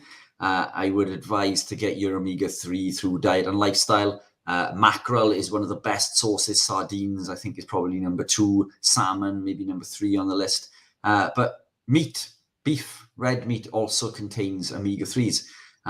So we can get adequate amounts through living a carnivore lifestyle from the lion sort of diet lifestyle. But for me, for optimal amounts, I need to consume sardines or mackerel from a tin, but in brine. But fantastic, you've got 100 tins. Yeah, I'm jealous.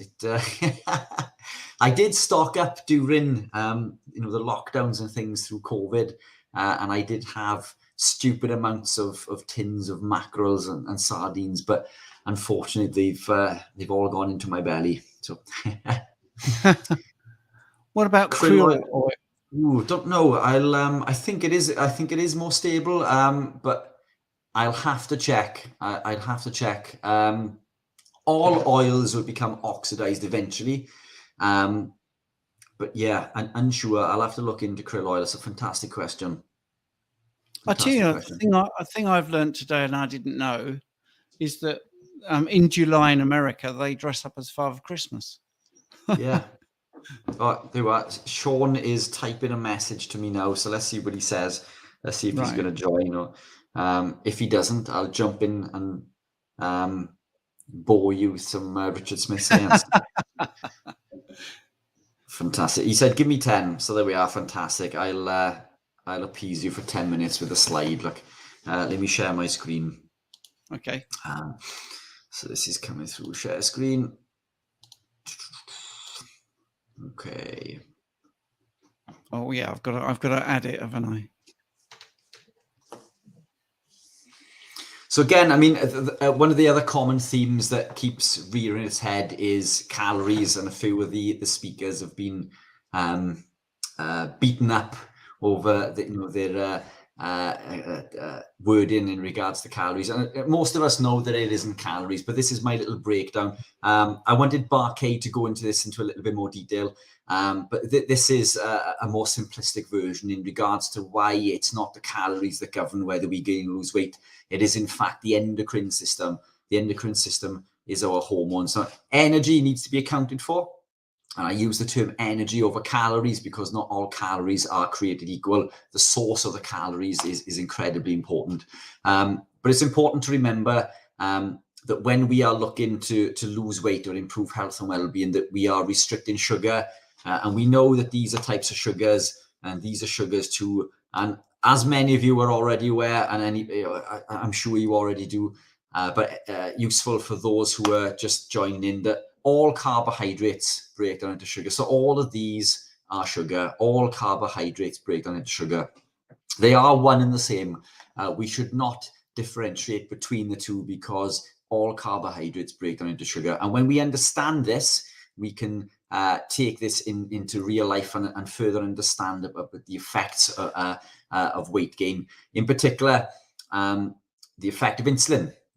So these are my 4 main reasons in regards to why it's not the calories that govern whether we gain or lose weight. And the reasons are that it doesn't account for the effect of insulin, doesn't account for the thermic effect of food, metabolic rate, and ketogenesis, amongst other things like lectins. But this is the process that it goes through, and I'm sure most of you are already accustomed to this. But when we consume carbohydrates, it breaks down into glucose. The glucose is then stored in the liver and muscle as glycogen. but these stores are finite. And when these stores are full, it overspills and stores as fat. And this is the mechanism behind storing fat within the body. It isn't through the overconsumption of fat per se. It's through the overconsumption of carbohydrates. That said, we can gain weight and store fat through the overconsumption of fat. This is how I would gain weight typically, because I do not eat carbohydrate, but it is a lot harder to do this when you are not consuming carbohydrate. And this is something that I wanted Bart K to go into further detail on as well in regards to the Randall cycle.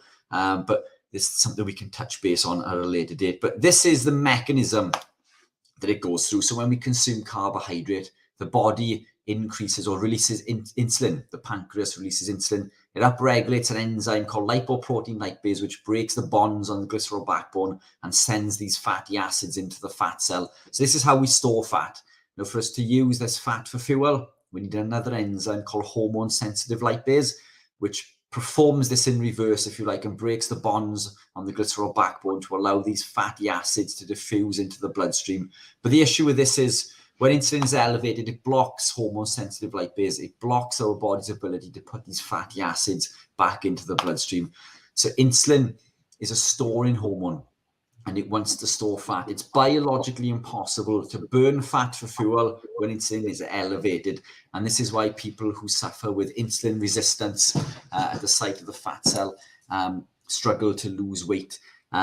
So we could be dieting intensely and unable to lose weight. And anyone who has been suffering for insulin resistance for a long period of time can attest to this, whereas they would restrict calories and not lose any weight because the food they are consuming is elevating insulin. Insulin is elevated for a long, so it creates this mountain effect. It's elevated for a long period of time, which is signaling the body to store fat. And when this insulin is elevated, the body is in fat storage mode. We cannot burn that fat until the insulin comes back down. Now, any one of us living a ketogenic or carnivore within the ketogenic or carnivore community, if we were to consume carbohydrate, generally, we would spike insulin, which we fear, but this is a good thing. This shows a good insulin response. Our insulin would spike and it would soon come back down, which means our insulin spike is doing this opposed to this mountain effect, which is way more preferable.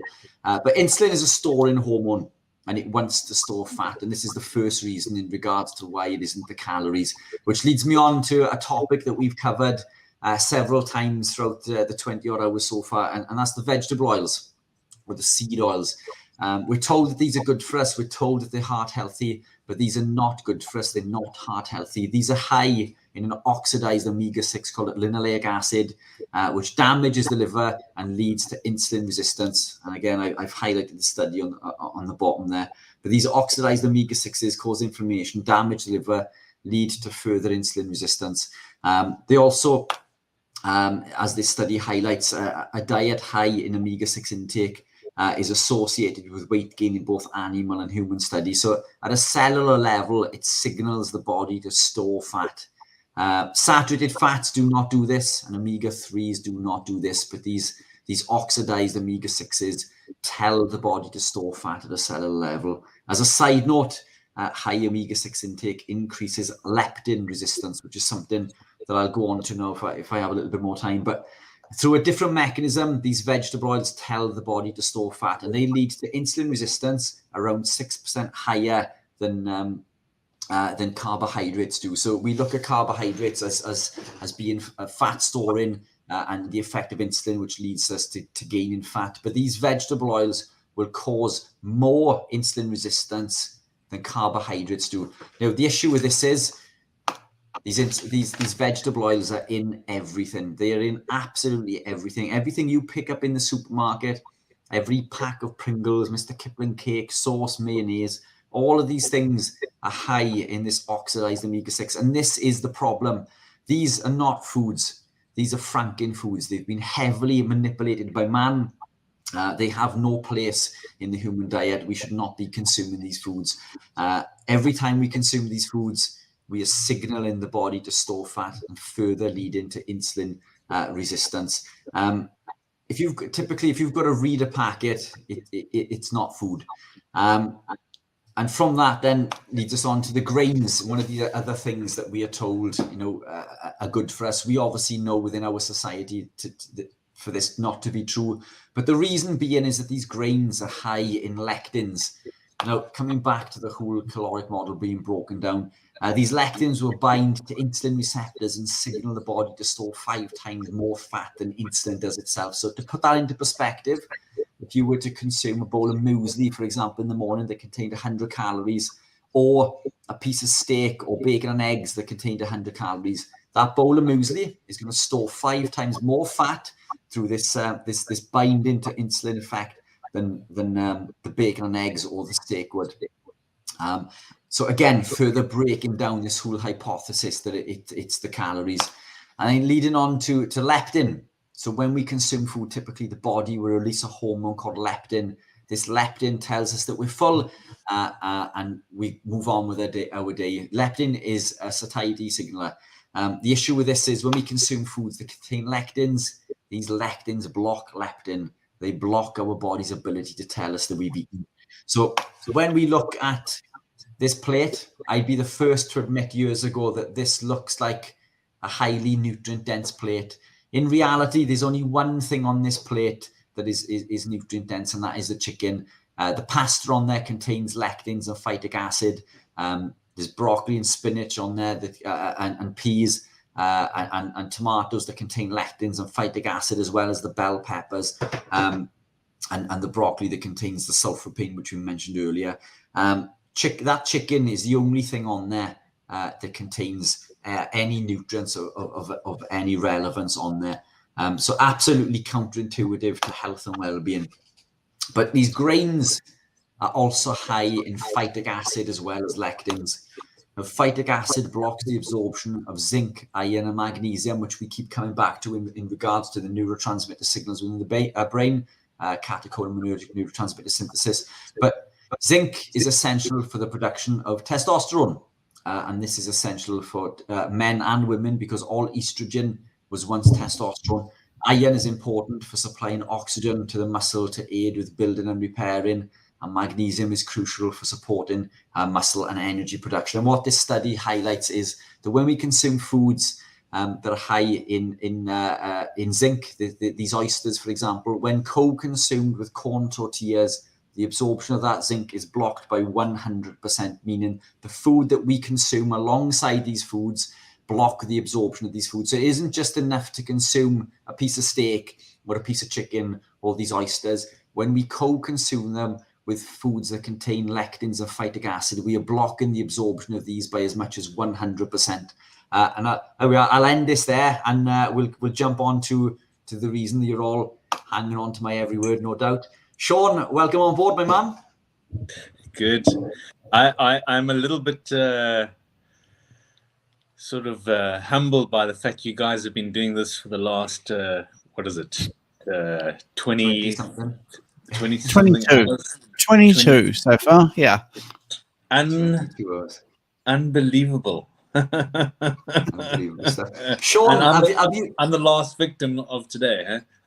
You are the last victim. Yeah, you're going to carry us through. Have you met Sean, Stephen before, Sean? No, Stephen, I haven't had the honor. I'm pleased to meet you, and thank you for having me. I don't usually get up this early to talk to anyone, so this is a first for me. And it's quite something. I haven't had these emotions and feelings before, and yes. How can I entertain you both? Brilliant. Would you want to introduce Sean to the audience? Yeah, for sure. Sean, if you'd like to give everyone listening a quick rundown on a little bit about who you are and what you do, and then we'll drill you with some questions. And if anyone wants to pop a comment in or a question for Sean, fire away. But Sean, the floor is yours. A lot of people really know me as Bond, James Bond. No, that's sorry. That's the next conversation. Sorry. So I've basically created a name for myself in the cycling world by the fact that I completely go against the grain according to the nutritional dogma, which is supported and promoted and punted in the cycling world. If we go all the way back to 2006, I founded a supplement company. Post 7 years later, my father passed away from esophageal cancer, which basically was the spark in which I became ketogenic back in 2013. And 5 to 6 years after that event, I discovered, which, according to the information that was being circulated within the industry, you need carbohydrates to fuel your rides. And I was basically discovering the absolute opposite. In fact, you didn't need anything to fuel your rides, and you could do it happily on water and salt. And I discovered this basically by pushing the boundaries, and I just ended up riding more and more and more and further and further and further. And I got to the point where, you know, my limiting factor was the sunset and the sunlight. So yeah, since then, many people have followed the same sort of nutritional regime who ride, and there are many runners as well, and they're discovering the same. And my motivation in the beginning was not to find out and benefit from the advantages of not having carbohydrates, but was more the health benefits and the advantages, and to reduce my risk of cancer and reduce my risk of cardiovascular diseases and heart problems. And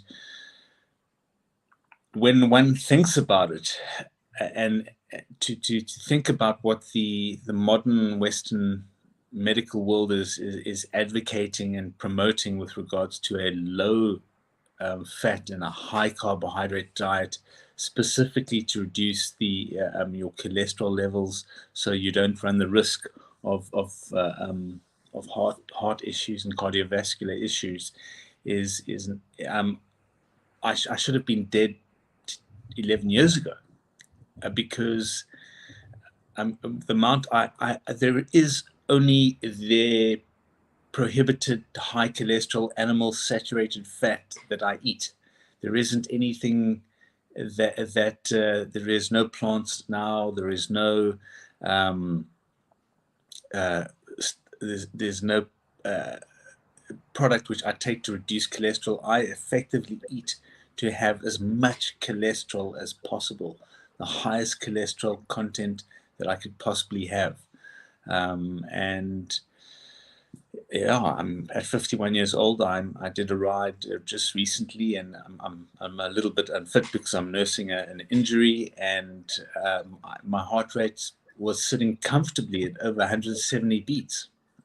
I mean, it's which is absurd, because I should have died. You know, when I think about it, there is something which is being promoted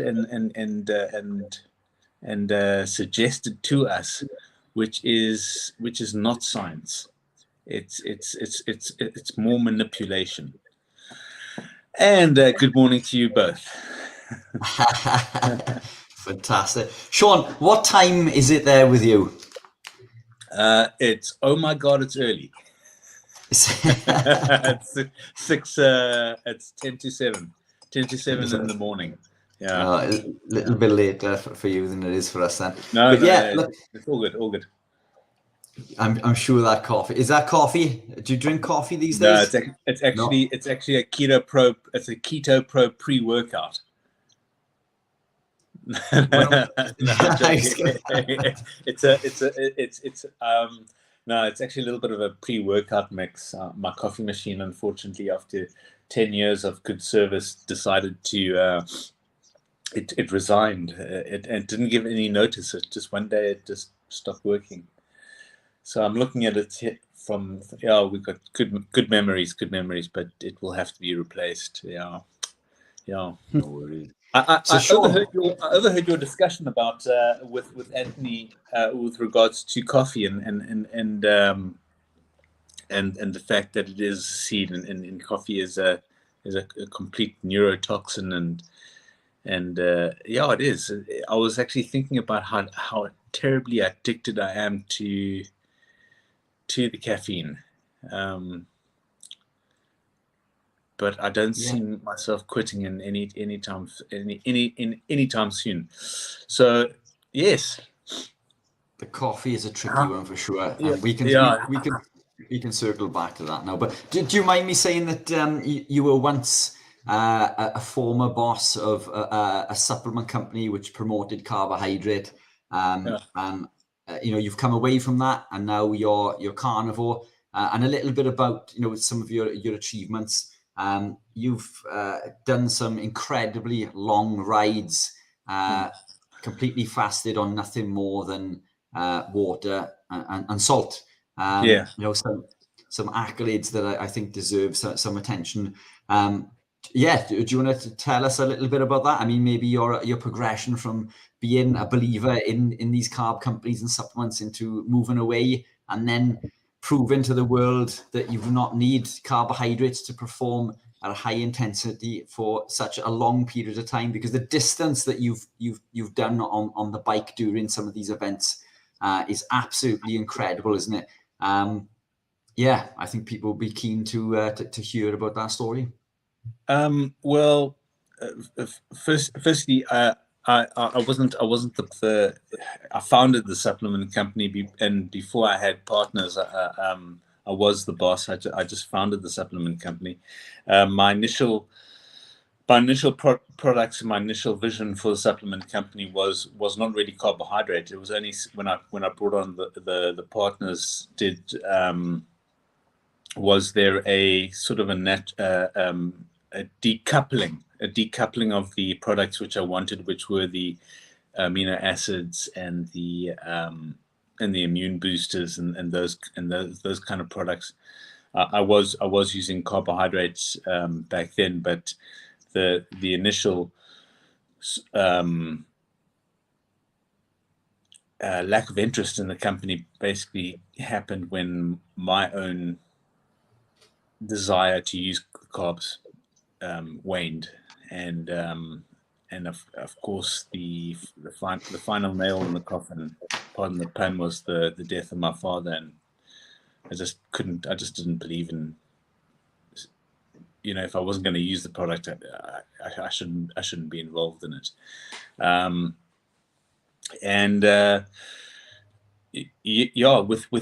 With regards to the cycling and discovering the liberating effects of not using sugar wasn't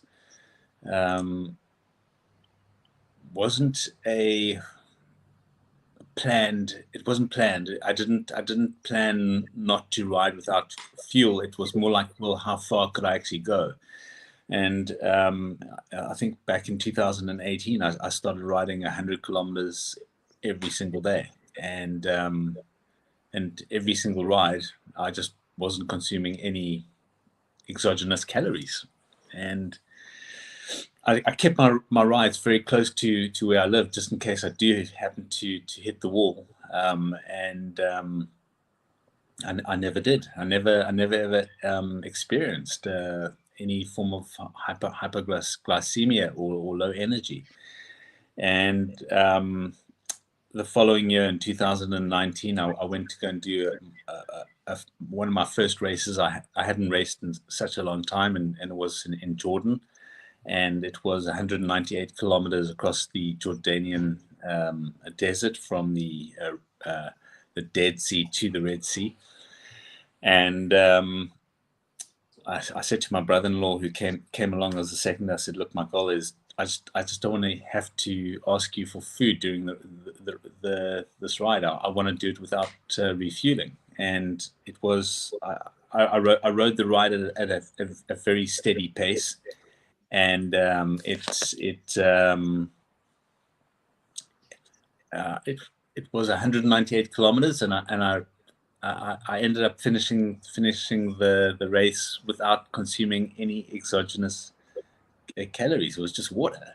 And when I got back to the hotel 2 hours later and packed my bike back in its bike bag, I had a handful of ketogenic nuts, which were basically macadamia and pecan nuts. I think there was some Brazilian nuts, and I was completely fascinated by this sensation, these feelings I was having, and I hadn't eaten. I've just ridden 198 kilometers through the Jordanian desert, and I was feeling fantastic.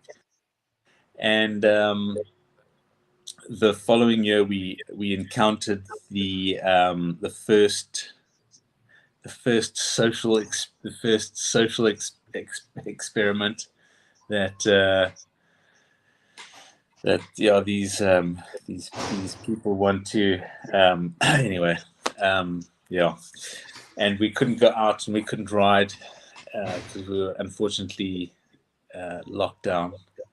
So I started riding on a set of rollers, and I hadn't ridden on rollers for quite some time, which was a little bit of a shock for me. But after building up from 45 minutes to an hour and 15 minutes to 2 hours on the rollers to 3 hours on the rollers, I reached out to a very good friend of mine, and I said, "Look, I want to do a 9-hour ride on these rollers. Can you? I need witnesses. Can you come and can we do this as some sort of a feel good thing for your company, and we can get some footage of it?" And which I did. I already had done a 9-hour ride in my apartment without refueling. So that's riding on rollers non-stop for 9 hours. And I went to his block, his apartment, and his office block. And we had, I think, about 10 people that came through the course of the day, and I was locked in a room, and I just rode on these rollers for 10 hours. And it was no coffee then, no sugar, there was no salt, just water. And I rode for 10 hours, and they had to go home, and I couldn't because we had that curfew. So I slept the night in the office, and as soon as the curfew was lifted in the morning, I jumped on my bike and rode home. And I was fine. I was according to Zwift, which via the power meter that was linked onto the Zwift platform, I'd ridden 378 kilometers. Without salt, just on water. So and it just grew, and then since I've been on Strava, which is only 5 years, I've ridden over 80,000 kilometers, and of those 80,000 kilometers, I think that's 742 rides. It's the average ride distance for 740 rides is 108 to 109 kilometers, and I think out of those 742 rides, I have taken on board exogenous calories in the form of meat, in the form of yogurt, in the form of some sort of non-carb based food probably 14 or 15 times, which I know is quite something, and which is quite unheard of. But yeah. Just really quickly circling back there, Sean, that distance that you did on the roller equates to 234 miles on non-stop on nothing but water. 200 is absolutely mental. Now, I work with athletes who compete in Ironman, who will ride 112 mile after a 2.4 swim, followed by a marathon. But that 112 mile is intense. You know, that's a long distance. In fact, I'll be riding that this weekend, working with a friend of mine in preparation for an Ironman. But the thought of riding twice that distance on nothing but water, no food at all, is absolutely unheard of within the athletic community. Now, I did a ride recently. This is going to sound like nothing to you, but I did 80 miles with a few of the Ironman people that I'm working with. 80 miles on one bottle of water, which contained electrolytes and MCT powder. That was it, one bottle of water for 80 miles. Halfway, they began to pull out the energy gels, you know, the cakes, the jelly babies, or whatever it was. And they asked me, you know, what food I had to carry on through the journey. And I said, well, I don't need any food. Yeah, but you have to eat something. No, this is my food, you know, it's all stored in my body. And they couldn't get over the fact that I didn't have anything to eat. They couldn't get over the fact that I only had one bottle. I traveled that 80 miles all the way along. They were checking on me to make sure that I wasn't going to bonk. And I didn't. I managed to complete the 80 miles. And this was a big step up for me from 45. And interestingly, I also had the highest average moving speed out of all the guys on that ride. And that's not to say that I'm a better cyclist, because I'm not by any means, but the fact that I did that 80 miles on one bottle of water with no you know, exogenous food, they couldn't believe that at all. And you did what's that 3 or 4 times that distance on nothing but water, which is absolutely yeah, I can't even comprehend that. My biggest caloric burn, that wasn't my biggest caloric burn. In my biggest caloric burn was 6,700 calories, and that was on a road ride, which equated to 253 kilometers. And my biggest power output, and I'm not a pro, I mean, I'm in my 50s. My biggest power output was 251 watts for 6.5 hours, and a normalized power of 286 watts. And that was last year in July. There was 6,000, I think it was 6,100 or 6,300, and I'm not too sure. But the reason why I always put out caloric output, that's if you work out, it's just over 6,000 calories for 6 hours, and that's you're looking at close on 900 to 1,000 calories. And I'm riding at basically my close on my FTP, if not more, in some periods of the ride. And I've recently seen some top triathletes who are talking about having to consume as much as 800 calories in exogenous carbohydrates in order for them not to bonk when they're riding at their FTP during their racing, and I'm burning that amount of calories without having to, with just taking in salt. So with my own, if somebody had to ask me for my opinion, and I'm just giving my opinion without anyone asking, it just goes to show how you are severely impeding your body's natural ability to function the way it is supposed to function if you take in exogenous carbohydrates And basically what you are doing, the more you use, the more that you'll have to use, because carbohydrates is such a weak fuel, or such a weak man's fuel, that you become dependent on it.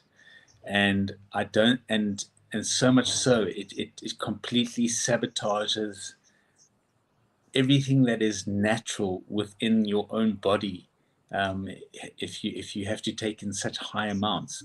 And the more you take on, the more you just sabotage your body's ability to burn its own in endogenous fat stores. And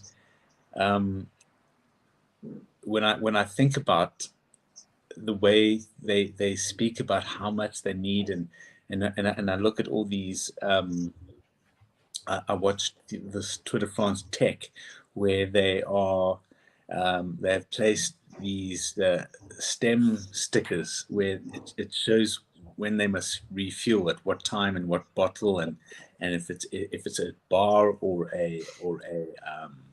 some sort of refueling product. And it's laughable. It's absolutely laughable. And the reason why I say that is because we've taken something which is so innate and so primal, and it should be so instinctive, and we've complicated the absolute crap out of it, which is preposterous. We've taken the most basic element of our existence, and we have complicated it by simply using sugar. That's what we've done. And yeah, I find that absolutely incredibly, amusing. Absolutely amusing. Yeah. Yeah. Was there any other races that did you do another one through the desert after that, or was the one that you mentioned earlier? Yeah, I did. I did another race with two of my teammates from Look. One was an Italian bloke, and the other one was a Swiss girl, Millie, and she had already done a year of keto, and she won her division, also beating some of the elite men, and she did the entire ride without taking in any exogenous calories. She basically she basically proved that adaptation. For me, what it proved was mental strength. She's incredibly. She's got an incredibly strong mentality, and also that adaptation is definitely something which I believe needs a personal stamp to it, meaning that you can't say it takes 6 weeks to become ketogenic or to be in a state of ketosis to do an athletic activity. It really does vary to one's metabolic health, but she managed to perform at the highest levels. And when she stayed with me in Cape Town, prior to that, I mean, she was breaking all of her PBs, and she was doing this while she was in ketosis, and without refueling as well. And she was just developing to become such a phenomenal cyclist. Yeah. Yeah, incredible stuff. So didn't you do that long ride? Was it Jordan, or is that the one we've already covered? Yeah. So I did. So the Jordan ride was twice. Twice. And yeah, what other long rides have it? Yeah. So the the Jordan rides was only 198 Ks. I've done harder rides on my own and longer rides here in Cape Town. Yeah, it's yeah, the beginning of last year was definitely a real eye opener for me with regard to performance and high intensity performance. At the moment, I'm nursing an injury which it took me about three months to kind of diagnose, and I got the injury literally from riding too much, which is what they call an ischial bursitis, which results in me I ride for 2 hours and then I get inflamed ischial. The fleshy area around my ischial tuberosities, they just get incredibly inflamed, and I can hardly sit anymore. So I'm trying to resolve that, but that's I've got an injury from basically riding too much and not stretching enough, and it's all in the name of science. If you can actually put science into the word of nutrition and sport nowadays, because it's so blocked. So what would you obviously you're not eating anything on the rides, would you prep in regards to fueling? A carb athlete would carb load, would you fat load, or would you just ride fasted? What? So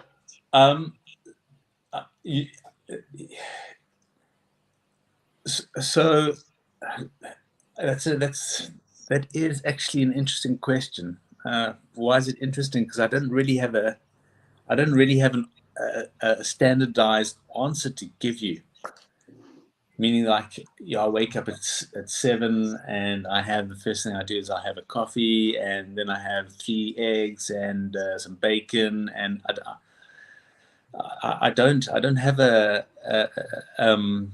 like a standardized eating regime. I literally wake up, and if I feel hungry, I'll probably have some eggs before I go riding. If I'm not hungry, I won't have anything. And I did a few rides this year, a solid few rides of just basically having my last meal before I go to sleep, and I wake up, say 11, 12 hours later, and I go for a ride, and I'll ride easily 110, 120 kilometers, and that's what I ride,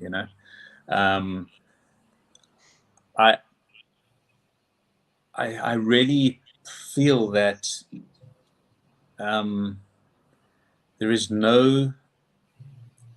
I don't believe there's any sound scientific evidence that one needs to have fuel in order to perform an event if they are properly in a state of ketosis, or they're properly carnivore, or I don't believe at all.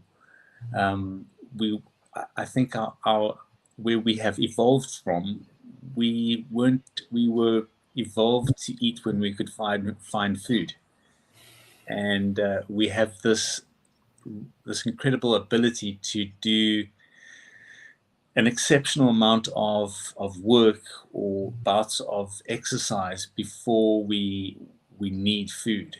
And this is not to say that I haven't hit the wall or had hypoglycemia on the ride. I have, and I've had it bad. So much so that I remember eating this ketogenic bar and having some yogurt and turning around on my bike after all of this food, and I couldn't make it up this hill.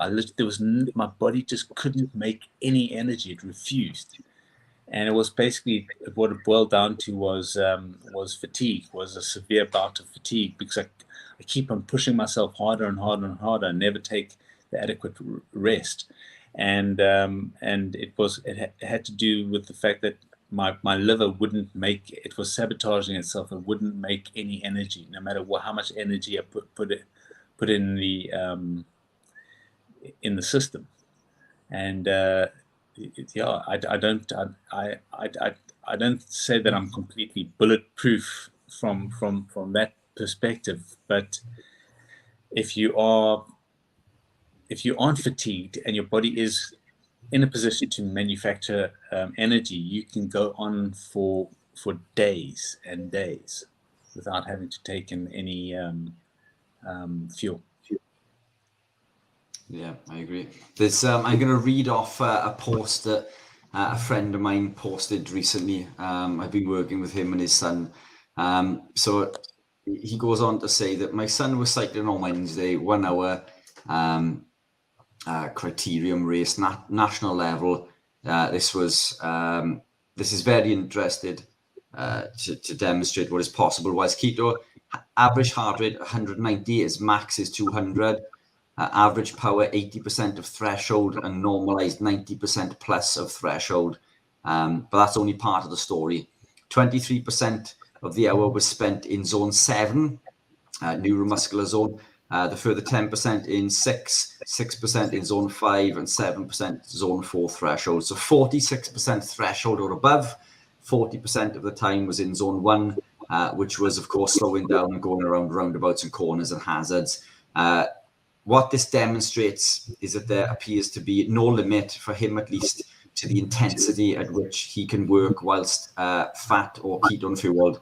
At the end of the scale, he has done a 4-hour race at 90% of threshold with an average heart rate of 181 beats per minute, which is absolutely, so that just goes to show, isn't it, that we can not only perform at an endurance level, but at a massive high intensity, which comes back to what you were saying in regards to your FTP. You know, for anyone listening who doesn't know what an FTP is, that's the functional threshold power. This is your threshold power you can maintain for an hour. So this is the gauge of power within cycling, isn't it? And you maintained FTP for a few hours, wasn't it? So your max FTP you managed to maintain for several hours of that ride, I think you said, wasn't it? Which comes into play in regards to what, you know, David is saying his son achieved in this. You know, competing at 90 and 91% of VO2 max is a high level, which just literally goes against everything that we're told is possible in regards to athletic performance, because we're told that we need carbohydrate to do this, we need glycogen, we need muscle glycogen. Yeah, incredible little write-up that. Yeah, look, I really think it's all got to do with time and the time it takes to adapt to using your own endogenous energies, whether your body's making the energy from like a neogenesis or converting the fats into ketones. I mean, my last ride, I was hitting heart rates that I hadn't seen in ages, and that's obviously because I just really am unfit. But the point is that I was hitting those heart rates and I was holding those heart rates, and they were maximal heart rates, and I had no problem holding them. I was quite comfortable in hitting them, and there's no carbohydrate in my diet, you know, and the whole notion that you the only difference between a person who is ketogenic or carnivore and somebody who is a high carb, low fat diet, the only difference between the two is time. Time to the person who wants to become effective in ketosis or being a carnivore athlete, and to be effective in hitting those high heart rates and being able to function better in high intensity is time. Time is the most important factor regarding this. And a lot of people, unfortunately, and the ones that I've encountered and helped along their way, they they need to understand this, because we live in a society where everything is a quick fix. We want something, we want to press a button, we want it now. We want to get the information, and we want the results from that information now. But because of the metabolic damage that people have done with carbohydrates, unfortunately, the time frame has to be implemented, and I don't believe there is a set time frame. And I believe that is very much that time frame doesn't sit under an umbrella for one size. It varies from individual to individual. Then there's another important factor with regards to how that energy is felt and how we perceive that energy when we are in a state of ketosis and or being carnivore. I'm just going to use keto and ketosis as the generic term here, and because that energy sensation is actually very much different to an energy sensation of sugar. It's almost like a delayed afterburner, if one could describe it as such. And you don't have that this incredible onset of this of surge of sugar, that sugar energy. You get like, oh, I've got energy, I can go again. You almost have to have a mental confidence to switch on that ketosis energy. And in order for you to really perform at its optimal, you have to go fast. You have to, in order to bring that energy on, you have to go fast. It's almost can be a good definition of that. It would be like a ramjet on a hypersonic aircraft. In order for you to activate that ramjet, you have to go fast. And once you are going fast, that ramjet kicks in and you can go. So you have to have the confidence in order to switch it on, because you don't get that like chemical change that you have with taking sugar. There is none of that. You have to be confident that you actually have the energy, and once you are in it, it activates. And that is something which people need to understand. It's a complete difference, a change or mental change when it comes to utilizing, ketones and ketosis energy. So. Yeah, I quite often describe it as superior energy on demand, whereas it's energy that isn't there unless you need it to be. So when you call upon it, the energy is there. Whereas with carbohydrate, it is almost like a stimulant, isn't it? But I mean, you can be living a ketogenic lifestyle, carnivore lifestyle, and not notice anything until somebody runs down the street at you with a knife, and you've got to find that energy and run away, and then the superior energy kicks in, and it just keeps on giving and giving and giving, that doesn't crash. And Andy in the comments there has just said now that runner's high is ketosis.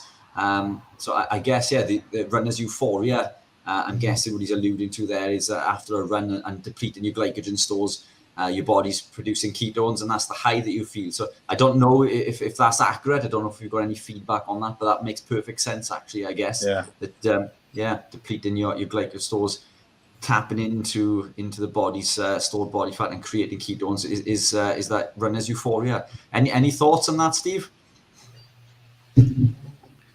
Not really, but I'm going to say that I actually tried the salty water because I was waning. My energy was waning. And a few people in the chat said, just do what he just said. Just do it. So I must admit, it has actually given me a kick. It's incredible. Because it's just salty water. That's all that is. Yeah, salt. I was actually having a discussion that salt was a form. In fact, the term celery originates from the term salt. I don't have the exact history verbatim, but warriors from the bygone era, we're going back into the Roman times, the Spartan times. They were given their salt as a form of currency, and salt was revered as a soldier, in the bygone era. And I mean, I'm staring at 6 kilograms. Well, now it's down to probably about 4 kilograms of salt, and how much salt is a part of my life. And just once again, with all this, and I can only say it's bullshit from my perspective, but everything that the medical nutritional world tells you that you must not do, I do the absolute opposite. And at the age of 51, when I see my peers all battling from chronic health issues, and they're all starting to look like a potato in their body shape, I ask myself, they've actually damaged us. If you chose to follow what they say, you will get damaged. And the amount of salt that I have, I mean, my biggest salt day ever was 18 grams, 18,000 milligrams. And people are being prescribed, don't exceed more than 2,000 milligrams of sodium per day. And I did 18 grams in one day. I mean, I've got it's a 5 gram little scoop that I use, that I got from a supplement, and I use that in my salt, in my fine salt mask. And I'm always throwing 5 grams of salt over my meat. If I put in my water, I'm probably putting half of that. The amount of salt I take in per day, and I can't live without it. It's an absolute necessity. And another thing which I see with these youngsters, these very, very ill-advised youngsters who are on YouTube, and they're taking cane white sugar, and they're mixing it in their water bottles, and they are going out there and they're fueling their rides on this horrific substance, okay? And they're coming back and they're showing their stats, and they're saying, I'm definitely performing so much better on this than last week, and this is definitely the way to go. And it is just such a naive thing to say when you are performing better on something from the previous week or the 2 weeks prior to that, because you're not. All that's taking place is that you've come off one sugar substance because they were using a nutritional supplement brand previously. The only thing that's happening there is a training adaptation, and they are feeling the positive effects of the training load, but they are advocating and promoting the worst substance on the planet as being their new race fuel. And the next thing they go and do is they go and brush their teeth post using this sugar in their water, the sugar water. And I ask myself, in fact, with tears in my eyes, how can you possibly think that some substance is good for you if you have to go and wash your mouth out or brush your teeth because you have that fur taste in it? And how many people suffer from dental issues with regards to using these sugary products? If something rots your teeth, it can't be good for you, period. But the reverse is said for salt. Salt will help to reduce the onset of plaque. It will reduce the onset of canker sores. It's antibacterial. If you have a sore throat, you can gargle with it. In fact, if you're rushing out for a bike ride, you haven't got time to brush your teeth, just make sure you got some salt water with you, because it will prevent you from having the onset of dental issues or cavities, and reduce the onset of plaque. Salt, not only is it wonderful for helping the body, for obviously for replacing electrolytes, but also with energy production, it has a myriad of other health benefits. It is truly it's a wonder element.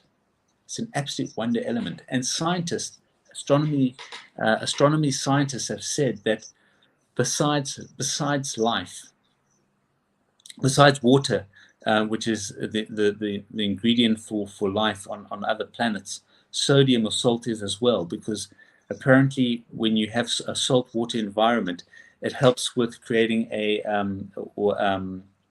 terraforming an atmosphere. It helps with creating heat to create an atmosphere which can actually harbor life. So salt is an incredible element, but yet modern medicine has vilified it, which is preposterous. Yeah, I consume around 10,000 milligrams a day on an average day, I think. I don't know if I've ever gone up to 18. But yeah, what about you, Steve? I mean, do you consume an awful lot of salt? I obviously, since I've been carnivore, yes. In fact, I used to be one of those that would watch other people putting salt on their meat and think, oh, they're gonna have. I really did. I mean, that's what I was like until my eyes were opened, and I can remember it. And every time I put salt on, and I've got a sea salt shaker thing, and do that, and I think, oh, I would have really tutted if I could see me from the past, so yeah, I mean, probably, the little salt shaker might last 3 weeks, 4 weeks. So I have a fair amount of salt, but I don't think in quantities like that.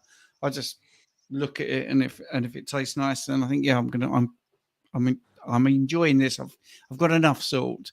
So yeah, big change for me, really. Anthony made a comment. Well, I overheard him saying that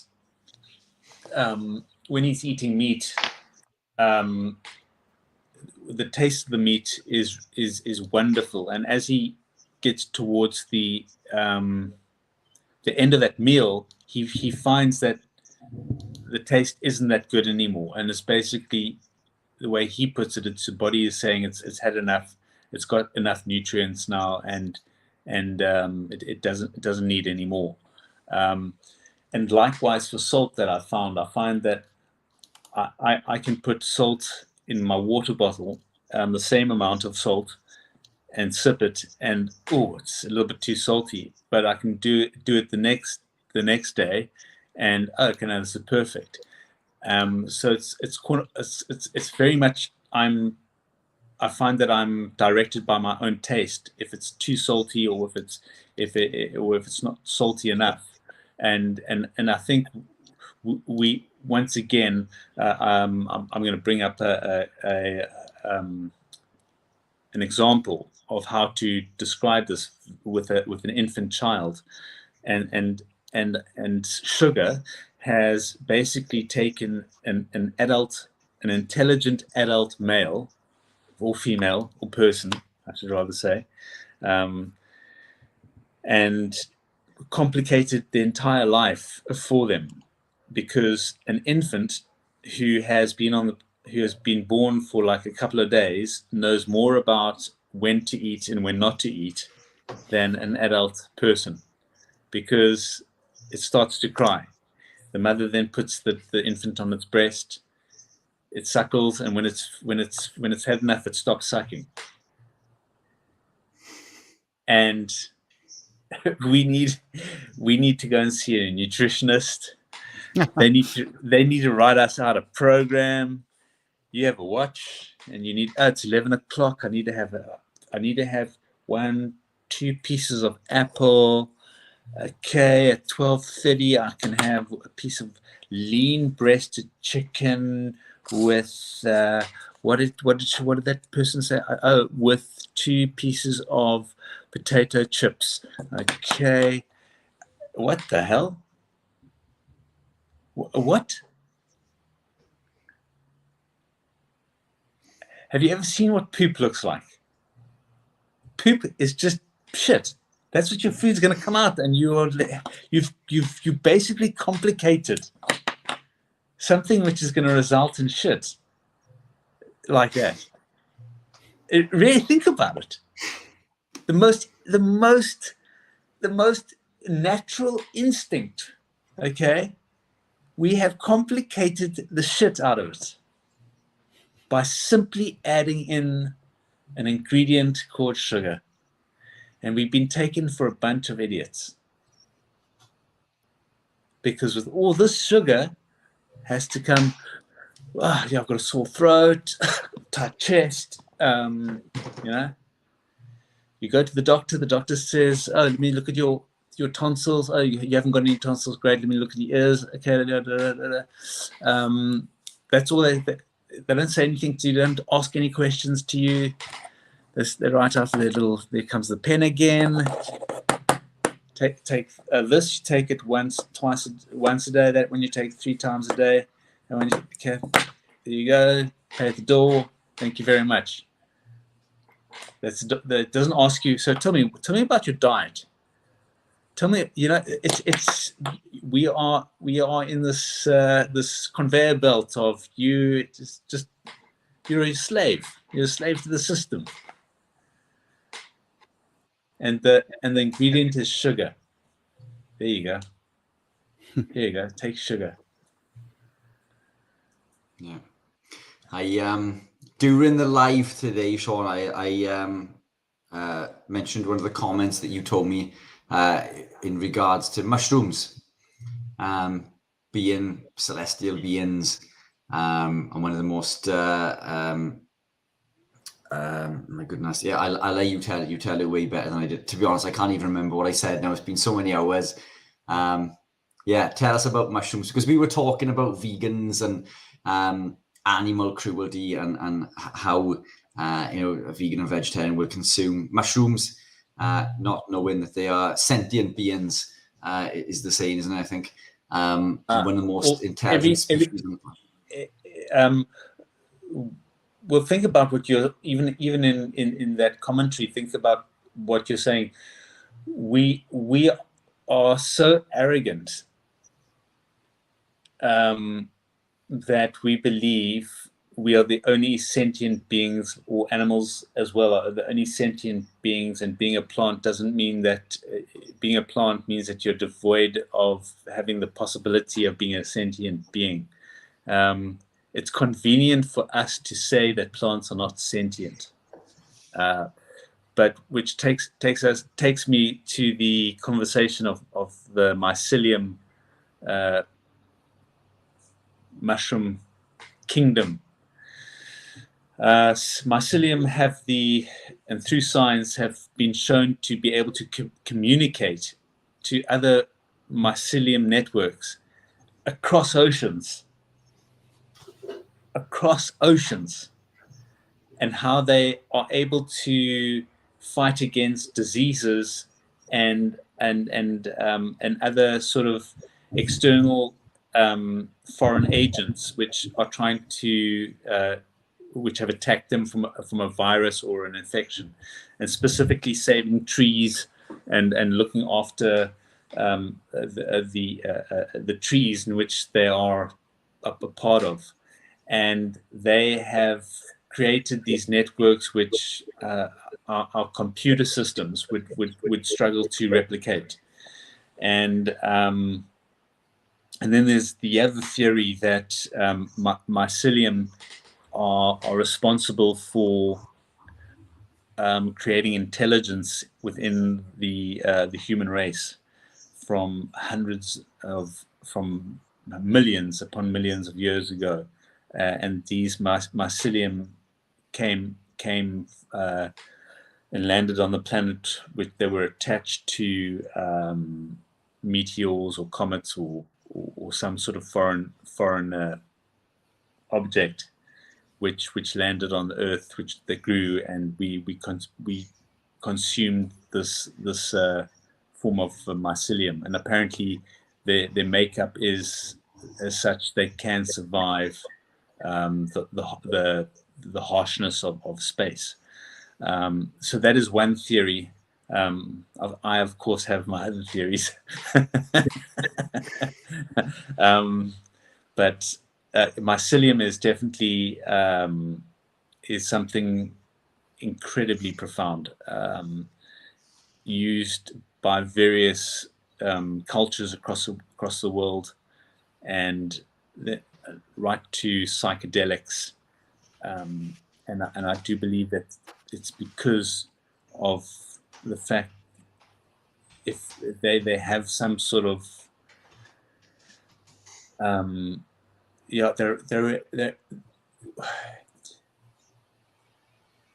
where my headspace is right now is that we are so unevolved as a species. It's actually laughable. Sorry. We're talking about a subject that we as a species can't even agree upon, and that's nutrition.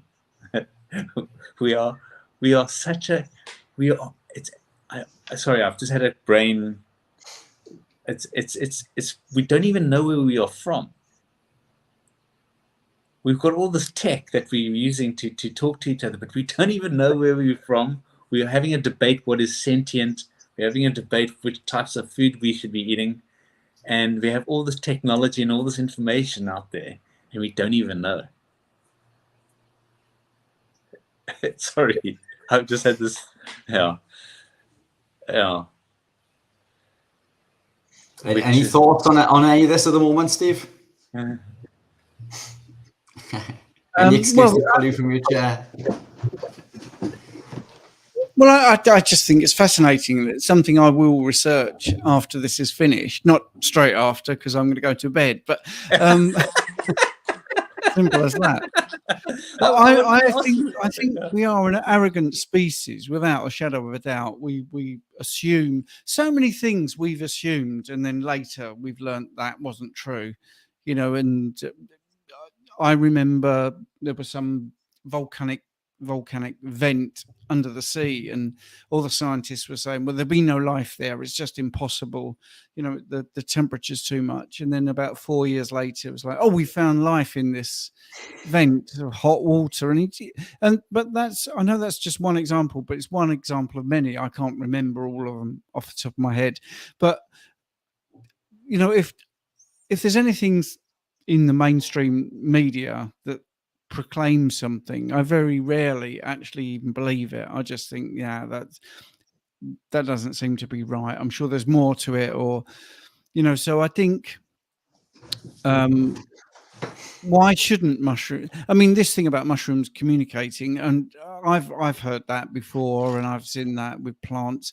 I think trees actually, when they are in danger from fire, I think they send a chemical message to other plants. I think I've seen that, and that's pretty well studied. So just because they're not speaking doesn't mean, because it's arrogant. Oh, if they don't act like us, so they're not able to sense what's going on. Well, they might be able to, but it's just that they don't do it the way we do it. We're so narrow-minded. My pet hate in science is there's no life as we know it on these planets. Yeah, right. Okay, so there's no life as we know it, but what about life that we don't know? Because if you look at the animal kingdom, every day there's some animal on YouTube or floating around on TikTok, and you think, how has that even got onto our planet? The diversity is incredible. I saw a school of fish, and they were going along the seabed, literally in the like 100 of these fish in the shape of an animal, mimicking walking fish. doing this, and you just think that's got to be CGI, but it's not. It's completely real. And then if you get into the sort of microscopic, and you look at proteins moving, I mean, literally proteins moving look like they're walking. I know they're not, and they're just moving in a way that I am making palatable for me. Yeah, they look like they're walking there. So I think being open to anything is why I'm carnivore, because if I hadn't have been open, I'd never be here, would I? I wouldn't think, because this is a crazy, way of eating. It's not accepted. It's not in the mainstream. It's very unusual. It's a bit weird, as people say. So I think I'm here. So I must be open to this stuff. It's not weird. It's not weird, and it's not weird if from looking at it from this point of view. No. And the point of view is well, what is food? Food is we as a species, we specifically a human, and the way we are being programmed, and I don't believe that we evolved. I believe that we were manipulated, and I don't believe that we and it's kind of a thought which I've battled to come to grips with, because I don't like the idea that our ancestors were not supposed to have intelligence. We weren't supposed to have intelligence. We were supposed to be a part of the animal kingdom, and that's where we are from. And I have this very, very firm belief through philosophical thought, I would say, that we are not, first and foremost, not alone in this universe. By so many different extraterrestrial species, we are so not alone in this universe. And please forgive me if I lose you during this conversation, but it's now going to take a real extraterrestrial leap. We have an incredible planet, and our planet has these wonderful mineral resources. And 10 or 20,000 years ago, a extraterrestrial race came to this planet, or maybe even more than that, and decided to mine certain minerals off this planet. And they needed a workforce, so they found our previous unintelligent ancestors, and they manipulated them, and they enslaved us to do their manual labor for us. And if you look at the basic dialogues of Bibles, it says Adam and Eve were made in his image, in God's image, and there are many references that you can slightly skew in the Bible that will make reference to an extraterrestrial being, and a UFO or UAP, and then we have to understand, where did an intelligent race that we consider ourselves a benevolent race, where did we learn about slavery? The oldest records to slavery go as far back as 4,000 years to, I think, Mesopotamia. But where did it happen before that? Where did we learn to enslave one another? Slavery still exists to this day. Okay, and this is a very big discussion, because we didn't as a being just decide to enslave another human being, and so they become they are our slaves. We had to learn it from something else. And this brings me back to the whole idea that we don't know where we have come from. We don't know where we have come from.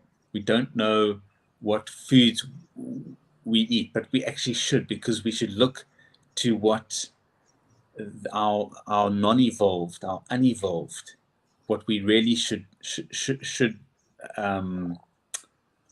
the type of people we should be, or the type of animal we should be, because our intellect, our intelligence has been manipulated, but not our biology.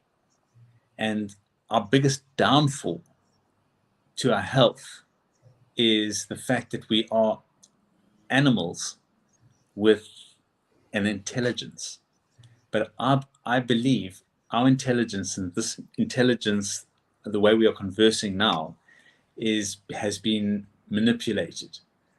I don't believe, and don't get me wrong, I love all this tech and I love the stuff I have, but I think our intelligence is basically, we've become too intelligent for our own good, and it's almost going to turn us back. It's going to be used against us, and we put so much emphasis in these devices and artificial intelligence that we're going to lose who we really are. And yeah, it's for me, it's kind of a frustrating thing if you really think about it. Yeah. Definitely. Yeah. I think we segued well off track there, Sean, and we into let's take it back into the nutrition side and carnivore. I mean, what would your tips be for everybody moving forward, or somebody new to the diet in regards to adopting a ketogenic or carnivore lifestyle in regards to health, well-being, and or athletic performance? What are your key takeaways in regards to anyone listening? For somebody who wants to, first and foremost, you've got to make a decision. People who go into adopting the diet, that to go into a diet and say, I want to try it out. Trying is not gonna make it. It's like, yeah, I'll give it a taste. If I like it, I like it. If I don't, I don't. So you have one mouthful of it, and it didn't kind of really work for me. I didn't like the taste, so you left it. You need to make that decision, and then you need to act on that decision. And you need to understand that if it does get hard, you can't just bail. You can't just jump off the ship. If you're going to set sail, you got to be prepared for rough waters. If you don't have any rough waters, meaning that your adaptation is smooth and you just fall into it, fantastic. That's very much a personal thing. So you've got to make a decision, and then you have to act on that decision. To try something, if you're going to just try it, don't even waste your time. And also, people must realize that this is not a quick fix. It's a diet, as well as the wrong terminology for anything long term. I prefer to use the word lifestyle, because it's forever. Because diet is always referred to as weight loss, and to achieve a goal, and then you kind of lose your way, and you lost again. It has to be, this is my lifestyle. This is how I am, and this is what I do. Yeah, love that, Sean. Been an absolute pleasure, my friend. Great to chat again. Steve, anything to add? No, I just thank you for doing that. It's got us to our last hour, which is really good. So we've now done 23 hours, and we'll finish off the last hour. So thank you, Sean. Insane that you guys have been doing this for almost 24 hours. Insane. Yeah. Guys, I hope I gave you. I hope I was a breath of fresh air, or another stale fart. Thank you very, very much for having me and my weirdness. I'm going to leave you in love, peace, and harmony, and have a wonderful rest of your hour. Thank you. Fantastic, gentlemen. Thank you, Sean. Well appreciated, man. Cheers, man. Bye. Bye. There you go. There's someone that can go off track further than you, Richard. Yeah. Fabulous. Yes. So, well, we're almost there. I mean, it's actually not 20. It's 23 hours in 2 minutes. So it's been quite a long haul. Interestingly, I was really struggling in the last hour, and someone said about the water and the salt, and I tried that, and that definitely gave me a bit of a boost. So I'm pleased about that. How are you feeling? Yeah, I'm not too bad. I think there's been some ups and downs and some lulls along the way, isn't it? Yeah, I think halfway through I was feeling good. A little bit after that, started to struggle. Bounced back. I think I've almost come through. That tiredness and fatigue. Yeah, it's a strange one, isn't it? I mean, we've 23 hours. I had 3 hours sleep last night, so done this on very little sleep, and I've got to continue to work for at least a few more hours.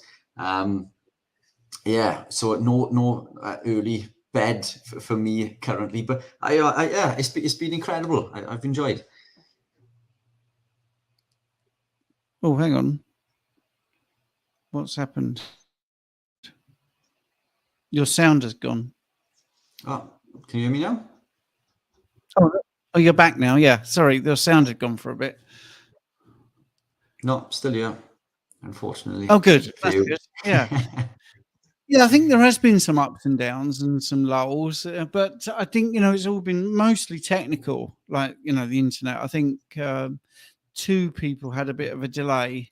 So Natalie, sadly, her internet wasn't cutting it, was it really? And there was one other one, but I can't remember. Yeah, I've enjoyed it. I've got a little video thing to start the next hour talking about blood glucose and insulin, because I think we focus too much on blood glucose. And I remember in the middle of the live stream, someone was saying, how do we measure insulin? How do we measure insulin?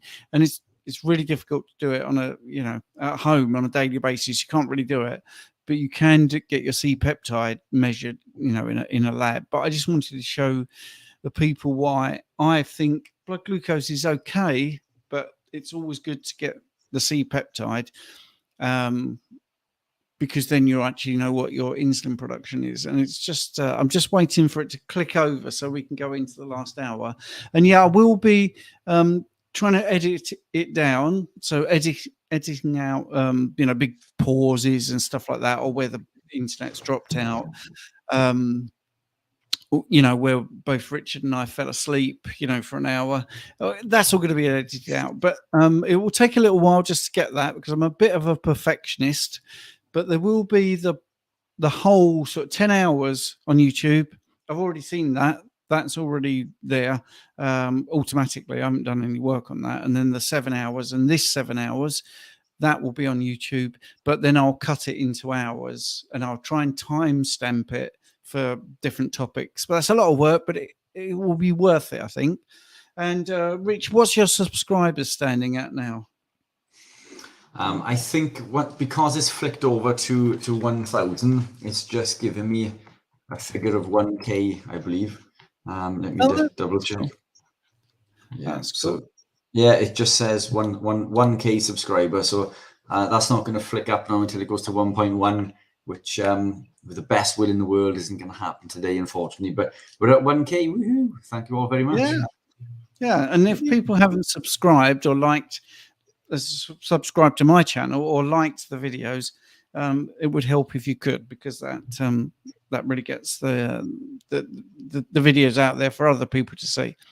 So yeah, how about this? I've got a little video. Let me just see if I can screen share it.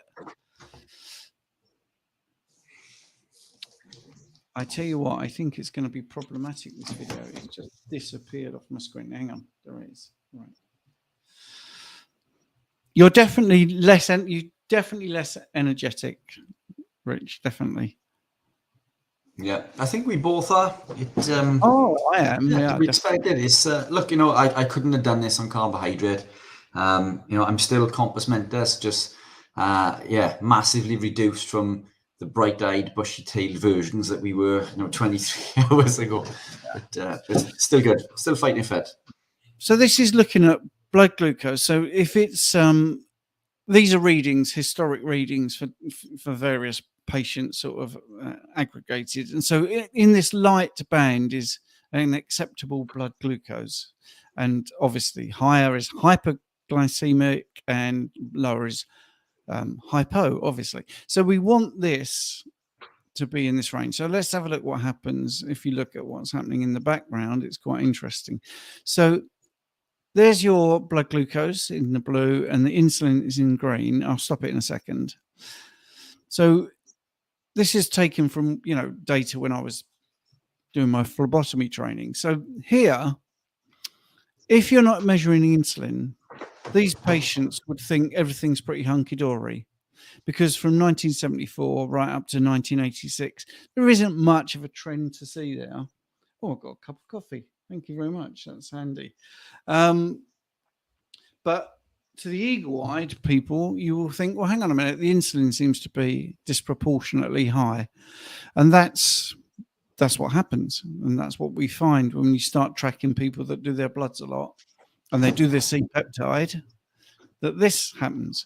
So we've got to 1998, just gone. And here is, I'm pre-diabetic, which we talked about as a big PR scam anyway. From 2001, in the NIH cafeteria, they came up with the term pre-diabetic, and 74 million United States residents suddenly became targeted because they was pre-diabetic. It was literally a PR type phrase. They wanted to get people to pay attention to this, not what I'm showing you, but to blood glucose. So yeah, so here you've now got this person pre-diabetic, but look what's happened. Their insulin resistance, if you want, or the lack of insulin sensitivity is showing that the levels of insulin to get it to here are greatly elevated. But we could have predicted that here. And obviously back there, an intervention back in the 80s of low carb, but you could have done something about it, or at least known that you were having a bit of a problem with your insulin. So let's just play out the video. So what happens, because there's a little bit of a tipping point. So we get to the tipping point. There gets to a point where you just can't make the insulin anymore, and it starts to fall. And that's when you get diagnosed of type 2 diabetes, normally around here. So you can even get a reading where your C-peptide is low and your blood glucose is very high. And that's when you start to get your medications to bump up the insulin to bring this down. And I just thought that was a quite nice little way of looking at it, because people do get hung up on their blood glucose and they think, well, it's fine, it's fine, it's fine. And this is me. I became pre-diabetic. So I bought into the PR campaign as well. And that is my story. It's not that is not me, by the way. That is representative of quite a lot of data points of what can happen. So I just don't want people to think, well, my blood glucose is fine, everything's hunky-dory. You can't outrun a bad diet. That's what they say. So if you're looking at blood glucose only, that is not going to give you the picture you need. Things like fasted glucose, fasted insulin, C-peptide, really will tell you what's going on. So let me stop that share. And now someone there is coercing me to finish early, but I don't want to. Do you, Rich? I'll take your lead, my man. Whatever you want to do. It's very kind, isn't it? Because you guys had all your guests on and actually finished up early. It's been a great program. Thank you both so much. Well, yeah, but I would like to finish on 24 hours, Rich. What do you not want to? Yeah. Let's go for it. Okay. What did you think of that little video? Yeah, I mean, that's perfect. That's exactly what we spoke about with the unwins in regards to the difference between blood glucose levels and insulin readings, and how going to the doctor isn't going to give you the full picture in regards to testing, to see if you're diabetic. This insulin resistance begins 10 to 15 years prior. So Yeah, that's absolutely perfect, isn't it? I think we touched base with it with somebody else as well that we were speaking to in regards to the curve with insulin and glucose. But yeah, that's a perfect diagram to illustrate the blood glucose is smack in the range, yet insulin is being elevated, behind the scenes. So why can't we just test for insulin? Why are we? I mean, we can test for insulin. It is a test we can do. But why don't we? Because it's not a test that they will do, which baffles me to no end. I don't know if you know the answer to that, but it's certainly a test that you'll have difficulty getting on the NHS. Well, everything is a fight. I mean, that's the issue, Rich. And I don't want to get all political, like we've just been talking. They literally don't want you to have the knowledge. That's the thing. So when I first got trained, they didn't even want people to have glucose monitors. And I'm paraphrasing now, but literally said in the literature, we don't want to give the patient the power. That, literally that they don't want them to know. So glucose monitors, they did fight tooth and nail to stop them. And then obviously they became popular, and then continual glucose monitors, same sort of thing. They're quite expensive. The whole diabetes thing is shocking. In 1922, we didn't even know what insulin was, and it was discovered. The discovery of insulin was sold off, and the idea was that it would be free. That was the thing, that there was a patent on there, and they didn't want people to make money out of insulin. But there you go, that didn't happen either, did it? So anything that makes sense doesn't seem to happen, does it, in modern medicine? It seems to be it's all driven by money, basically. Yeah. Diabetes, someone's put in there. Yes. There we go. That's quite good. I like that. That's very quick. Yeah, snappy. And I'm actually going back to calories. Type 1 diabetes is one of the things I use to illustrate that calories are pointless, because it is all about insulin. So in 1922, what they discovered was insulin. So, but if you had type 1 diabetes in 1921, you would have died. But those people were eating as much as they could eat, maybe 10,000 calories, and they were still wasting away, because that's what happens when you got type 1 diabetes. You just waste away. So if calories mattered, then they wouldn't waste away, because they would be given more and more food. But as soon as they were given insulin, they didn't waste away. So that sort of proves that concept, that it isn't just calories, it's actually about insulin, it's about hormones and eating correctly. But they didn't realize that there was more than one type of diabetes at that point. So Rich, you look like you're going to say something. You look like you were researching something there. No, yeah, I was just looking for some bits. Yeah, keep on firing away, because I haven't found it yet. But yeah, okay. Still looking. There you go. I did a bit of Welsh there. Did you notice? Yeah, I did. Fair play. I liked it. I've lost my file folder. So let's have a look. In the clamp test that they were talking about was it was interesting. I think it was Phillip Ovadia, wasn't it? So yeah, if you want to look at something like this medical textbook, and I actually use this when people come to me for personal training to talk them out of how they're thinking. And I actually say, look, I could do myself out of some money here by showing you a few pages. And I tend to show them. Let's see if I can get that up, and I'll screen share that as well. So this is the page I show them. I'm going to screen share it. And this nicely sums up insulin. Now, textbooks, medical textbooks are now sponsored by pharmaceutical companies. They never used to be. I don't know if I can make that a bit bigger.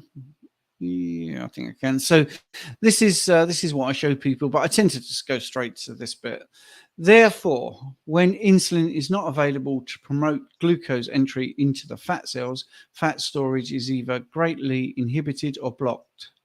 When insulin is not available, fat storage is inhibited or blocked. All right, so no insulin, no fat storage. And then you've also got increased metabolic use of fat caused by insulin lack. All aspects of fat metabolism are greatly enhanced in the absence of insulin. So you've got no insulin, fat metabolism happens. So it's known. It's not a theory. It is actually known, isn't it? That insulin, if you've got lots of insulin, you're going to store fat. And you can't burn it. But that makes sense as well, doesn't it? Because if your job is to store stuff, that's the hormone's job. I've got to push this fat into this cell. Why would you also allow fat to come out of the cell? Makes no sense. And the human body is pretty smart. So that would be one of the sort of planks in my armory when people start talking about calories and not believing that it's hormones. So you've got the type 1 diabetic who can have 10,000 calories and still fade away. Then you've got medical textbooks, physiology textbooks telling you that insulin will block fat burning or fat oxidation. So I think that's pretty good. And then you can go back to diabetics that are type 2 and inject insulin. As soon as they inject insulin, they're told to do it in different sites, because if you do the same site, you end up with a big blob of fat because it's lipogenic. I mean, that's what they do. So they will be told, do it in your thigh, then your stomach on one side, stomach on the other. And they say, because insulin is going to make you fat. So you've got type 1s proving it. You've got medical textbooks proving it. And you've also got type 2 diabetics proving it. Are you all right, Rich? Yeah, all good. You look like you want to go, which is fine. But do you not want to get to the finish line and actually say you did the 24 hours? Yes, for sure. Yeah, definitely. So yeah, one of the things that I was going to speak about with Sean Baker, but we didn't get a chance to. Now, Sean, I may be incorrect with this, but does he consume organ meats, or is he just? No, he's not a big fan of organ meats. So the issue with that within the community, for anybody that knows, anything about why we put organ meats in, is something called the methionine to glycine ratio. Is that something that you've come across? Are you familiar with that? I think you've spoken about it in one of our live streams, but I'm more than happy to hear it again.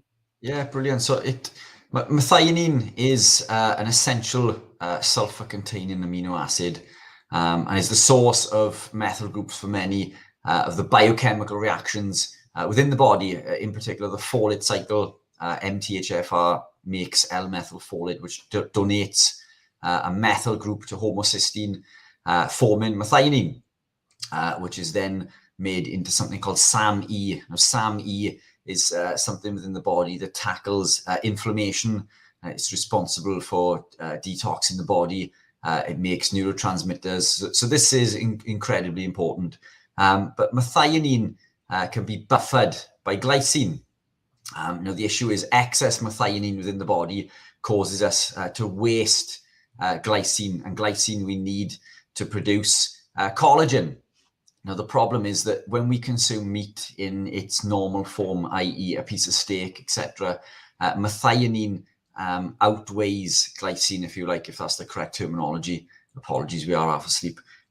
It outweighs it, and it should be, the correct ratio that figures I've seen is probably around about 4-1, I believe, from memory. But eating it in the raw form doesn't equate to 4-1. So for us to increase that consumption of glycine, to prevent that buffering, we'd need to get that from something like organ meats. Obviously, Sean doesn't consume any organ meats, and that glycine, methionine to glycine ratio is incredibly important. At least I believe it to be. So that would have been a fantastic little piece to get his thoughts on how he does that. I mean, you can, going back to something that we mentioned earlier. One of the things that I do is, like when I consume chicken, I'll consume the gristle and the cartilage on the bone, and that's where the glycine is. The same with steak, the part that's on the bone and the stringy bits. So that may, in fact, be enough to offset this ratio. But that would have been a fantastic talking point, I think, to get his opinion. If we ever get a chance to get him back on or go on to his, I'd love to get his opinion on that, because that's a big topic. Have you got any thoughts on that? Well, yeah, I mean, I think Sean is, as you saw when he comes on, he plows his own furrow, and he just wants to get out what information he wants to get out. So I don't know if he would want to talk about that, really, because his mind is so active. If something's bothering him, he wants to get that out there very quickly. But yeah, I mean, he'd be interested. Of course, he would be very interested in it. But when he came on, I don't know if you noticed, but I think he had a preset things he wanted to get off his chest, and which is great. And that's what happened at MeetRx, and that's why his meetings were so good and so many members joined, is because he would come on 5:00 p.m. every day, and he would hold a meeting, and he would just hold court, and he would be able to get off his chest what he'd discovered that day, or what he wanted to talk about, what he'd heard. And I think, and this is not a criticism, I think it's actually a really good thing. So there was all some new information coming. So if he's talked about it, last month or whatever, and there's 3 hot topics, I think he'd rather talk about what's hot at the moment, what's in the news, what's getting a lot of traction, if there's any sort of misinformation about how Carnivore is damaging in some way. He likes to address that. But yeah, I think the first thing you need to do is get onto his podcast and be interviewed about your success story, and then take it from there. Yeah, that'd be fantastic. Yes, still the group's still quite active there, isn't it? I mean, are there any questions in there that anybody would like us to address? To fill the next 40 minutes, because I think we could have filled another guest in quite comfortably there, couldn't we, or 2, or extended some of the other ones. Well, let me just put a statement up here. I've just seen. Well, no, I can't find it now. Oh, here it is. Let's put this in, because who's MeetRx? MeetRx was Sean Baker's website before Revero. He launched MeetRx, and I think before that he had one called Meet Heals. Anyway, MeetRx was like a coaching and just a big platform about carnivore, as the name implies, talking about meat being the thing that heals you. And that's where I got my coaching certificate for carnivore and fasting coaching certificate. And then what's happened is it's evolved. It's now Revero, because they wanted to scale it up, and they wanted to employ doctors rather than coaches, and attack the healthcare system and improve it beyond belief, and actually get it to be not disease management, but actually making people healthy. So that was MeetRx. Have you read? Can you see in the comments, Rich? I don't know what you see. Yeah, I can see the comments. I can see that that Jonathan's back, the composition consultant. I don't know if he's up for it or if you wanted to, but is it worth bringing him back on board? It's rubbish. Yeah, of course you can. Yeah, if you wanted to come, if you wanted to pop in, that's fine. You can use. I think I'd have to send him a different link. Let me have a look. Let me have a look. He's obviously listening because he's done that. I can send him a link. Bear with me.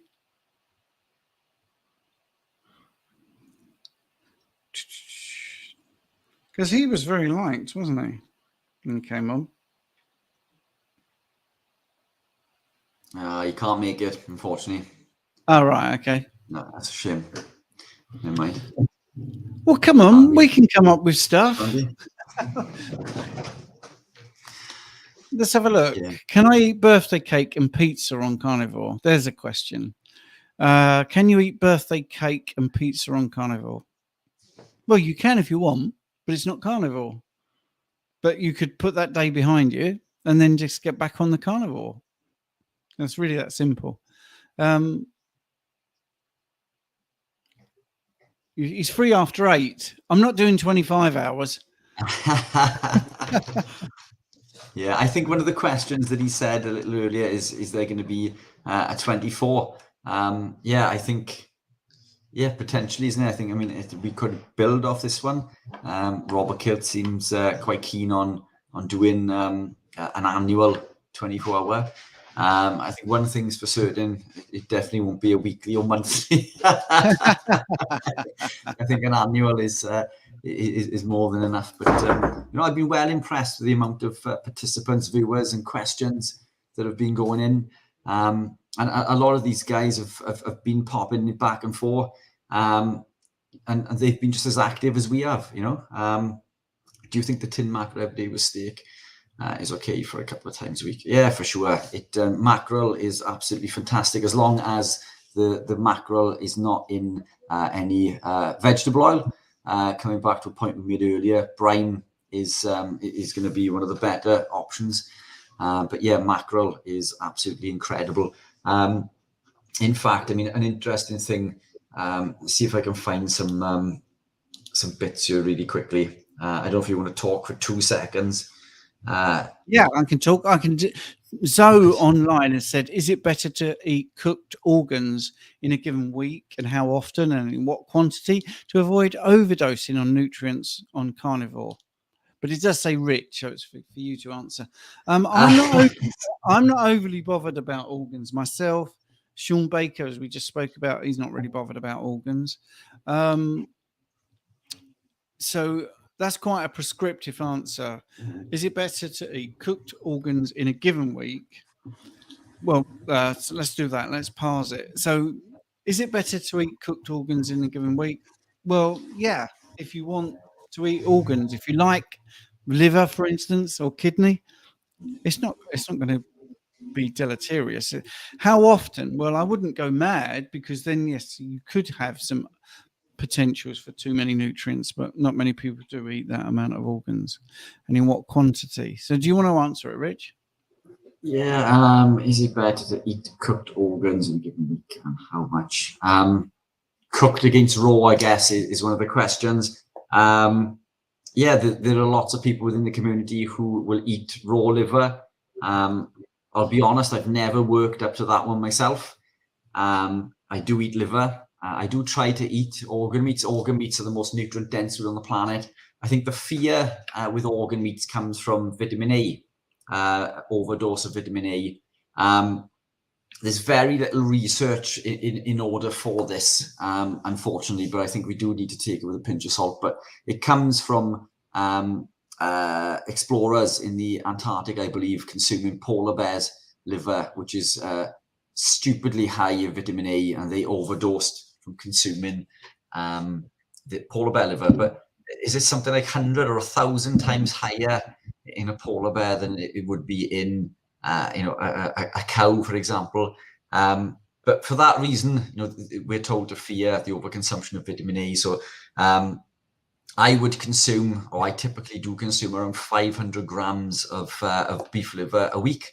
I cut it into slices, and I will consume sort of one slice around 100 grams per day, or maybe 200 one day and miss the next. But I am a lover of organ meats. I love eating heart and kidney. Chicken hearts are absolutely fantastic. I don't know if you've ever tried them, but they're like little grapes. fantastic little snacks, if organ meats could be a snack.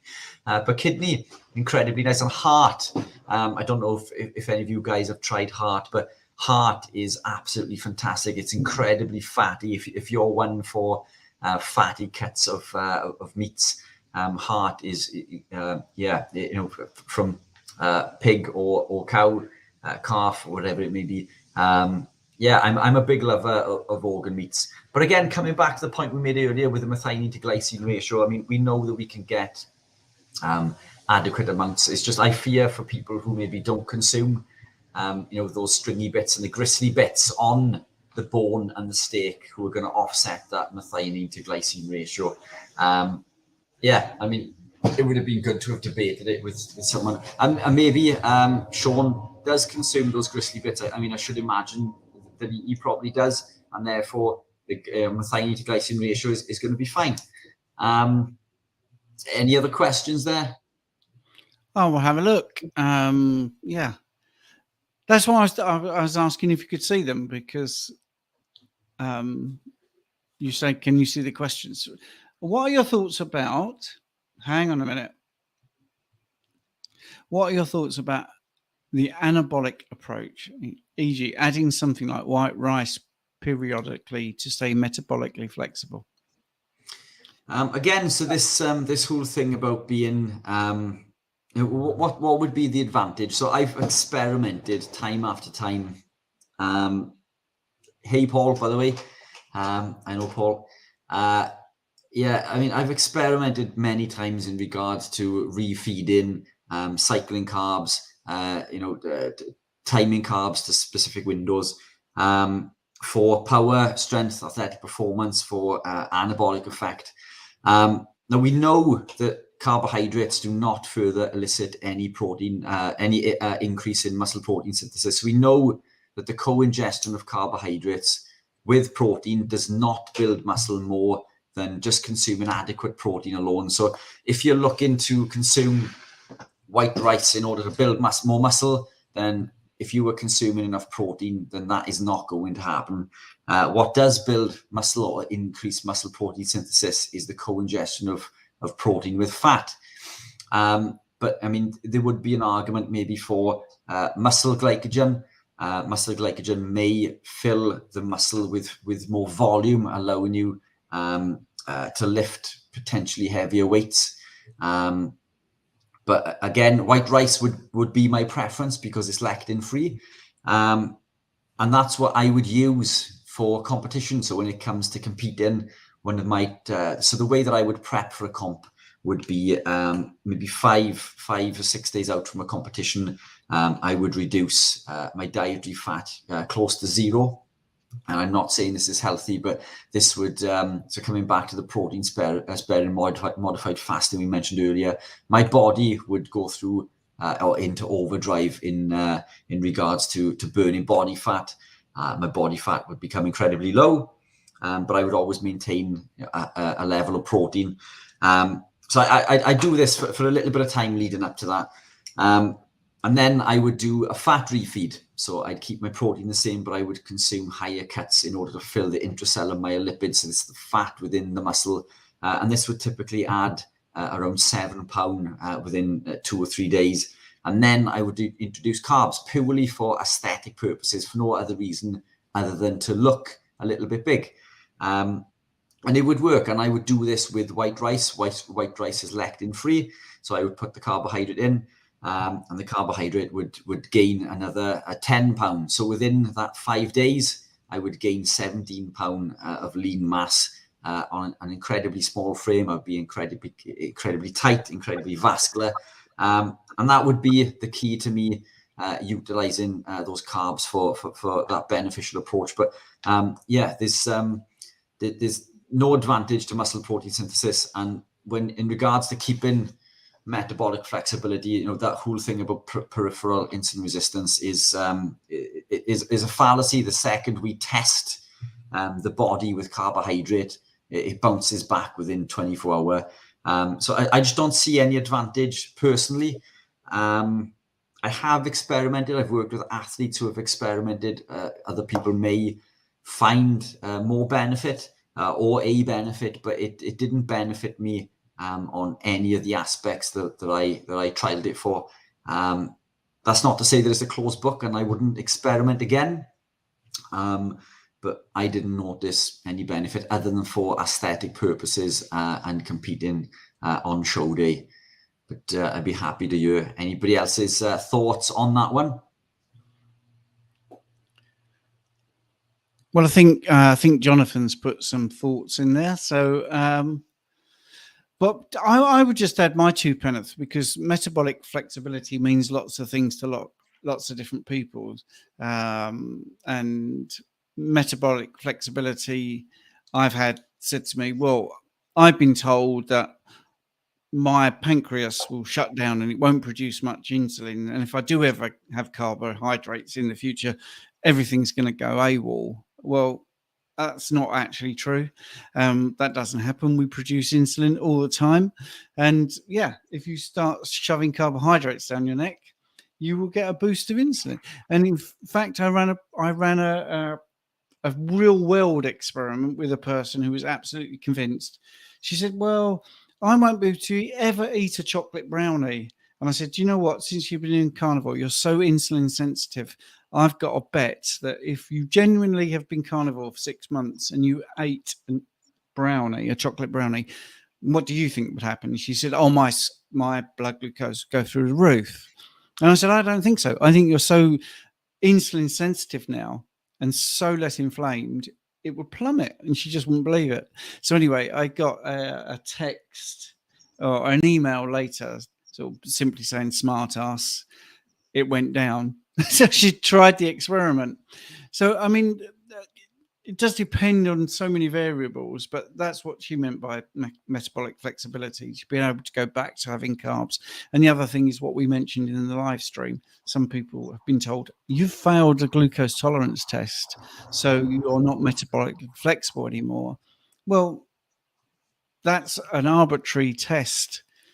And who wants to be able to drink 15 teaspoons of sugar in a solution? So, right, here's one. It's a little bit off. Could you comment on microplastics? Tinned fish comes in these tins lined with plastics, meat packaging. Any ideas how to remove them once they are ingested? Yeah, have you got any thoughts? It's not something I'm super versed in. I know that we look at microplastics and tea bags and things. Yeah, it's not something I've gone to town on, I'll be honest. Yeah, that's actually, there was a fantastic video on our great friendly Facebook where they did an experiment and it went viral, where they were trying different tea bags and basically they all had plastic in apart from one, and it was enough to make us think about changing the tea to just this one particular company that didn't have any plastics. It's frightening.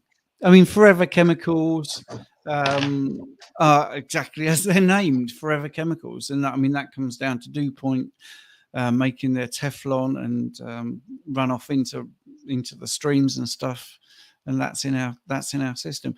It also shows that these big corporations, when we blame some of the scientists for when we find out what's gone on and these elements are not particularly great for the environment, or they cause cancer, for instance, in that particular case, in this brilliant movie called Dark Waters talks about all the truth behind this. The scientists were segregated, so they didn't really know the full picture of what was going on, and a lot of them died of cancer. So you could think, well, they were in cahoots. Well, they weren't, because they wouldn't kill themselves. They wouldn't willingly expose themselves to that risk. So let's have a look. Oh, somebody mentioned Dr. Chafee.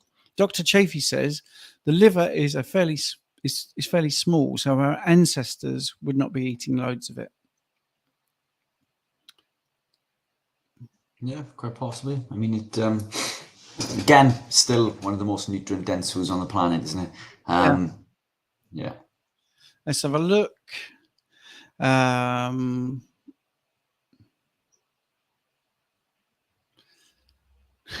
for you, Rich. In my opinion, if you want to be a professional, you would have to learn the false science, then rebel when you become qualified. And I know what you mean, Andy. When I finally did my exams for my diabetes and obesity specialist practitioner status. A lot of stuff about the diabetes I wrote, but didn't believe a word of it. I knew the answers they wanted. Put it that way. So you give them the answers they want, and then you go out into the real world and realize that what you've written would not actually work. So you have to do something else or go with the system. So that's that.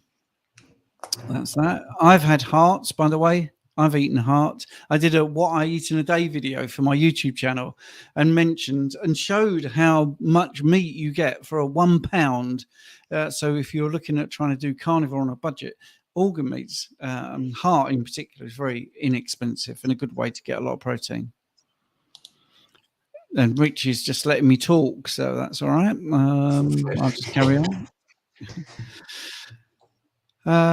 Yeah, you've seen this, I'm guessing, from Phil, one of our guests from earlier.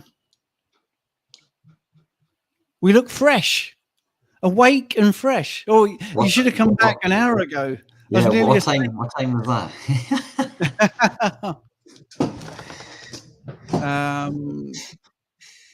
So we got John here. Oh, hang on a minute. We were trying to look at the composition consultant. Let's have a look. What he's been saying. Oh, no, way too many things. Hang on. Jonathan, I can't keep up with you. Right, this is what he's written about metabolic flexibility.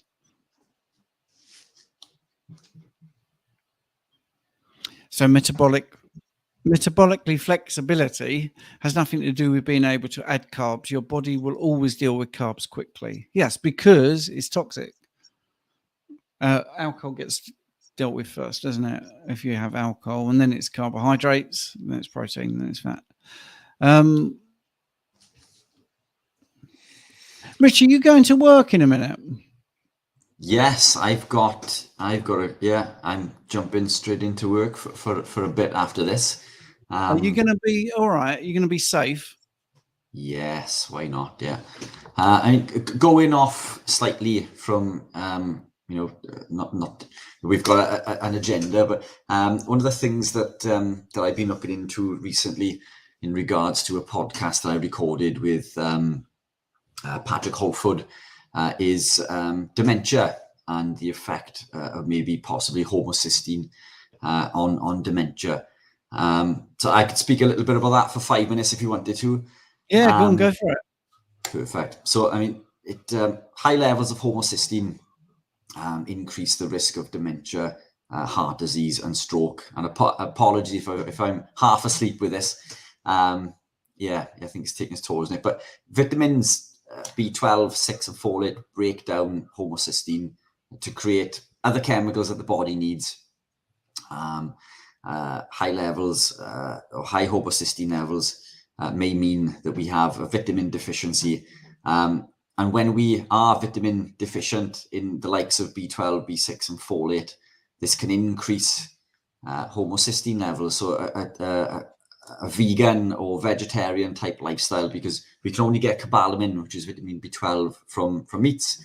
Pyridoxine, which is vitamin B6, is found in higher quantities in meat, very low in plant foods. And folate we can get from both, but predominantly from animal proteins as well. So living a vegan or vegetarian lifestyle could quite possibly increase these homocysteine levels. When we look at things like Alzheimer's, a big contributing factor is insulin resistance in the brain.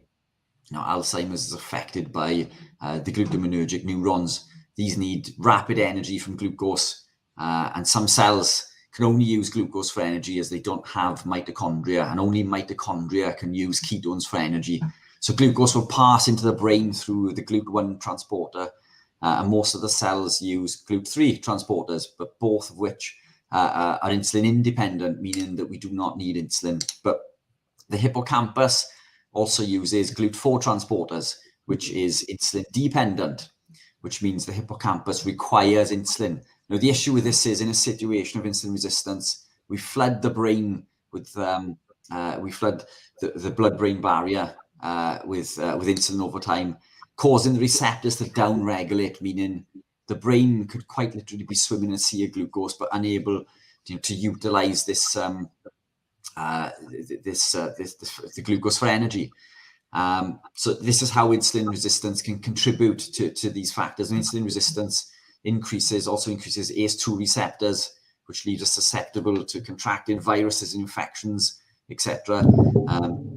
And when we do it, I don't know if you know much about the ACE2 receptors, but it was a big thing during COVID, wasn't it?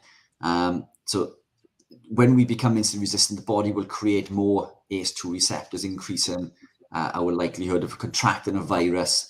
And then when we contract a virus, because we're insulin resistant, our natural killer cells through glycation lose their ability to fight off that virus and infection. Glycation of the natural killer cells, fight off the virus. So when we contract the virus, the body sequesters iron and stores it in ferritin, which is something we mentioned earlier, because pathogens love iron. So the body will sequester this iron to save the body from becoming under attack or to heal and repair, which leads to deficiency of iron and now our body's ability to create these neurotransmitters. Because as we've explained earlier, during the catecholaminergic neurotransmitter synthesis, the catecholamines and indolamines, catecholamines of dopamine, epinephrine, norepinephrine, tyrosine, and norepinephrine, which is made from tyrosine, and the indolamine, serotonin, which is synthesized from tryptophan, involve cofactors like iron, zinc, and B12, which are these things that we are deficient in, which we also need to make homocysteine. So all of these contributing factors elevate these homocysteine levels, leading to this increased risk of dementia, heart disease, and stroke. And I've probably missed out a wad full of other stuff there, but it has been close to 24 hours. But the conversation that I had with Patrick Holford, we went into a lot of detail in regards to that, and he's a fountain of knowledge in regards to dementia. So that podcast is coming out soon. We do explain it a lot better during the podcast, I promise.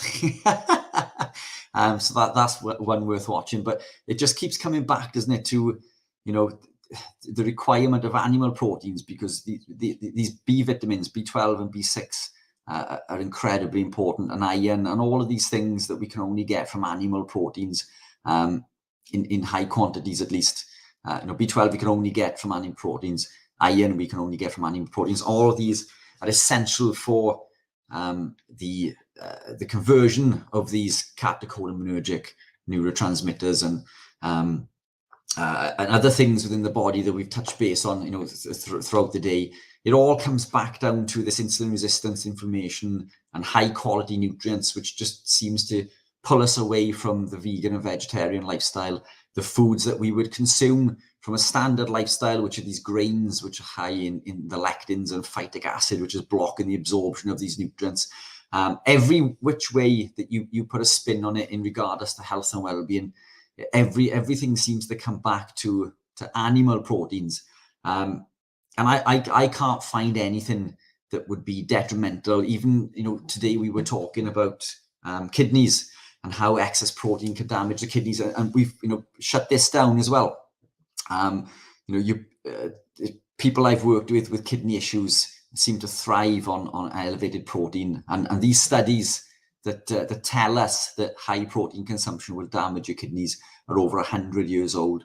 But everything we look at and everything we've discussed today, doesn't it, just seems to come back to the lifestyle that we are living. The ketogenic carnivore type lifestyle, irrespective of how deep, how strict you are, there seems to be this big transition into animal proteins, moving away from these foods high in lectins and phytoalexins and plant toxins.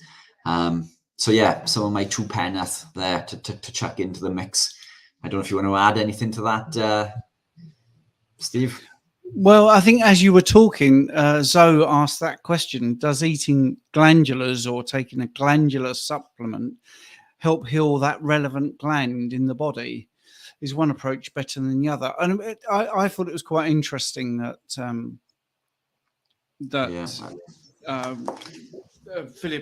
Phillip Ovadia talked about heart, eating the heart is actually good for the heart. You know, Yeah. so he's a heart expert and he's saying that, so there must be some evidence. He doesn't come into these things without things to back it up. So I would assume there may be some credence to that. What do you think, Rich? Yeah, I'd be inclined to a degree to agree. To be honest, it's everything else that we went through in regards to my understanding about cholesterol, lipid profiles, and everything else was spot on. So yeah, I mean, if that's something that he's brought up during the talk, I'd be inclined to believe that yeah. I'd rather get it through diet again over supplementation, but again, supplementation. If you can't eat these foods, and some people can't eat them, supplementation, you know, is fine, I guess. But I mean, it's obviously going to be cheaper to buy it in its raw form. Let me show you something I did when I was when I had a keto website. You'll like this one. This is not the glycemic index. This is the insulin index. And I think this should be more public. But this is just looking at, oh, let me get rid of that thing from Zoe. So there's a bit more space on the thing. Hang on. Let me just hide that. Yeah, the insulin index. I mean, I did this because I just think insulin is more relevant for some people, what I talked about earlier with that little demonstration. So you can see on that, and this is basically the score. The lower the impact these foods have on the body's response is good. So butter has a very small, minimal response on insulin. I haven't put quantities on there because I just wanted to be clean and just give you some idea. And it pretty much correlates with the glycemic index, to be honest. But if you look at that, the white bread there is 100 and a whole wheat bread is 90. So these are pretty bad. Jelly beans 160, potatoes 121. And I often say to people who want to lose a bit of weight and improve their health, who are really reluctant to do carnivore, my approach is to target this area actually. So you probably heard me talk about bananas and bread and potatoes. You might have heard me talk about potatoes today. And I'd say that take out the bread and potatoes. That's the first two things, and that makes a big difference. And I always get the pushback. Well, what if I have brown bread? And I'm like, well, no, just cut bread. Just cut bread because it's not that much. And that, by the way, is how they can say brown bread is healthier than white because it is marginally, but brown bread is not as healthy as duck, for instance, you know, so it's all relative really. So the bread goes, and then the fruit, like the tropical fruits like bananas, that's a good thing. I don't have many people having a big problem with sweetened yogurt actually. And jelly beans is a very American thing, but that I suppose that could just be replaced by any sort of candy like M&Ms or whatever. So yeah, I just thought that was quite an interesting read. Peanut butter there is quite surprising, but I suppose that's because it's very fatty, I'd imagine. So that was that. So that's a little bit of screen sharing for you. The website I ran was called Keto Body. But I don't run that anymore. So, question from Carl. For gaining muscle, is it 1 to 2 grams of protein? I don't know if that's meant to be 1.2, but I don't think so. I think it's 1 to 2 grams of protein per pound of lean body mass or actual. You're muted, Rich. I must have done that by accident. That's the best way. Yeah, I think we've had a few variations from a few different of the guests today. I think generally it seemed to round down to a minimum of 1 to 1.25, wasn't it, per pound at least? But I wouldn't be concerned with going over that either. I mean, I work it out as 1 per pound generally as a minimum, but I'm not wedded to that in respect of I wouldn't go over it. I certainly wouldn't be scared to go well over that. Maintenance I've always regarded as 0.5 grams per pound at the lower end. 0.82 is the minimum required to build, and 1 is a nice clean sort of average between the spread. But there's been figures between sort of 1 and 1.25, expressed over the last 24 hours. And yeah, I'd be inclined to I certainly wouldn't be against 1.25. I've gone 3 to 4 grams per pound at some point during competing and training, but I didn't notice any benefit to doing so. I think it becomes a case of diminishing returns, anywhere between 1 to 2 pound, and I think you'll be on song there. Yeah, that's great. I really like something Jonathan's put here about cortisol. It's a nice little soundbite, if I can just find it. And I'm sorry that I'm not on the ball as I was when we started this. 23 hours and I don't think either of us are, to be fair. I think but we've done all right. It's I'm gonna go through the names of the people that appeared today. I can't find it, Jonathan. I'm sorry, but it was something like cortisol doesn't cause high stress or something. It's a nice little soundbite. Oh, I think anyway. High cortisol is a result of high stress. It doesn't lead to high stress. There we are. That's it. Yeah, and that's a real common thing in mainstream medicine, where they look at the wrong point, if you see what I mean. Diabetes is a disease of high blood glucose. No, no, that's the marker. All right, but anyway, right, of something else. So if you don't mind, well, I could play a game with you, Rich. I could say, can you remember who appeared and could you thank them? How many do you reckon you could get? Or do you just want me to read it? My goodness. Should I see how many I can remember? Yeah, let's get a pen. Oh, wow. Why You couldn't write this, could you? Right. Okay, so right, from Richard Smith and Coach Stephen, we want to thank the following people for making the 24-hour live stream fun. Away you go. So 2 I'm going to shout out straight away. 1 because Anthony Chafe, you came on first. 2, fantastic Phil Escott, who's just kindly put a comment in the box there, which has reminded me. So there's 2 there. Was it Ben that was with Phil? Yeah. Ben Hunt. Ben Hunt, Judy Chow, Serena Musick. We've got Sarah Zaldivar, Sabrina Salt. Whoa! I can't. Oh my goodness! You're too slow now. Too slow. Yeah, Zaldivar. Yes. Go on then. Natalie, I can't remember. Apologies, I can't remember Natalie's second name, but that was the one that was in and out, wasn't it? With Natalie E. West. Yeah, brilliant. Yeah. Phil the Power Taylor. Cool. Yeah, brilliant. I can't remember the lady's name. Heidemann. Can you give me that one? Heidemann. Am I just making stuff up? I think you're making stuff up. I'll have to. Okay. Weidman, maybe. Oh, Lisa, Dr. Lisa Weidman. Yeah. There we go. See, I knew I wasn't making it up. Who else have we got? How many have I got so far? Not enough. Lily I Kane. feel like I'm going to do a Bruce Forsyth here. Your mate at the end, the cyclist. Yeah, Lily Kane, Sean Sakinofsky. Oh, yeah, right. Yes. Yes, Lily Kane, yes. David and Jen Unwin. Oh, well done, yes. Yeah, if I said Serena Musick, surely that's got to be the majority of people there. Coach Bronson.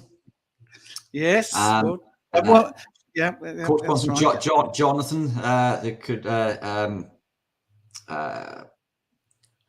Griffiths. That one. Yep. Yeah. Composition consultant is what I was thinking of. Yeah.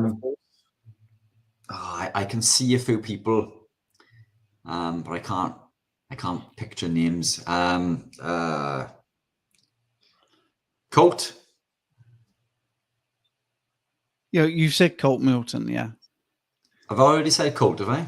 Yeah, he did. Yeah. Well, he's got 2 mentions. Brilliant. Kevin. Yeah, Kevin Stock. Yes. Right. Shall I do the ones don't you cheat? Hang on. Sean Baker. Yeah. Phillip Ovadia. Yes. Well done. I think you're cheating now. I have. Somebody's put down that blonde chick, so we can put that one in as well. Well, I can't believe you can't remember Dr. Robert Kiltz, who came twice, so which was really good. Yeah. Rachel Down from Boil and Broth, and Dr. Rachel Brown. Coach Emily. I can't believe you cheated. I'm disappointed. I didn't. It was the last. It was the last one or two. Casey, Pim Jansen. Robert Sykes, Keto Savage. Yes, yeah. He won't talk to you again. Professor Bart Kay. You missed him. Yeah. Jennifer, delighted to meet you. Jessica Henrard. And that's it. That's everybody. So well, I didn't do too badly for 24 hours of 24-hour live on 3 hours sleep. So 25 hours awake, I think that would be on 3 hours sleep. So yeah, I'll take it. How are you feeling? I'm feeling good. I think I struggled, and it's not because of Sean. It was the 23rd hour. I really struggled, and I think I did nod off. So that's full transparency there for about a billionth of a second. And then I know that was spotted because we had some messages saying, Stephen, you need to have some salty water or do something. So I just want to say, I think it's been made brilliant by the guests. They've all been really good. And the support in the chat has been fantastic. So it's been great, isn't it? It's been really good. We got 60 seconds left.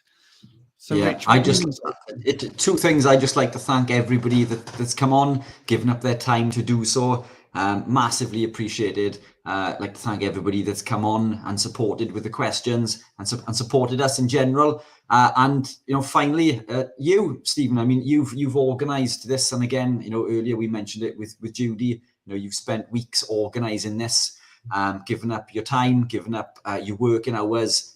You haven't earned any money for this. None of us have, but you've taken time out of your daily working routine to put this together. I think it's been successful. I think if we do it next year, it'll be even better again. And yeah, super excited and glad to be a part of it. So thank you for the invitation. That's okay, and that's very kind of you, but I couldn't have done it without you, and I keep saying that, and I absolutely 100% mean it. 24 hours, we got there. It's just clicked. 24 hours. So yeah, thank you everybody that tuned in, but the guests in particular, thank you so much. So I got a little bit emotional there. Yeah, thank you. You really, really turned up and did brilliantly. So what's behind you? That's my little girl. Hello, little girl. That's my little girl. So, say bye-bye. You gonna wave? Yeah. Goodbye. Yay, bye. Thanks to everybody. Yes, and it'll be on YouTube. Don't forget to subscribe if you haven't to Richard Smith, but he smashed his 1,000 subscribers. Thanks to you. And I'd love to get to 8,000 on mine, but there you go. Right. Anyway, we're going to end the broadcast. Yeah. Thank you all. Cheers, we do guys. live every Sunday. We do lives for an hour every Sunday. Cheers all.